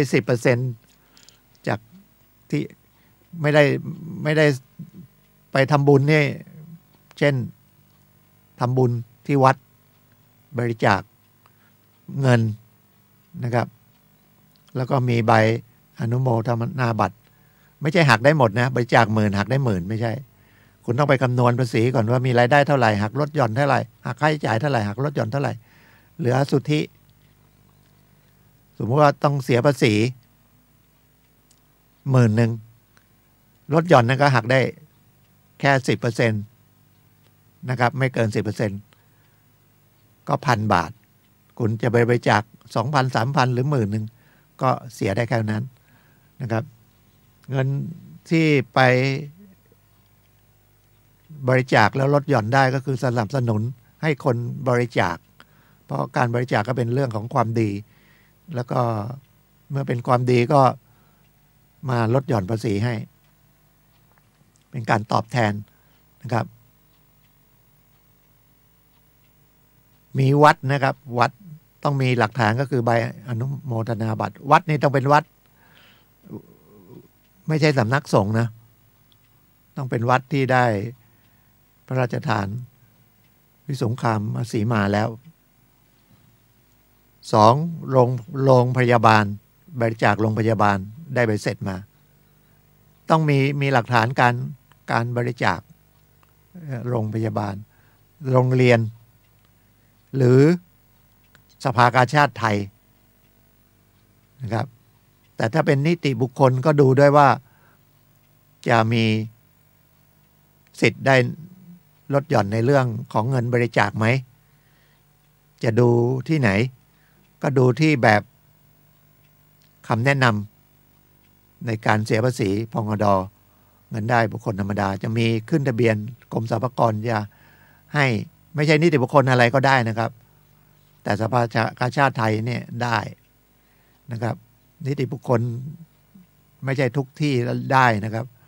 เขาดูยังไงต้องไปขึ้นทะเบียนว่าเป็นนิติบุคคลที่ไม่ใช่ค้ากำไรอะรายได้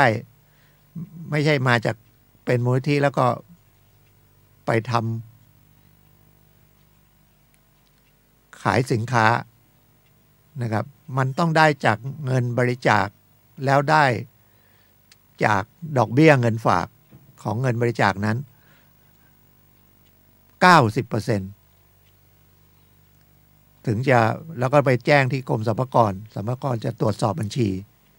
ว่ามูลนิธินี่อยู่ในเกณฑ์ลดหย่อนเพราะว่าเงินส่วนใหญ่เอาไปช่วยเหลือคนไม่ได้ตั้งขึ้นมาเพื่อประกอบกิจการค้าถ้ามีรายได้อื่นนอกจากการบริจาคหรือดอกเบี้ยจากเงินฝากเนี่ยเกินนะครับก็ไม่ได้ขึ้นทะเบียนก็ลดหย่อนไม่ได้เดี๋ยวทุกท่านอาจจะเข้าใจผิดว่าฉันบริจาคให้มูลนิธินะครับไปหักลดหย่อนได้ก็ต้องดู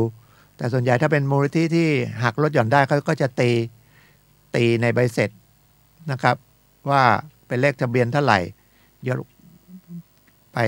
หักการลดหย่อนการเสียภาษีในคำว่าเงินบริจาคของภาษีเงินได้บุคคลธรรมดานะครับอันนี้ก็คุยกันพอดีก่อนเข้ารายการคุยกันเรื่องภาษีเรื่องวัดเพราะวัดก็เป็นนิติบุคคลอันหนึ่งนะครับต้องทำบัญชีนะครับแต่การตรวจสอบก็จะให้ใครเซ็นรับรองนะครับผู้สอบบัญชีไม่เหมือนสหกรณ์นะสหกรณ์ก็ต้องสหกรณ์ทั้งหลายก็ต้องทำบัญชีมีผู้ตรวจแล้วก็มีผู้รับรองว่างบการเงินนี้ถูกต้องแต่วัดนี่ผมยังไม่แน่ใจนะครับก็มีคล้ายๆประกาศมีอะไรอย่างนี้ว่าจะต้องทำบัญชีให้ถูกต้องขนาดไหนเพราะพระก็เดี๋ยวก็ต้องไปจ้างบริษัทจ้างสำนักงานทำบัญชีเหรอที่จริงต้องมีแบบฟอร์มหรือว่าถ้าจะทำนะครับเดี๋ยวนี้มันมีโปรแกรมสำเร็จรูปในการลงบัญชีนะครับรู้สึกจะแจกฟรีก็มีนะครับของกรมบัญชีหรือยังไงเนี่ยเอามาลงนะครับอันไหนรับอันไหนจ่ายอันไหนบริจาคให้วัดอันไหนบริจาคส่วนบุคคลอันนี้เฉพาะวัดนะครับวัดก็เขาแล้วไม่รู้เล่าที่นี่ยังก็มีเรื่องมรดกของพระเนี่ยนะครับเมื่อพระเสียชีวิตไปทรัพย์สินของพระที่บวชอยู่ตกเป็นของวัดนะครับตกเป็นของวัดก็มีรายหนึ่งมีเงินฝากเยอะนะครับเสียชีวิตก็ไปถอนเงินธนาคารไม่ได้จะต้องจัดการมรดกก็ต้องให้วัดเป็นการยื่นให้แต่งตั้งใครเป็นผู้การมรดก อันนี้ผมยังไม่เคยทำนะผมไม่เคยร้องผู้พิการมรดกให้วัดเป็นผู้พิการมรดกเนี่ยแล้วใครเป็นตัวแทนของวัดก็ต้องเป็นเจ้าวาดนะครับเป็นบุคคล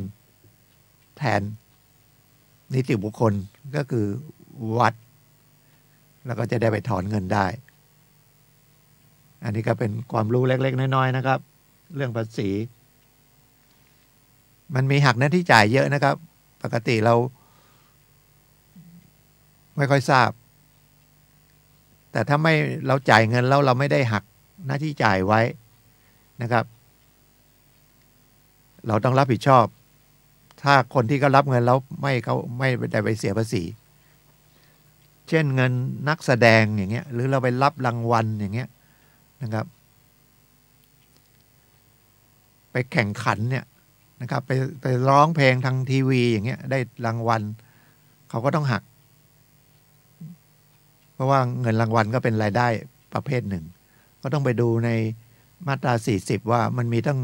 วงเล็บ1ถึงวงเล็บ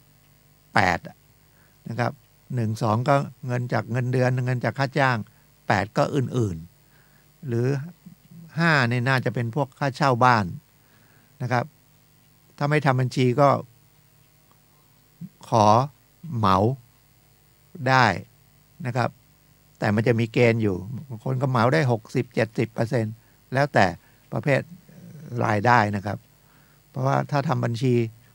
เราไม่มีความรู้แต่จริงๆมันต้องทำนะเราประกอบกิจการแล้วไม่ทำบัญชีเนี่ยเราก็ไม่รู้ว่ามันจ่ายอะไรไปมั่งมันกำไรมันขาดทุนเท่าไหร่หรืออาจจะเสียจากยอดรายได้เลยก็ได้นะครับมีหลายประเภทอันนี้เป็นเรื่องละเอียดภาษีก็ต้องถามสรรพากรนะครับเลขอันหนึ่งก็ตอนนี้ก็มีหนังสือมาภาษีบำรุงท้องที่เทศบาลจะส่งหนังสือมาก็ไปเสียใครมีที่ดินนะครับแต่ก็มีลดหย่อนอีกว่าเป็นที่ดินอยู่อาศัยเนื้อที่เท่าไหร่แต่เป็นที่ไร่ที่นาก็ต้องเสียนะครับแต่เสียไม่เยอะนะครับไร่นึงเสียไม่กี่ตังค์กับอีกอันหนึ่งภาษีโรงเรือนอันนั้นเดือนครึ่ง 12% ครึ่งก็ถ้าคิดมีบ้านเช่าอ่ะนะครับบ้านเช่าให้นักเรียนเช่าให้คนเช่านะครับค่าเช่ารายได้จากค่าเช่าต้องเสียภาษีธุรกิจ 12% ครึ่งเท่ากับเดือนครึ่งพอดีถ้าให้เขาเช่าเดือนละ1,000ปีหนึ่งมันต้องไปเสียประมาณ 1,500 นะครับเป็นภาษีโรงเรือนภาษีป้ายก็มีว่าเนื้อที่ประมาณเท่าไหร่คำนวณเป็นตารางเซนมั้งถ้าเป็นภาษาไทยก็เสียถูกสุดถ้าเป็นไทยปนต่างประเทศก็เสียแพงขึ้นมานะครับอีกถ้าเป็นต่างประเทศหมดก็เสียสูงสุดนะครับถ้าประเทศไทยเป็นภาษาไทยหมดเลยก็ตามตารางเซนอาจจะ1 บาทสมมุตินะครับตารางเซนตารางเมตรหนึ่งก็100 ตารางเซนก็อาจจะเสีย100 บาทถ้าเป็นภาษาไทยหมดแต่ถ้าเป็นภาษาไทยด้วยปนภาษาต่างประเทศด้วยก็อาจจะเป็น2 บาทหรือถ้าเป็นต่างประเทศล้วนๆเลยก็อาจจะเสีย3 บาทหรือ4 บาทต่อเป็นตารางอันนี้ก็เป็นรายได้เข้าไปแล้วก็เขาก็มาบำรุงเป็นสาธารณูปโภคนะครับเก็บขยะมั่งอะไรแต่จริงๆแล้วเก็บขยะยังฟรีอยู่เนาะก็เนี่ยเงินพวกเนี้ยหรือ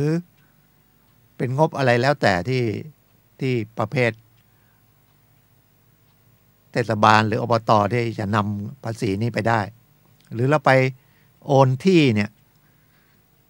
นะครับมันก็มีค่าธรรมเนียม2 บาทเป็นรายได้ไม่ใช่เป็นรายได้เป็นค่าธรรมเนียมจดทะเบียนซื้อขายที่ดินอีก50 ตังค์ก็เป็นอากรเป็นภาษีทางสัมภากรใบรับและที่มันเสียเยอะๆนะมันเป็นภาษีเงินได้นะครับกรมที่ดินก็เก็บแทน เป็นผู้แทนของสรรพากรเก็บไปไม่ใช่ว่าสำนักงานที่ดินได้ไปโอนที่ทีโอ้โหทำไมเสียหลายหมื่นที่ดินมันแพงเสียหมายถึงว่าคุณขายที่แล้วได้สตังค์จริงๆไอ้ตัวคำว่าภาษีเนี่ยคนขายต้องเสียแต่คนขายก็จะเอาเงินเต็มๆก็บอกเรื่องภาษีทั้งหมดให้ผู้ซื้อนะครับแต่ตามข้อเท็จจริงเนี่ยที่เสียภาษีเนี่ยคนขายต้องรับภาระนะครับเพราะว่าคุณขายที่ดินแล้วคุณได้เงินแต่เป็นหักไว้ก่อนเป็นหักหน้าที่จ่ายเหมือนกันแล้วสิ้นปีถ้าคุณคิดว่าคุณมีลดหย่อนแล้วทำให้เสียภาษีน้อยคุณก็ยื่นภาษีนะครับยื่นเสียขายที่ดินนะครับอยู่ใน40วงเล็บ8มั้งต้องศึกษาที่สรรพากรนะผมก็ทิ้งไปนานก็เลยมาคุยให้ฟังว่ามันเสียอะไรเยอะแยะนะครับถ้าไม่เสียวันหลังเขาตามมันจะมีค่าปรับนะครับมีค่าปรับแต่โดยบอกมันตรงๆนะระบบประเทศไทยเนี่ยเรื่องข้อมูลของประชากรมันไม่ตรงแล้วก็ไม่ละเอียดอย่างมาสำรวจอะไรเมื่อเร็วๆเนี้ยนะครับข้อมูลพื้นฐานที่จะเขาก็กรอกคนเดียวนะครับแล้วก็มาถามมันก็ไม่เข้าใจแบบพิมพ์ตั้ง 2-3 หน้าชาวบ้านจะไปรู้เรื่องเลยแล้วคนมาให้กรอกแบบพิมพ์มาเก็บข้อมูลก็อธิบายไม่ได้ก็มั่วไปพอมั่วไปข้อมูลไปประเทศไทยมันก็มั่วไปมันก็บริหารประเทศไม่ได้นะครับพอมีข่าวมาทีก็ว่ากันทีเอาอย่างตอนเนี้ยหน้าร้อนพิษสุนัขบ้าระบาดสุนัขมีเท่าไหร่แมวมีเท่าไหร่ฉีดยาไปแล้วเท่าไหร่ฉีดวัคซีนไปแล้วเท่าไหร่ไม่รู้พิษสุนัขบ้านี่ถ้าเป็นแล้วรักษาไม่ได้นะครับฉะนั้นถ้าถูกสุนัขกัดต้องสันนิษฐานไว้ก่อนเลยไปฉีดคนนะครับไปฉีดถูกสุนัขกัดเนี่ยนะครับ1บาดทะยัก2พิษสุนัขบ้าไปหาหมอเลยอย่าไปรอว่าหมานะมันจะเป็นหมาวอไหมยิ่งกัดหน้ากัดใกล้ๆสมองเพราะว่าอันนี้มันขึ้นที่สมองนะครับพิษสุนัขบ้าก็อันตรายเนาะแล้วจริงๆคนก็ใจบุญเนาะจะปล่อยก็สงสารปล่อยไปตายก็เลยมาปล่อยวัดเต็มวัดหมดเลยวัดก็เป็นภาระเอาไปตอนมั่งตัวผู้ตัวเมียเอาไปฉีดสุนัขบ้ามั่งที่จริงอันเนี้ยมันก็ต้องเทศบาลแต่ถามว่าความรับผิดชอบเราเลี้ยงแล้วเราปล่อยเดี๋ยวนี้เขาจะให้ขึ้นทะเบียนแล้วนะครับสุนัขแมวน้องหมาน้องแมวทั้งหลายต้องขึ้นทะเบียนนะครับแล้วเราก็ต้องฉีดวัคซีนป้องกันพิษสุนัขบ้าไปซื้อที่ร้านปศุสัตว์ก็หรือไปขอนะถ้าไปขอก็ไม่ต้องเสียนะครับแล้วก็ฉีดใต้ผิวหนังหรือไปซื้อก็20 บาทวัคซีนนะครับแต่บางคนก็บอกบางที่ก็เทศบาลบอกไม่มีงบพอแล้วบางทีเอาสุนัขที่มันจรจัดอย่างเงี้ยมันก็ไม่คุ้นกับคนจับก็ยากนะครับแล้วจะไปฉีดยาไล่จับอีกทีนี้เขาจะให้ขึ้นทะเบียนนะครับแล้วก็ต้องมีเครื่องหมายอาจจะไปถึงฝังชิปฝังอะไรโอ้โหไปกันใหญ่ก็ใช้จ่ายเงินทั้งนั้นนะครับส่วนใหญ่ก็มาปล่อยวัดมั่งถ้ามันอยู่ใกล้ตลาดมันก็ไปอยู่หากินแถวตลาดก็ระมัดระวังก็ระบาดเยอะนะครับแต่เชียงใหม่ลำพูนรู้สึกจะไม่มีนะครับแต่ไว้ใจไม่ได้นะครับสุนัขกัดต้องรีบนะครับฉีดบัตรทะยักแล้วก็พิษสุนัขบ้าหรือไม่นั้นก็แมวน้องหมาน้องแมวบ้านเราเนี่ยสัตว์เลี้ยงเนี่ยก็ต้องฉีดวัคซีนนะครับ แล้วเราก็คุ้นเคยกับมัน แล้วก็สังเกตอาการมันด้วยว่ามันไปติดพิษสุนัขบ้าโดยเฉพาะเลี้ยงสุนัขปล่อยอาจจะไปโดนสุนัขบ้ากัดแล้วก็ติดเชื้อน้องหมาน้องแมวของเราแล้วเราก็เล่นคลุกคลีกับมันนอกจากสุนัขแล้วก็ยังมีพวกกระรอกกระแตค้างคาวสัตว์ที่เลี้ยงลูกในนมทั้งหมดเนี่ยนะครับมันเป็นพิษสุนัขบ้าได้ก็มีกฎหมายควบคุมนะครับนี่กำลังจะออกว่าต้องขึ้นทะเบียนอีกแล้วนะครับมันก็เลยเป็นสุนัขอยู่ตามวัดเยอะเลยนะครับแล้วก็จะไปกำจัดก็ไม่ได้ก็สงสารผมก็สงสารนะไม่ได้แนะนำให้ไปฆ่าสุนัขนะครับแต่ให้เรามาระวังแล้วก็อย่าไปปล่อยที่สาธารณะคือความรับผิดชอบต้องมีนะพอเอามาเลี้ยงไม่ดีก็เอาไปปล่อยสาธารณะโดยเฉพาะมาปล่อยที่วัดนะครับแต่วันนั้นผมมาเอาที่มาออกรายการก็ที่บ้านไม่มีสุนัข ก็เลยมาเอาที่วัดไว้หินไป2 ตัวก็ไปทำวัคซีนไปฉีดวัคซีนมันนะครับวัคซีนนี้ป้องกันโรค 4-5 โรค150 บาทแล้วก็ไปซื้อพิษสุนัขบ้าอีก20 บาทแล้วอีกหน่อยก็ต้องฉีด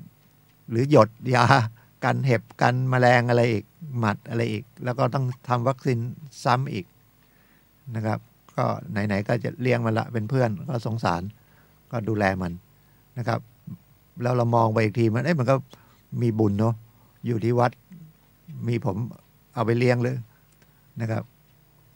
ไปกินอาหารอย่างดีนะฉีดวัคซีนอีกคนไทยก็ใจดีนะครับก็สัตว์เลี้ยงไหนๆก็เป็นทั้งหมดเพื่อสังคมมันจะไม่มีกฎหมายออกมานะครับแรกๆมันไม่มีแต่พอมันอันนี้มันกระทบสังคมก็ออกมาทิ้งขยะมูลฝอยขับรถก็ต้องมีว่าขับเร็วขับช้าเดี๋ยวนี้ในตัวเมืองสังเกตไหมครับเขาให้ขับไม่เกิน40 กิโลนะครับความเร็วต่อชั่วโมงแต่ผมก็ยังตรงไหนว่างผมก็ยังขับเร็วอยู่เนาะแต่ถ้าเขาจับได้ก็ผิดนะครับในกรุงเทพผมนึกว่าแค่ในกรุงเทพว่าไม่เกิน40 กิโลแต่ถ้าทางว่างเนี่ยมันก็ต้องเลยไม่ต้องก็ยิ่งช้ากันไปใหญ่การจราจรนะครับแต่นี้คนมันเยอะรถมันเยอะเขาก็เลยติดป้ายนะครับออกคำสั่งจราจร40 กิโลเมตรต่อชั่วโมงนะครับหรือผมผ่านสนามบินเข้ามาเนี่ยเขาก็ไม่ให้เกิน50 กิโลเมตรต่อชั่วโมงนะครับแต่ถ้าอยู่ข้างนอกเนี่ยในเขตเทศบาลเนี่ยเดิมมัน60นะครับหรือบางทีก็น่าประมาณ60เดี๋ยวนี้เหลือ40อาจจะผิดจราจรก็ได้อันนี้ก็เพื่อสังคมนะครับเพราะคนเยอะอะไรเยอะแล้ว40มันชนก็ยังไม่บาดเจ็บมากแล้วก็มันจะเบรกทันก็ให้ระมัดระวังนะครับไม่อยากให้มีเรื่องเกี่ยวกับจราจรเลยนะครับเพราะมันเสียเวลามากแล้วคุยกันยากเพราะต่างคนต่างก็ว่าเป็นฝ่ายถูกไม่ใช่ฝ่ายผิดระมัดระวังนะครับบางทีเราคิดว่าเราถูกแล้วก็ไปบอกฝ่ายนั้นขับเร็วถ้าเขาอยู่ในทางเร็วนั่นเป็นเรื่องของความเร็วนะเรื่องความเร็วนะจะประมาทไหมประมาทเนี่ยพิสูจน์ยากความเร็วเนี่ยแล้วเราไปฟ้องเขาขับรถเร็วเนี่ยไม่ได้นะครับไม่ใช่เป็นความเราเป็นผู้เสียหายสังคมเป็นผู้เสียหายเขาเรียกว่าเป็นกฎหมายอาญาแผ่นดินคนที่จะดำเนินคดีเขาก็คือพนักงานจราจรนะครับแต่มันมีว่ามีเครื่องที่ถ่ายรูปออกมาว่าขับความเร็วมันยี่ห้อเดียวกันเลยรถทะเบียนก็ทะเบียนเดียวกันสีรถก็สีเดียวกันส่งใบเสร็จมามันก็ต้องมีคันหนึ่งปลอมคันหนึ่งจริงแต่คนที่เขาเป็นเจ้าของรถที่ได้รับใบแจ้งให้ไปเสียค่าปรับ 1,000 บาทว่าขับรถเร็วอยู่กรุงเทพแต่กล้องที่ถ่ายรูปขับรถมาเนี่ยมันไปอยู่ทางอีสานนู่นน่ะมันไกลนะ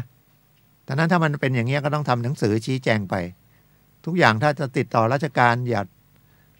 ให้ควรจะมีหลักฐานนะก็คือทำเป็นหนังสือชี้แจงทำตอบรับถ้าไปส่งเองก็มีสำเนาให้เขาประทับว่าเขารับต้นฉบับเป็นหนังสือเลขที่เท่าไหร่หรือถ้าส่งไปรษณีย์ก็มีใช้ระบบตอบรับนะเป็นใบเหลืองๆคู่ไปกับจดหมายเรานะครับเสียค่าธรรมเนียมเพิ่มหน่อยหนึ่งลงทะเบียนตอบรับเขาก็จะตีเป็น AR นะครับย่อจากอะไรไม่รู้แต่ก็ตี AR นะก็จะมีพอเขาได้รับทางนู้นก็จะมีเอกสารส่งกลับมาเป็นใบเท่ากับใบไปรษณียบัตรนะครับแต่สีเหลืองกรอกให้เรียบร้อยเขียนกลับมาก็มีลายเซ็นเป็นหลักฐานว่าเขาได้รับหนังสือแล้วถ้ามันพูดโทรศัพท์อย่างเดียวเนี่ยมันยากนะครับมันยากที่จะพิสูจน์ได้ว่าเขารับทราบข้อโต้แย้งเราว่าไอ้รถคันนี้มันไม่ใช่ของเรานะครับมันก็จะเป็นปัญหาไปมันทะเบียนเดียวกันยี่ห้อเดียวกันสีเดียวกันมันก็ต้องมีคนสวมสักคนละสวมนั่นมันต้องเอาโทษหนักๆเนาะริบรถไปเลย พอพูดถึงรถก็มันก็แปลกนะชีวิตคนนะถ้าสนใจเรื่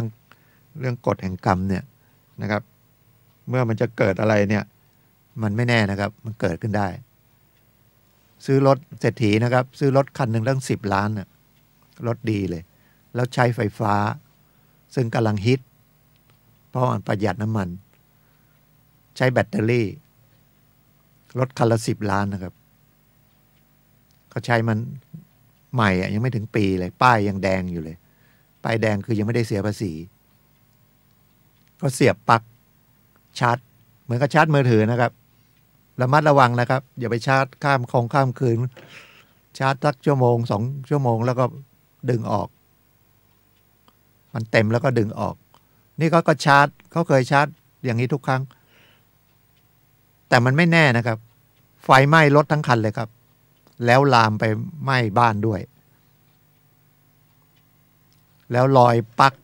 มันไหม้แต่ยังเป็นรอยอยู่ก็ยังเสียบคาอยู่เนี่ยอะไรมันก็เกิดขึ้นได้ถ้ามันถึงเวลานะครับฉะนั้นอย่าประมาทว่าที่เราทำไม่ดีเนี่ยมันไม่มีผลหรือที่เราทำดีก็อย่าไปปรามาสว่าเราทำดีนิดหน่อยเนี่ยมันไม่มีผลอะไรมันมีผลนะครับทั้งดีทั้งชั่วแต่มันจะส่งผลเมื่อไหร่มันก็แล้วแต่จังหวะมันถึงเวลาไหมเหมือนคุณปลูกมะม่วงปลูกลำไยอ่ะมันกว่าจะได้ผลมันกี่ปีมันไม่ใช่แป๊บเดียวนะครับแต่เมื่อได้ผลมาแล้วมันจังหวะมันดีไหมราคาหรือมีผลแล้วพายุเนี่ยหน้านี้ก็มีพายุนะครับที่ผ่านไปก็มีพายุมันอาจจะเข้าพายุเข้ากำลังจะเก็บลำไยโค่นไปเลยไม่ได้สตังค์ซะแล้วใส่ปุ๋ยใส่น้ำทำมาทั้งปีเดี๋ยวนี้ลำไยมีทั้งปีเลยนะครับแต่เนื้อลำไยหยุดผมไปถามทำไมไม่แกะลำไยบอกว่าโรงอบหยุดเพราะว่าโรงอบลำไยใช้ไม้ฟืนเป็นความร้อนเขาอาจจะเรื่องควันอะไรพวกนี้มั้งเพราะช่วงกุมภานะครับเดือนกุมภาทั้งเดือนมีนาทั้งเดือนเนี่ยนะครับห้ามเรื่องก่อทำให้เกิดควันไฟฟันไฟเนี่ยนะครับแถวบ้านผมก็อบลำไยกันเยอะแล้วก็มีคนแกะเนื้อลำไยเยอะแต่เมื่อ2-3 วันนี้ผมทำไมไม่มีลำไยมันก็มีมันไปเกี่ยวเนื่องกับโรงอบลำไยเขาใช้ไม้ฟืนนะครับมันมีควันคงท้องถิ่นหรืออำเภอคงขอร้องไว้นะครับทุกที่ก็ใช้อบเป็นลำไยแห้งก็เลยไม่มีงานแกะลำไยงานแกะลำไยก็ดีนะครับทำให้ชาวบ้านมีรายได้กิโลนึง5 บาท8 บาท10 บาทนะครับแกะลำไยแล้วก็ไปอบเอาเนื้อไปอบก็เป็นลำไยสีทอง ก็โลเป็น100นะครับ แต่ว่าจะทำได้มันก็ยากเมื่อวานมีคนโทรหาผมตั้งกับคดีตั้งนานแล้วนึกยังไงไม่รู้ของฟังรายการวิทยุนะครับแล้วก็โทรมาว่าพินัยกรรมมีพินัยกรรมคนตายเป็นป้าไม่มีคู่สมรสไม่มีบุตรไม่มีอะไรตายไปแต่มีพินัยกรรมแล้วก็เป็นคดีกันแล้วในคดีคำพิพากษาออกมาว่าให้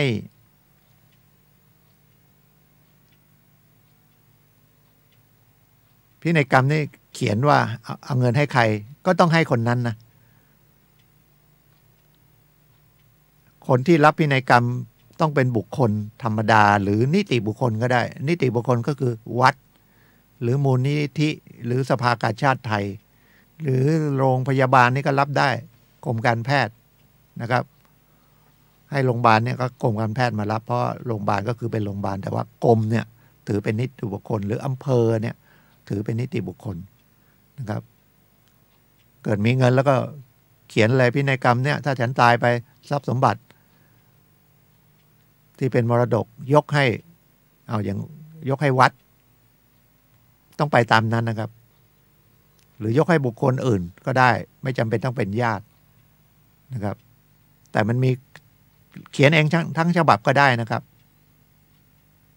พินัยกรรมเนี่ยเขียนง่ายๆเลยนะครับ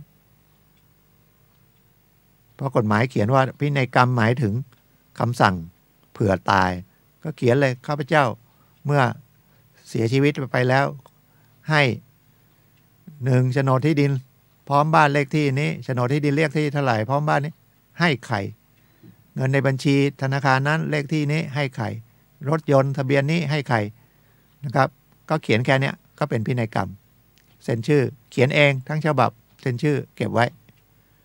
ตายก็มาค้นเจอก็เอาตามนั้นแต่ถ้าญาติอื่นเขาไม่เชื่อพินัยกรรมก็ต้องฟ้องศาลกันนะครับแล้วก็ให้ศาลไปพิสูจน์แล้วก็ออกมาตามนั้นหรือนอกจากเขียนแล้วว่าทรัพย์สมบัตินี้มรดกนี้ให้ใครและต่อให้ใครเป็นผู้จัดการมรดกอย่างนี้ก็ต้องไปขึ้นศาลอีกให้ศาลสั่งนะครับมีพินัยกรรมและมีคำสั่งตั้งผู้จัดการมรดกศาลก็จะสั่งถ้ายังไม่มีคำสั่งศาลมาเนี่ยนะครับมันก็ไปสำนักงานที่ดินก็ไม่ได้ไปเขาไม่ทำให้ไปถอนเงินธนาคารก็ไม่ให้นะครับคุณก็ต้องไปขึ้นศาลเหมือนกันแม้แต่มีพินัยกรรมนะครับยกเว้นถือพินัยกรรมไปแล้วที่ดินเขาดูแล้วมันไม่ยุ่งยากเขาอาจจะทำให้ก็ได้เชื่อพินัยกรรมนะครับเพราะว่าที่ดินหรือธนาคารเขาก็ไม่อยากโดนฟ้องขึ้นลงขึ้นศาลเขาก็เลยให้ไปผ่านกระบวนการศาลมันก็เลยมีการยื่นคำร้องขอเป็นผู้จัดการมรดกนะครับผู้การมรดกก็ทั้งที่มีพินัยกรรมก็ได้ไม่มีพินัยกรรมก็ได้ก็ศาลจะไต่สวนว่าใครเป็นทายาทคนที่มาร้องมีส่วนได้เสียในกองมรดกนี้ไหมเป็นทายาทไหมแล้วมีปัญหาในการแบ่งปันมรดกไหมทายาทคนอื่นๆให้ความยินยอมไหมถ้าอย่างนี้ก็ง่ายก็ยื่นไปศาลก็สั่งให้ได้ได้คำสั่งศาลก็ถือไปสำนักงานที่ดินก็ไปโอนที่ดินได้นะครับหรือถือไปที่ธนาคารเอาสมุดเงินฝากของผู้ตายไปก็เบิกถอนเงินได้เงินฝากธนาคารไม่มีกำหนดนะครับถือเป็นทรัพย์สินไม่ใช่ว่า10 ปีไปแล้วหมดสิทธิ์ไม่มีหมดสิทธิ์นะครับเรื่องกรรมสิทธิ์ในทรัพย์สินเนี่ยมันมีไปตลอดนะครับคุณอาจอยู่ๆไปค้นเงินฝากของคุณย่านะครับคุณย่าตายไปแล้วตายไปแล้ว10 ปีแล้วก็ แล้วก็กว่าจะค้นได้ก็อีก10 ปีเป็น20 ปีแล้วมีเงินฝากคุณก็ต้องลองเอาสมุดเงินฝากเนี่ยของอุ้ยเนี่ยไปติดต่อธนาคารดิมีเงินไหมเพราะว่าสมุดกับไอ้ตัวเงินจริงๆบางทีเขาไปเบิกถอนเงินแต่ไม่ได้เอาสมุดไปปรับนะครับถ้ามีเงินอยู่นะครับทายาทถอนได้เงินฝากเนี่ยมีอย่างเงี้ยเยอะนะครับเงินฝากที่ติดบัญชีไม่แต่นี่มันไม่เยอะไง500 1,000อย่างมากไม่เกิน10,000อย่างเงี้ยถ้าเกิน10,000เนี่ยเขาก็มาร้องเป็นผู้การมรดกเพราะว่าถ้ามันประมาณไม่กี่ตังค์เนี่ยไปร้องมรดกแล้วเราไม่ได้ทำเองเราทำไม่เป็นนะครับไปจ้างทนายมันก็ไม่คุ้มค่าละนะครับมันก็ไม่คุ้มค่าเขาก็เลยทิ้งมันก็เลยติดในบัญชีอยู่อย่างนั้นนะครับเป็นตัวเลขอยู่ในบัญชีจริงๆเงินมันก็อยู่ในธนาคารนะแต่ไม่มีใครไปเอาอ่ะแต่ถ้ามีทายาทจะไปเอามันไม่มีอายุนะเป็น100 ปีก็ยังไม่หมดไปเอาได้ยกเว้นธนาคารมันเจ๊งไปนะครับอันนี้ก็ฝากไว้นะครับทรัพย์สินถ้าเป็นของเราเนี่ยติดตามเมื่อไหร่ก็ได้เป็นของเราทรัพย์สินเหมือนรถยนต์หายไป10 ปีอย่างเงี้ย20 ปีไปเจอนี่รถเราเนี่ยแล้วเราไปพิสูจน์ว่าเป็นรถเราก็เอาคืนได้นะครับยกเว้นเขาจะโต้แย้งว่าเขาไปขอใช้คำว่าครอบครองนะครับไอ้นั้นเป็นทรัพย์สินทางทะเบียนแต่ว่าจริงๆมันไอ้การครอบครองปรปักษ์เนี่ยมันก็เฉพาะที่ดินมีโฉนดนะครับที่ดินนสสามมันไม่มีนะครับไปร้องปรปักษ์ไม่ได้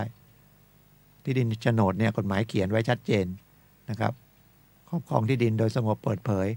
แสดงความเป็นเจ้าของที่ดินโฉนดนะครับกฎหมายเขียนก็ร้องให้ศาลสั่งได้มาโดยการครอบครองปรปักษ์แล้วก็มันมีกฎหมายอีกอันหนึ่งที่มันก็คือพระราชบัญญัติประมวลกฎหมายที่ดินกับประกาศกรมที่ดิน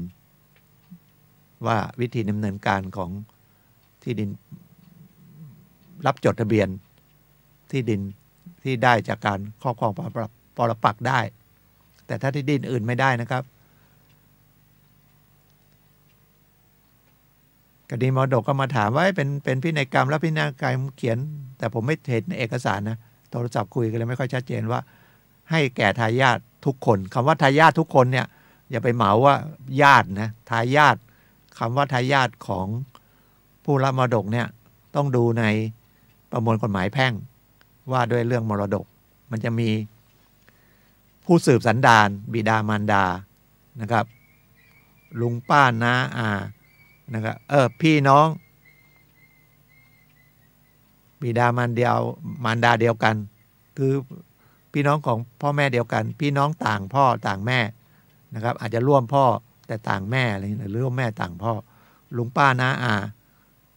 นะครับปู่ย่าตายายมันมี6 ลำดับแค่นี้เราอยู่ในตรงชั้นไหนนับจากผู้ตายนะครับแต่ถ้ามันมีตายแล้วก็ยังมีบิดาอยู่บิดาก็ได้คนเดียวเลยหรือมีบิดากับบุตรเรียกว่าผู้สื่อสันดานเนี่ยก็2 คนนั้นได้ไปเลยนะครับถ้าไม่มีเข้ามาว่าพี่น้องอาจจะเป็นพ่อแม่เดียวกันหรือต่างพ่อต่างแม่พี่น้องก่อนนะครับแล้วถึงจะไปลงลุงป้าน้าอาแล้วถึงจะไปเป็นปู่ย่าตายายถ้ามี1 กับ 2เนี่ยข้างล่างนั้นไม่ได้พี่น้องไม่ได้ละอย่าไปฉันเป็นน้องคนตายถ้าเขามีพ่อแม่หรือมีลูกหรือไม่มีลูกแต่มีลูกแต่ตายไปก่อนแล้วมีหลานคนอื่นไม่ได้นะครับอันนี้ไม่พูดถึงคู่สมรสนะถ้าคู่สมรสก็ว่ากันเรื่องของคู่สมรสได้เรื่องว่าเป็นสินเดิมหรือสินสมรสถ้าสินสมรสก็ได้ครึ่งไปก่อนนะครับแล้วมาได้ในฐานะคล้ายๆว่าเป็น1 ส่วนของบุตรนะครับคู่สมรสนะถ้ามีอย่างเงี้ยพี่น้องไม่ได้แล้วครับยกเว้นไม่มีพี่น้องค่อยมานะครับแต่ถ้าเขายังมีคู่สมรสอยู่พี่น้องก็ได้น้อยนะครับคู่สมรสก็ได้เยอะ นะครับ เพราะว่าเขาอยู่ด้วยกันทำมาหากินมาด้วยกันนะครับกฎหมายเขียนลำดับของการที่จะเป็นทายาทที่จะได้รับมรดกไว้6ลำดับโดยไม่ได้เขียนถึงคู่สมรสแต่ไปเขียนในเรื่องของคู่สมรสมีอีกมาตราหนึ่งว่าคู่สมรสจะได้ยังไงนะครับอันนี้เป็นรายละเอียดนะก็ต้องแล้วแต่กรณีอันนี้ถ้าจะคุยกันก็ต้องโทรศัพท์คุยแล้วก็ต้องนัดดูเอกสารกันนะครับถึงจะเข้าใจก็เบอร์ผมก็0896355649นะครับ0896355649ก็โทรคุยเรื่องกฎหมายก็ได้ก็ทุกวันเสาร์นะครับก็จะมาคุยประมาณนี้วันนี้ก็เดี๋ยวออกจากนี้ไปผมต้องไปสอนอย่าว่าเรียกไปสอนไม่ถูกเนาะไปคุยเรื่องสมาธิไปบรรยายนิดๆหน่อยๆเป็นวิทยากรของสถาบันพลังจิตอานุภาพแล้วถ้าพรุ่งนี้วันอาทิตย์วันที่18ใครว่างก็เชิญนะครับที่สาขา24บ้านศรีสุกรีสถาบันพลังจิตอานุภาพสาขา24บ้านศรีสุกรีก็อยู่แม่เหี่ยนะครับเข้าทางกาดวลุนเนี่ยมีสอนวันเดียวหลักสูตรวันเดียวชินนัสสาสมาธินะครับสมาธิเพื่อชนะใจตนเองคำว่าสมาธิที่เราคุยกันจริงๆมันเป็นการฝึกสตินะครับแล้วก็ต้องเป็นฝึกสติที่ถูกต้องด้วยนะครับเพราะชีวิตเราเนี่ยสติสำคัญที่สุดนะครับคนที่มันผิดพลาดทั้งหลายเกี่ยวกับการตัดสินใจเนี่ยทำให้เกิดคดีความผิดพลาดไปจนถึงไปเข้าไปอยู่ในเรือนจำเพราะสติมันไม่พอขับรถกันบีบแกดังก็โกรธปาดหน้าไปปาดหน้ามาลงมาตีกันชกต่อยกันไม่พออาจจะใช้อาวุธนะครับทำร้ายกันถึงชีวิตถึงอะไรเอาไปกันใหญ่หรือขับรถเร็วเกินไปนะครับไปเฉี่ยวไปชนถ้าสาหัสมันก็ประมาททำให้สาหัสก็มีโทษจำคุกหรือทำให้เสียชีวิตแต่ถ้าเราระมัดระวังมีสติดีๆเรื่องไม่ดีมันไม่เกิดนะครับเกิดมันก็ไม่รุนแรงนะครับไม่รุนแรงเพราะว่าคนมีสติก็ต้องได้เปรียบนะครับสติเป็นเรื่องใหญ่เลยก็ควรจะฝึกทุกคนต้องควรฝึกแล้วพอมีสติแล้วมันก็จะมีปัญญาครับมันต่อเนื่องกันนะครับพอมีสติมีปัญญามันก็ตัดสินใจถูกต้องนะครับถ้ามันผิดพลาดไปแล้วค่อยบอกโอ้ไม่น่าเลยมีเยอะนะครับแล้วพอถูกเข้าไปอยู่เป็นดำเนินคดีไปแล้วก็ยังสติไม่ค่อยดีนะครับแล้วช่วงชีวิตอย่างนั้นมันคล้ายๆว่าขาดสติมันก็พาเราไปผิดพอมีคดีความแทนที่จะไปเจอทนายดีก็อาจจะเจอทนายที่ไม่ค่อยบางคนนะครับไม่ใช่ว่าทั้งหมดอาจจะไม่ค่อยอยู่ในเรื่องของมัญญาทนายนะครับหรือไปเจอตำรวจไม่ดีอีกสมมุตินะครับมันก็ไปกันใหญ่ไปเจอเพื่อนคุยไม่รู้แนะนำไม่ดีอีกก็ไปกันใหญ่นะครับฉะนั้นถ้ามันมีปัญหาเนี่ยนะครับเรื่องกฎหมายเนี่ยนะครับผมก็จะนำเรียนทุกครั้งไปคุยที่ศาลมีทนายอาสาของสภาทนายความนั่งอยู่ในเบื้องต้นก่อนนะครับในเบื้องต้นหรือไปถามถ้าเรื่องที่ดินก็ไปถามที่สำนักงานที่ดินเรื่องมรดกเรื่องที่ดินเนี่ยนะที่ดินเขาเก่งเกี่ยวกับเรื่องที่ดินถ้าภาษีอากรก็ไปสัมภากรไปถามนะครับบางคนไม่กล้าไปหน่วยราชการหรือบางทีไปแล้วก็คุยไม่ค่อยเข้าใจนะครับถ้าเป็นเรื่องหรือกฎหมายจริงๆก็สำนักงานทนายนอกจากทนายความแล้วก็ยังมีอัยการศูนย์ช่วยเหลือของอัยการหรือยุติธรรมจังหวัดก็พึ่งพาได้นะครับหรือศูนย์ดำรงธรรมนะครับถ้าเดือดร้อนอะไรไม่รู้จะไปทางไหนก็ไปที่ศูนย์ดำรงธรรมก็ได้นะครับมีเขาให้ช่วยเหลือได้ทุกด้านจะเป็นเรื่องคดีความก็ได้เรื่องน้ำไม่ไหลไฟดับอะไรพวกนี้เรื่องสิ่งแวดล้อมได้ทุกเรื่อง นะครับ เรื่องคดีความก็ได้นะครับ ถ้าเราไปที่อื่นแล้วยังเห็นว่ามันยังไม่ค่อยมั่นใจว่าเราจะได้ความถูกต้องไหมผมไม่อยากใช้คำว่ายุติธรรมเนาะ ความถูกต้องตามที่ควรนะความรู้ก็สำคัญนะเนี่ยถ้าไม่มีความรู้มันก็ตัดสินใจก็ผิดพลาดง่ายนะครับ ความรู้มันมาจากไหนมีสตินะครับ สนใจฟังในเรื่องที่เป็นความรู้บ้างนะครับไม่ใช่เอาแต่สนุกสนานเฮฮาไปเรื่อยๆนะครับหรือรู้เฉพาะหน้าเนี่ยเรื่องอื่นๆความรู้รอบตัวไม่ค่อยรู้แล้วพอมีเรื่องขึ้นมาอย่างกฎหมายเนี่ยนะครับบอกไม่สนใจฟังไม่รู้เรื่องแล้วเราก็คิดว่าเราไม่น่าจะมีเรื่องกับกฎหมายอ่ะมันไม่แน่นะครับมีคนหนึ่งขับรถไปโดนชนท้ายบนสะพานเลยรถถูกชนท้ายพลิกคว่ำไปเลยแล้วอาจจะเขาก็โทรมาเขาบอกไปเจอตำรวจคล้ายๆว่าไม่ค่อยไปดูเขาถูกรถชนเนี่ยไกลไปมาจะเป็นประมาทร่วมต่างคนต่างไปซ่อมเอาเองรถเขาเสียหายพลิกคว่ำเลยนะครับโดนชนท้ายแล้วก็เมียเขาก็เข้าโรงพยาบาลบาดเจ็บแต่ไปแจ้งความโรงพักแล้วรู้สึกเป็นอย่างนี้ก็โทรมาคุยผมบอกว่าลองถ้าไม่แน่ใจก็ลองไปศูนย์นำรงธรรมก็เห็นหายเงียบไปน่าจะตอนแรกคุยบอกโอ้แย่ละนะครับถูกชนยังจะต้องเขาก็จะไม่รับผิดชอบบอกว่าตำรวจออกมาว่าประมาทด้วยกันที่จริงในกฎหมายมันไม่มีนะมันต้องประมาทฝ่ายหนึ่งฝ่ายใดแต่ประมาทใครประมาทนะมากใครประมาทน้อยแต่ตำรวจบอกประมาทร่วมมันก็มีนะครับนี่ร่วมกันขนาดไหนอะนะครับต่างคนต่างประมาทแล้วก็ต่างคนต่างซ่อมกันเองเหรอกฎหมายเขียนว่าประมาทหมายถึงว่าขาดความระมัดระวังนะครับใครขาดมากขาดน้อยนะครับมันพิสูจน์ยากนะครับบางทีเราขับรถไปแล้วเราจะขึ้นจากซอยออกมาถนนใหญ่หรือจากถนนใหญ่แล้วเราจะยูเทิร์นไปเข้าอีกช่องทางหนึ่งถ้ามีเรื่องนะเราผิดนะครับจะไปบอกเขาขับเร็วเขาไม่ระวังเรานะครับพูดยากเพราะเราเข้าไปในทางนะครับเหมือนเราจะขึ้นถนนใหญ่ระวังนะครับข้างทางมันจะมีรถมอเตอร์ไซค์รถเครื่องเนี่ยวิ่งแล้วเราก็ขึ้นไปเลยเป็นรถเก๋งแล้วมอเตอร์ไซค์มาชนเราอย่างเงี้ยแล้วเราก็บอกมอเตอร์ไซค์ผิดไม่ใช่นะครับเราขึ้นไปนะครับ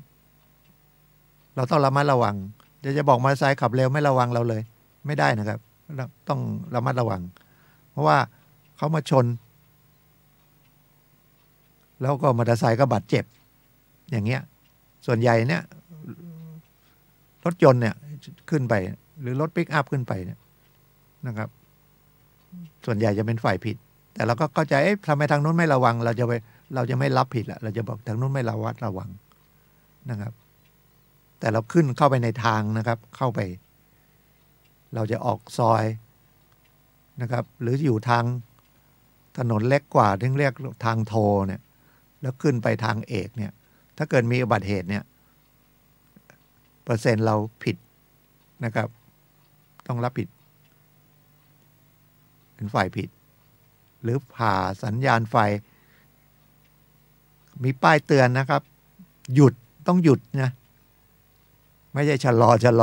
แล้วถ้าเกิดมีอุบัติเหตุเราอาจจะเป็นฝ่ายผิดถ้าเราอยู่เส้นที่ว่ามีป้ายหยุดนะครับแล้วพอมีเรื่องจราจรนี่มันยุ่งผมจะไม่รับนะคดีพวกนี้คุยได้แล้วไปทำกันเองมันไปเจอเยอะทั้งตำรวจทั้งเดี๋ยวไปขึ้นศาลไปอัยการไปศาลเจอประกันภัยอีกคุยกันยากนะครับคุยกันยากแล้วเรื่องจริงเรื่องลงเรื่องศาลทั้งหลายเนี่ยมันเป็นเรื่องมองไปว่าทางนู้นผิดทั้งนั้นนะครับไม่ได้มองว่าต่างคนต่างผิดหรือว่า พออารมณ์รวยกันประนีประนอมไปได้แม้แต่ว่าทุกคดีเนี่ยศาลจะนัดจะเป็นคดีแพ่งก็นัดประนีประนอมก่อนนะครับว่าน่าจะไปทางใดได้แล้วถ้าประนีประนอมได้ศาลยังไม่ได้ตัดสินนะค่าธรรมเนียมทั้งหลายที่เสียไปเยอะๆเนี่ยก็เสียน้อยเดียวนะครับศาลจากหมื่นอาจจะเหลือเป็น100แค่นั้นนะพอเป็น100แล้วก็โจทย์เขาฟ้องเราเนี่ยเขาออกค่าทนายไปก่อนแล้วไปให้ศาลตัดสินเนี่ยแล้วเราแพ้เนี่ยศาลสั่งให้เราชดใช้ค่าทนายด้วยนะค่าใช้จ่ายในการดำเนินคดีด้วยนะไม่ใช่เสียหายอย่างเดียวที่เราไปทำให้เสียหายนะครับแต่ถ้าคุยกันได้มันก็ค่าธรรมเนียมที่เขาฟ้องเนี่ยก็เสียนิดเดียวนะครับอยาก10,000เป็น100ก็แล้วกันนะครับฉะนั้นให้น่าจะคุยกันหรือคดีเกี่ยวเนื่องกับคดีอาญาบางคดีเนี่ยมันคุยกันได้มันก็จะตกลงกันได้ไปทำร้ายเขาผมผิดแล้วนะครับผมชดใช้เยียวยาแล้วนะครับแล้วทางนู้นก็โอเคแล้วถ้าไม่ติดใจคดีก็มีโทษแต่รอลงอาญานะครับก็คือไม่ต้องเข้าไปอยู่ในเรือนจำแล้วเรือนจำบอกว่าตอนนี้แน่นเลยนะครับแน่นเดี๋ยวผมก็ต้องไปวันที่20เนี่ยผมต้องไปเรือนจำที่เชียงใหม่อีกแล้วไม่ที่เชียงใหม่ไปสอนของสถาบันพลังจิตานุภาพนะครับพูดถึงพลังจิตานุภาพผมมีโบชัวอะไรเนี่ยนะครับแล้วผมไปแจกให้คนหนึ่งที่เจ้าหน้าที่ศาลผู้หญิงผมเห็นเขาสนใจสมาธิผมว่าโบชัวไปก็มีแปลกๆก็บอกเป็นของวัดหรือเปล่าเขาอธิษฐานไว้ว่าถ้าเป็นของวัดเขาจะไม่เอาเลยนะเขากลัวเป็นเปรตมั้งผมเข้าใจอย่างนั้นนะผมก็ยังงงของวัดไหมของวัดไหมอุตส่าห์เอาซีดีให้เอาโบชัวเอาเอกสารบางอย่างไปแนะนำของสถาบันพลังจิตานุภาพเขาบอกของวัดไหมของวัดไหมรับไม่ได้ของวัดนี่รับไม่ได้เขาอาจจะไปฟังว่าจะเป็นเปรตนะครับแต่ก็มีเยอะนะมาในวัดก็ยังเอาของวัดไปนะครับดังนั้นเข้ามาในวัดนี่ระมัดระวังนะครับเพราะว่าเขาถวายพระไปละอันนี้ผมก็กลัวนะแต่ถ้าเป็นซีดีที่เป็นหนังสืออะไรที่ไปไว้ที่วัดเนี่ย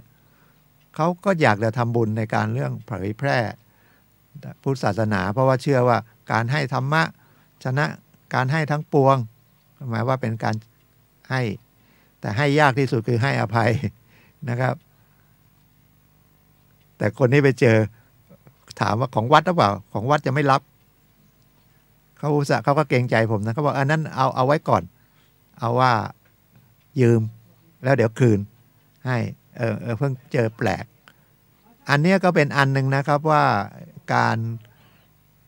ปฏิบัติธรรมหรือการไปฝึกหรือเรื่องของธรรมะเนี่ยบางทีมันอาจจะเป็นที่เขาเรียกว่าอยู่ในสังโยชน์3ข้อแรกนะครับแต่นี่ก็เป็นศีลพรตะปรามาสถือศีลถือพจน์อย่างผิดมันก็ทำจิตใจให้บริสุทธิ์ไม่ได้นะครับสังโยชน์มันก็สักกายะทิฏฐินะครับศีลพรตะปรามาสแล้วก็วิจิกิจฉา3ตัวแรกเนี่ยถ้าเราแจ้งจริงๆนะเราก็ไปเป็นพระโสดาบันได้นะครับเป็นคนปกติเลยนะค้าขายทำมาหากินร่ำรวยได้เป็นคนปกติสามัญเนี่ยเราอาจจะเป็นอริยบุคคลชั้นโสดาบันก็ได้นะครับเกิดเป็นมนุษย์แล้วมีโอกาสแล้วอย่าให้ชีวิตมนุษย์เนี่ยมันเสียไปเปล่าๆนะครับไปฝึกที่ไหนก็ได้นะครับถ้าไปไม่ได้ก็สถาบันพลังจิตานุภาพผมเชื่อว่าเป็นสถาบันที่ให้ความรู้เรื่องของสมาธินะครับได้ชัดเจนแล้วก็ง่ายกับทุกคนนะครับทำได้บริกรรมพุทโธเป็นการเริ่มของการทำสมาธิไม่เสียค่าใช้จ่ายนะครับแม่ริมก็วัดป่าดาราพิรมลำพูนก็มีนะครับมีหลายที่นะครับก็ โทรถามได้หรือที่สาขา24เนี่ยนะครับเดี๋ยวผมก็ต้องไปเป็นวิทยากรนะครับวัดป่าดาราพิรมแล้วก็ที่ทางจอมทองก็วัดเทพเจติ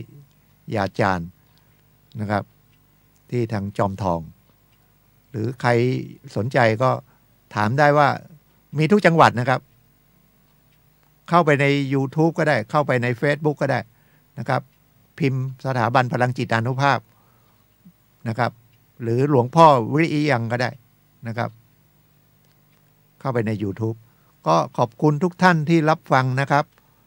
แล้วก็ขอทุกท่านโชคดีมีความรู้แล้วก็มีสตินะครับจะได้ไม่มีเกี่ยวข้องในเรื่องที่ไม่ดีเกี่ยวกับกฎหมาย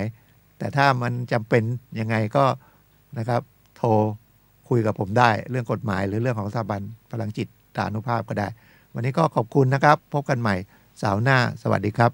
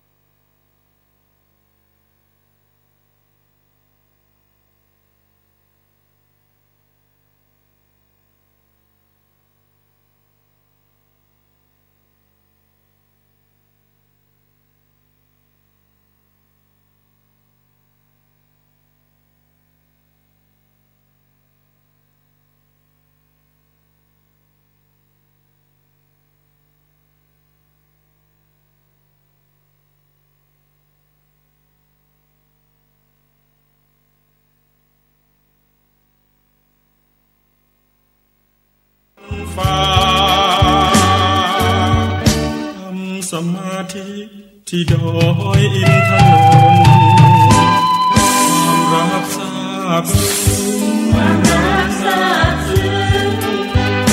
แนบตรึงที่ตรงดวงจิตกับได้พบมิตรผูกจิตทุก